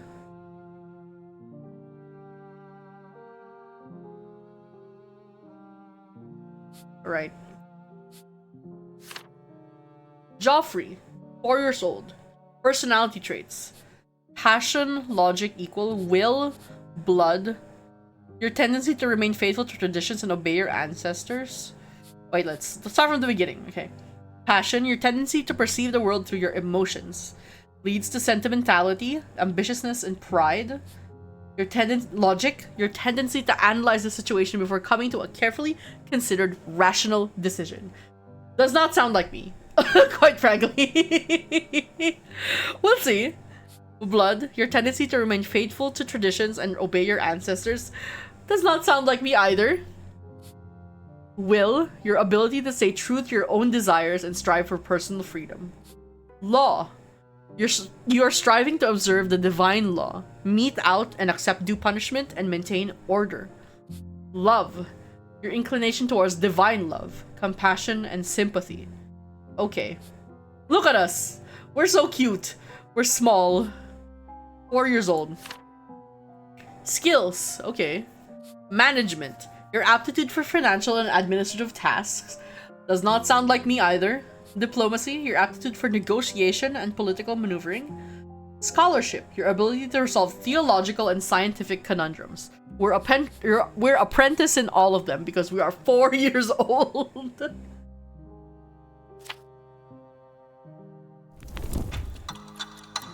Chapter 1. Obscurity.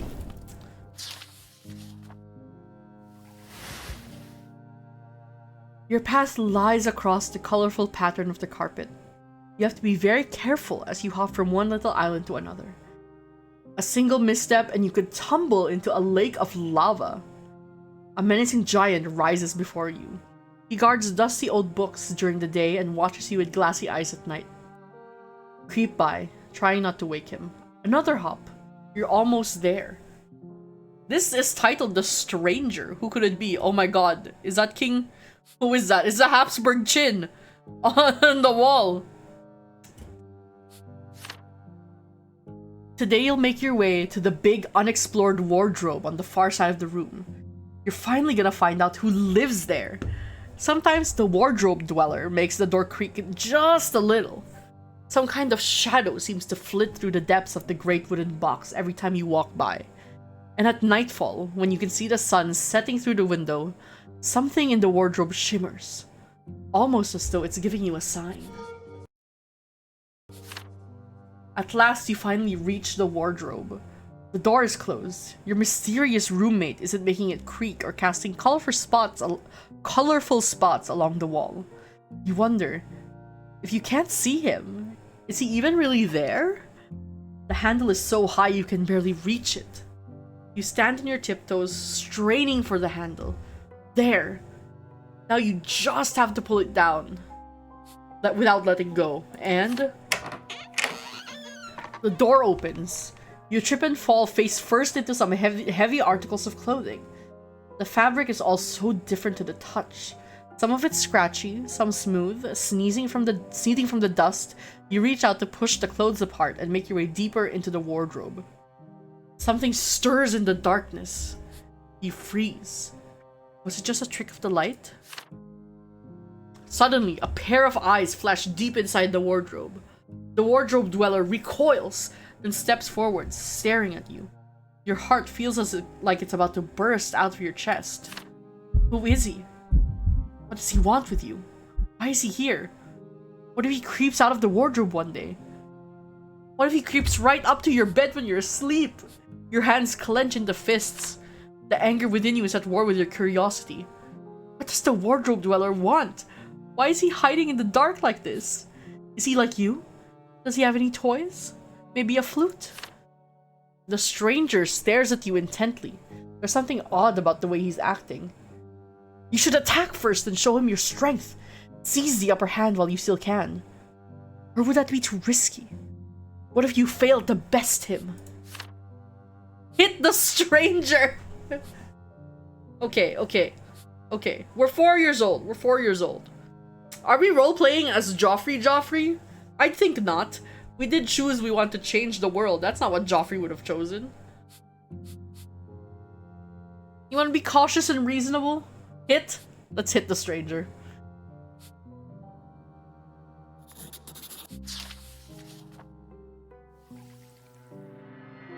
The fear inside you boils over into rage. You're not about to let the stranger hurt you. This is your room. He needs to leave. You grab a cane resting in the corner of the wardrobe and strike with all your might. And just in time too. The enemy was just about to attack you. You strike first. The stranger's face shatters into dozens of glittering shards. One of the flecks of sunlight pierces your flesh and pain grips your hand. Did you win? Your hand hurts. You see red blood dripping onto the floor.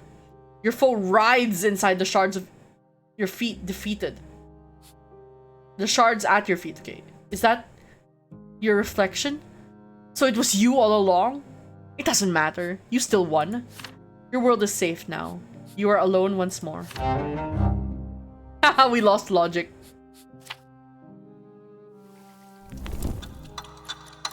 Six.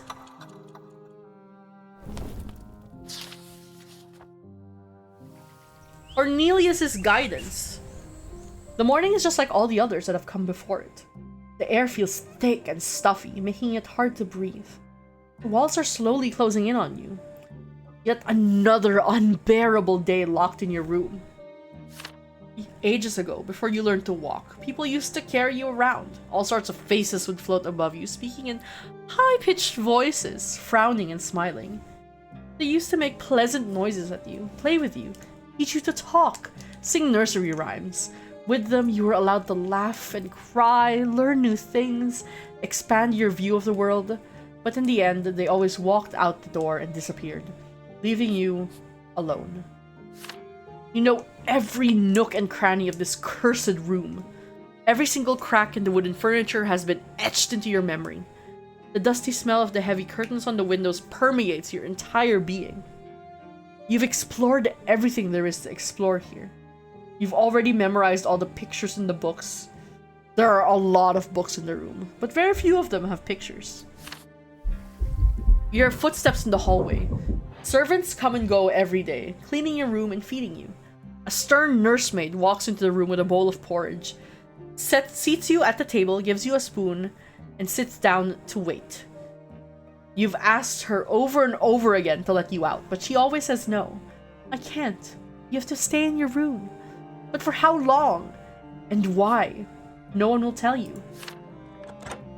You hear an unfamiliar commanding voice right outside your door. You don't know who it belongs to, but their order is obeyed at once. The door opens. You remain rooted in the spot, overwhelmed by a combination of impatience, curiosity, and fear. As your guest steps over the threshold, you gasp in shock. You've never seen such a gigantic person before, and his skin is blue. And his eyes, the blue irises are so bright they seem to glow.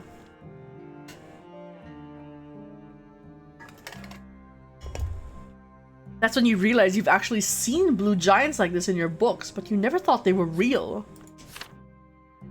The visitor gives you an appraising look.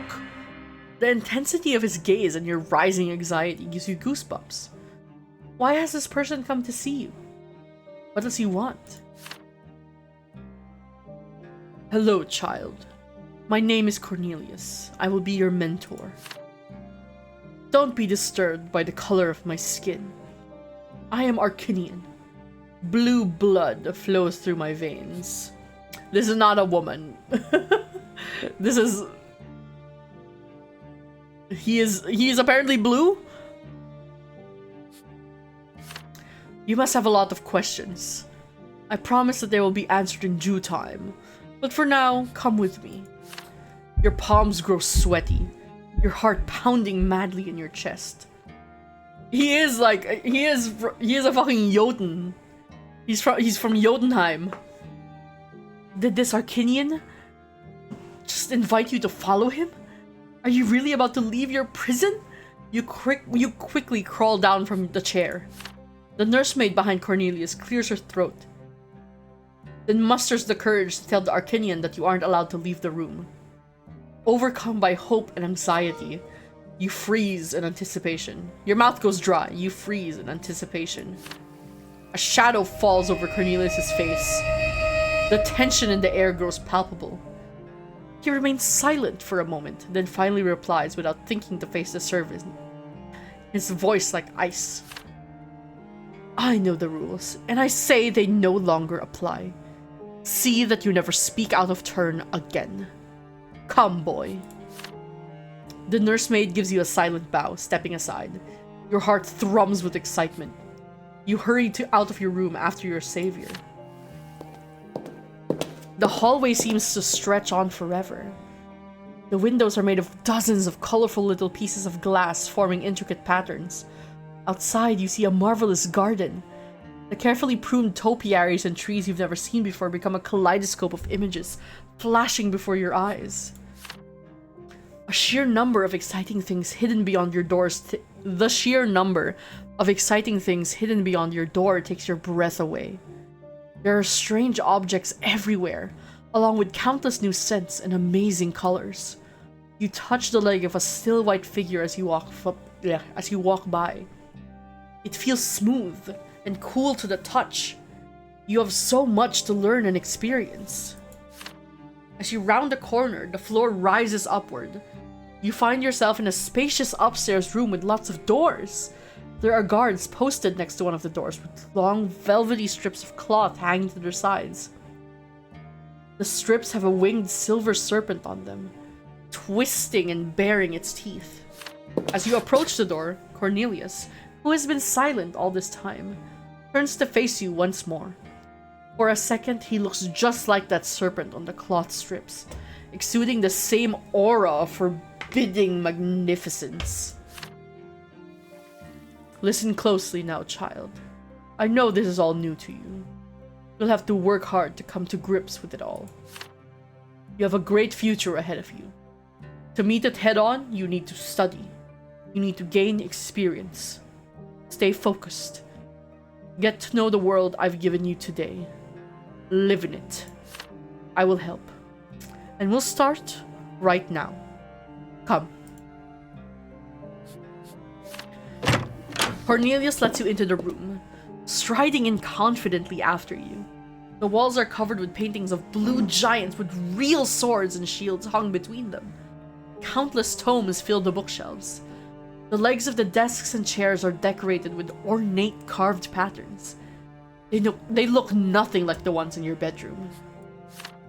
A slightly older boy with a head of unruly brown curls is sitting in the far corner by the window, swinging his leg in boredom. When Cornelius guides you closer, the boy gives you a big grin and waves in greeting.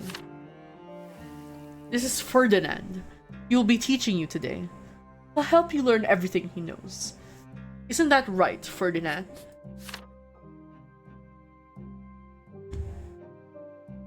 Of course, teacher. How do you sound like a little boy? Of course, teacher. As they say, your head is a vessel full of knowledge. Not just food. I'm sure we'll stuff his full. Excellent. It's high time the boy learned his words and numbers. Reading will allow him to explore the world through books, while arithmetic will teach his mind order and discipline. Pick one for today and study your chosen subject.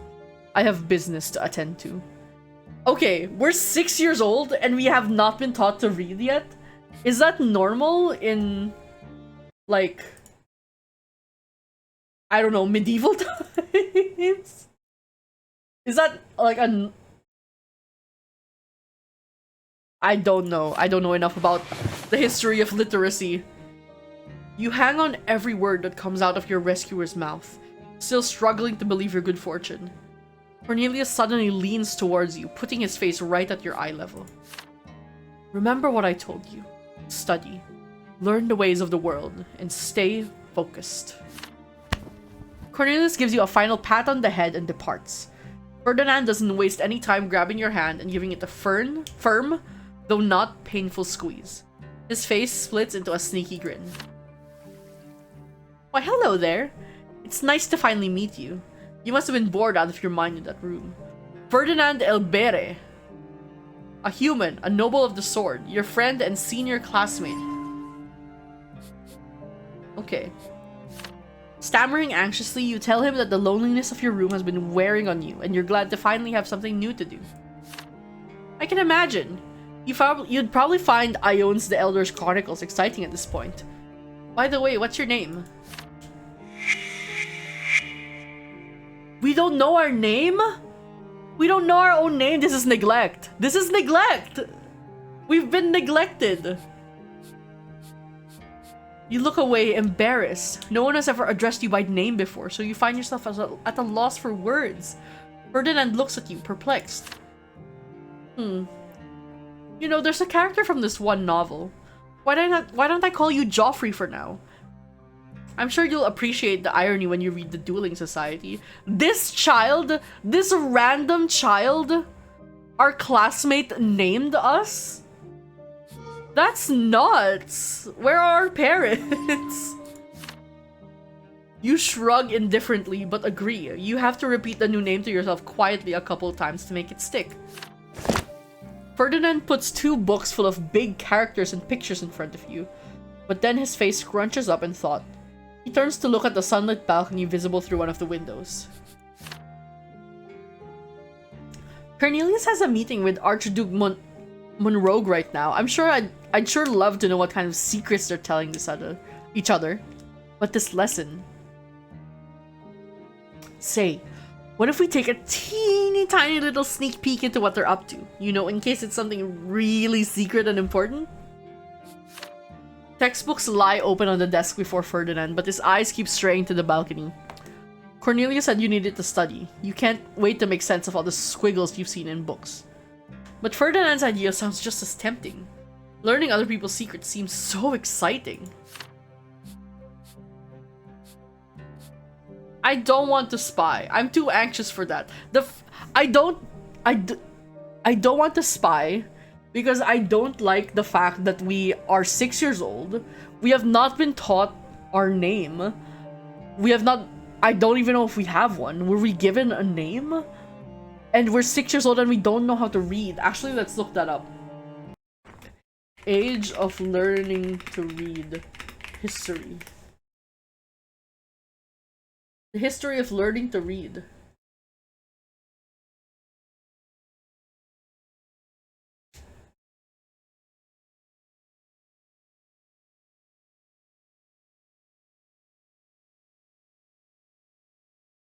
Hold on.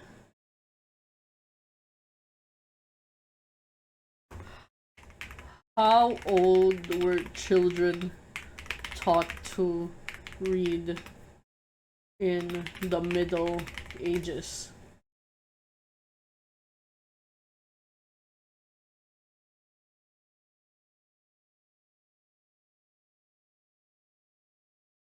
Let's look that up. Okay, hold on. Read.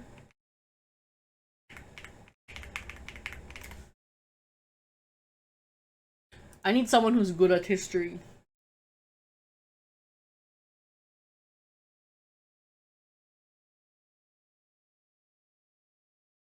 Okay, it might be that this is like the actual time.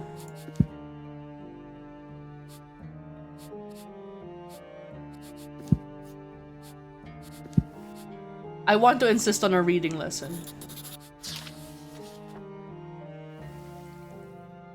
You remind Ferdinand about what Cornelius had said. You were brought here to learn how to read, and that's what you want to do. Ferdinand isn't particularly happy with the decision, but gets swept up in the lesson before long. Okay. Second of all, it's kind of fucked up that this guy comes in and is like, I've opened up the world for you. I'm going to be your mentor. And then he like passes on the task of teaching us how to read to this other child. Like, damn, bro, do your job. The book before you looks simpler than the ones you've perused in your room. Each page contains only one character with a picture next to it. Ferdinand explains that these are letters and teaches you how to combine them into syllables, which in turn form words. Ferdinand teases you a little whenever you make mistakes, but it doesn't hurt your feelings. He has a little story to tell about every picture in the book. He knows so much! You want to be just like him when you grow up. Hey, you've got a healthy appetite for knowledge. I know a fellow bookworm when I see one. Let's try reading now, okay? Remember the scary hallway on the scary creature on the banners in the hallway? That's called a dragon. It's on the Tempest crest, and this is the first letter of the word. Time flies as you look at the pictures, learning the first letter of this word and that. Cornelius comes back when it's already dark outside. You're proud to report that you've learned 10 whole letters today. 10! That's crazy! He nods, clearly pleased, and puts a hand on your shoulder. Excellent! You're working at a good clip. Hopefully you'll be able to read by the end of the week. You return to your room, warmed by the knowledge that this isn't forever. You're going to be able to learn new things every day. It feels like the fog is lifting from the world around you, and everything suddenly has reason, a meaning. But you still have so many questions. Just who is your strange savior? Why did he decide to break the rules and free you from captivity? What does he really want from you? 2! We're still an apprentice. This game is so long. See, it is only the 3rd chapter.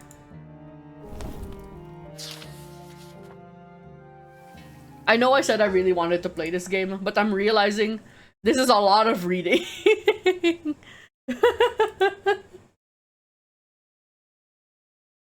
There's a lot of reading for my voice, and it's all— we're only on chapter what?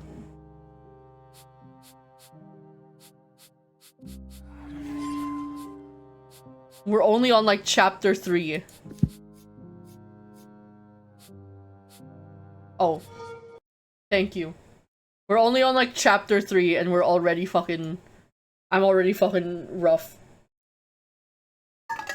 I've also been streaming for 5 hours. Hold on, let me stretch. Thank you for the hydrate, Felicio.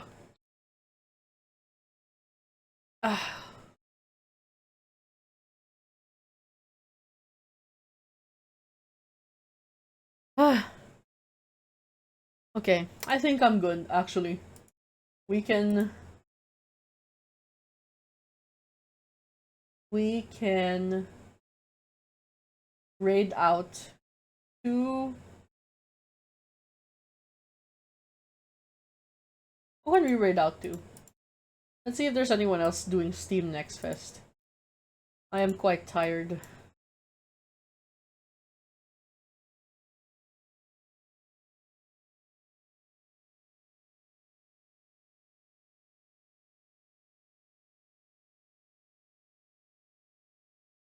Or we can just do Nuggy. Lazy. Just picking Nuggy for no reason.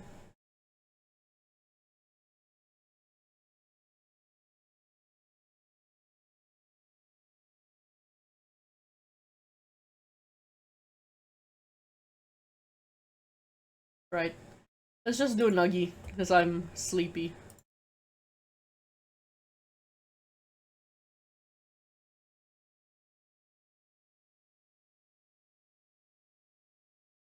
No, never mind. Nuggy is on a lunch break. Damn, who can we raid to then?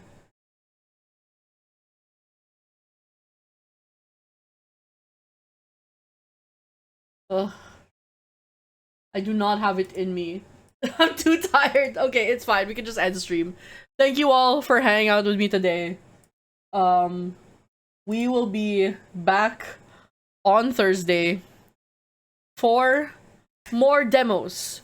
Let's see how many— actually no, let's go back here. How many do we have left? We have 1, 2, 3, 4, 5, 6, 7, 8. We have 8 more demos left. I got through— how many did I get through today?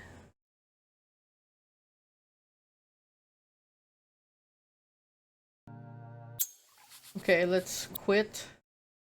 At least I know. At least I know now that streaming the life and suffering of Sir Bronte is not an option for me because of how much reading there will be.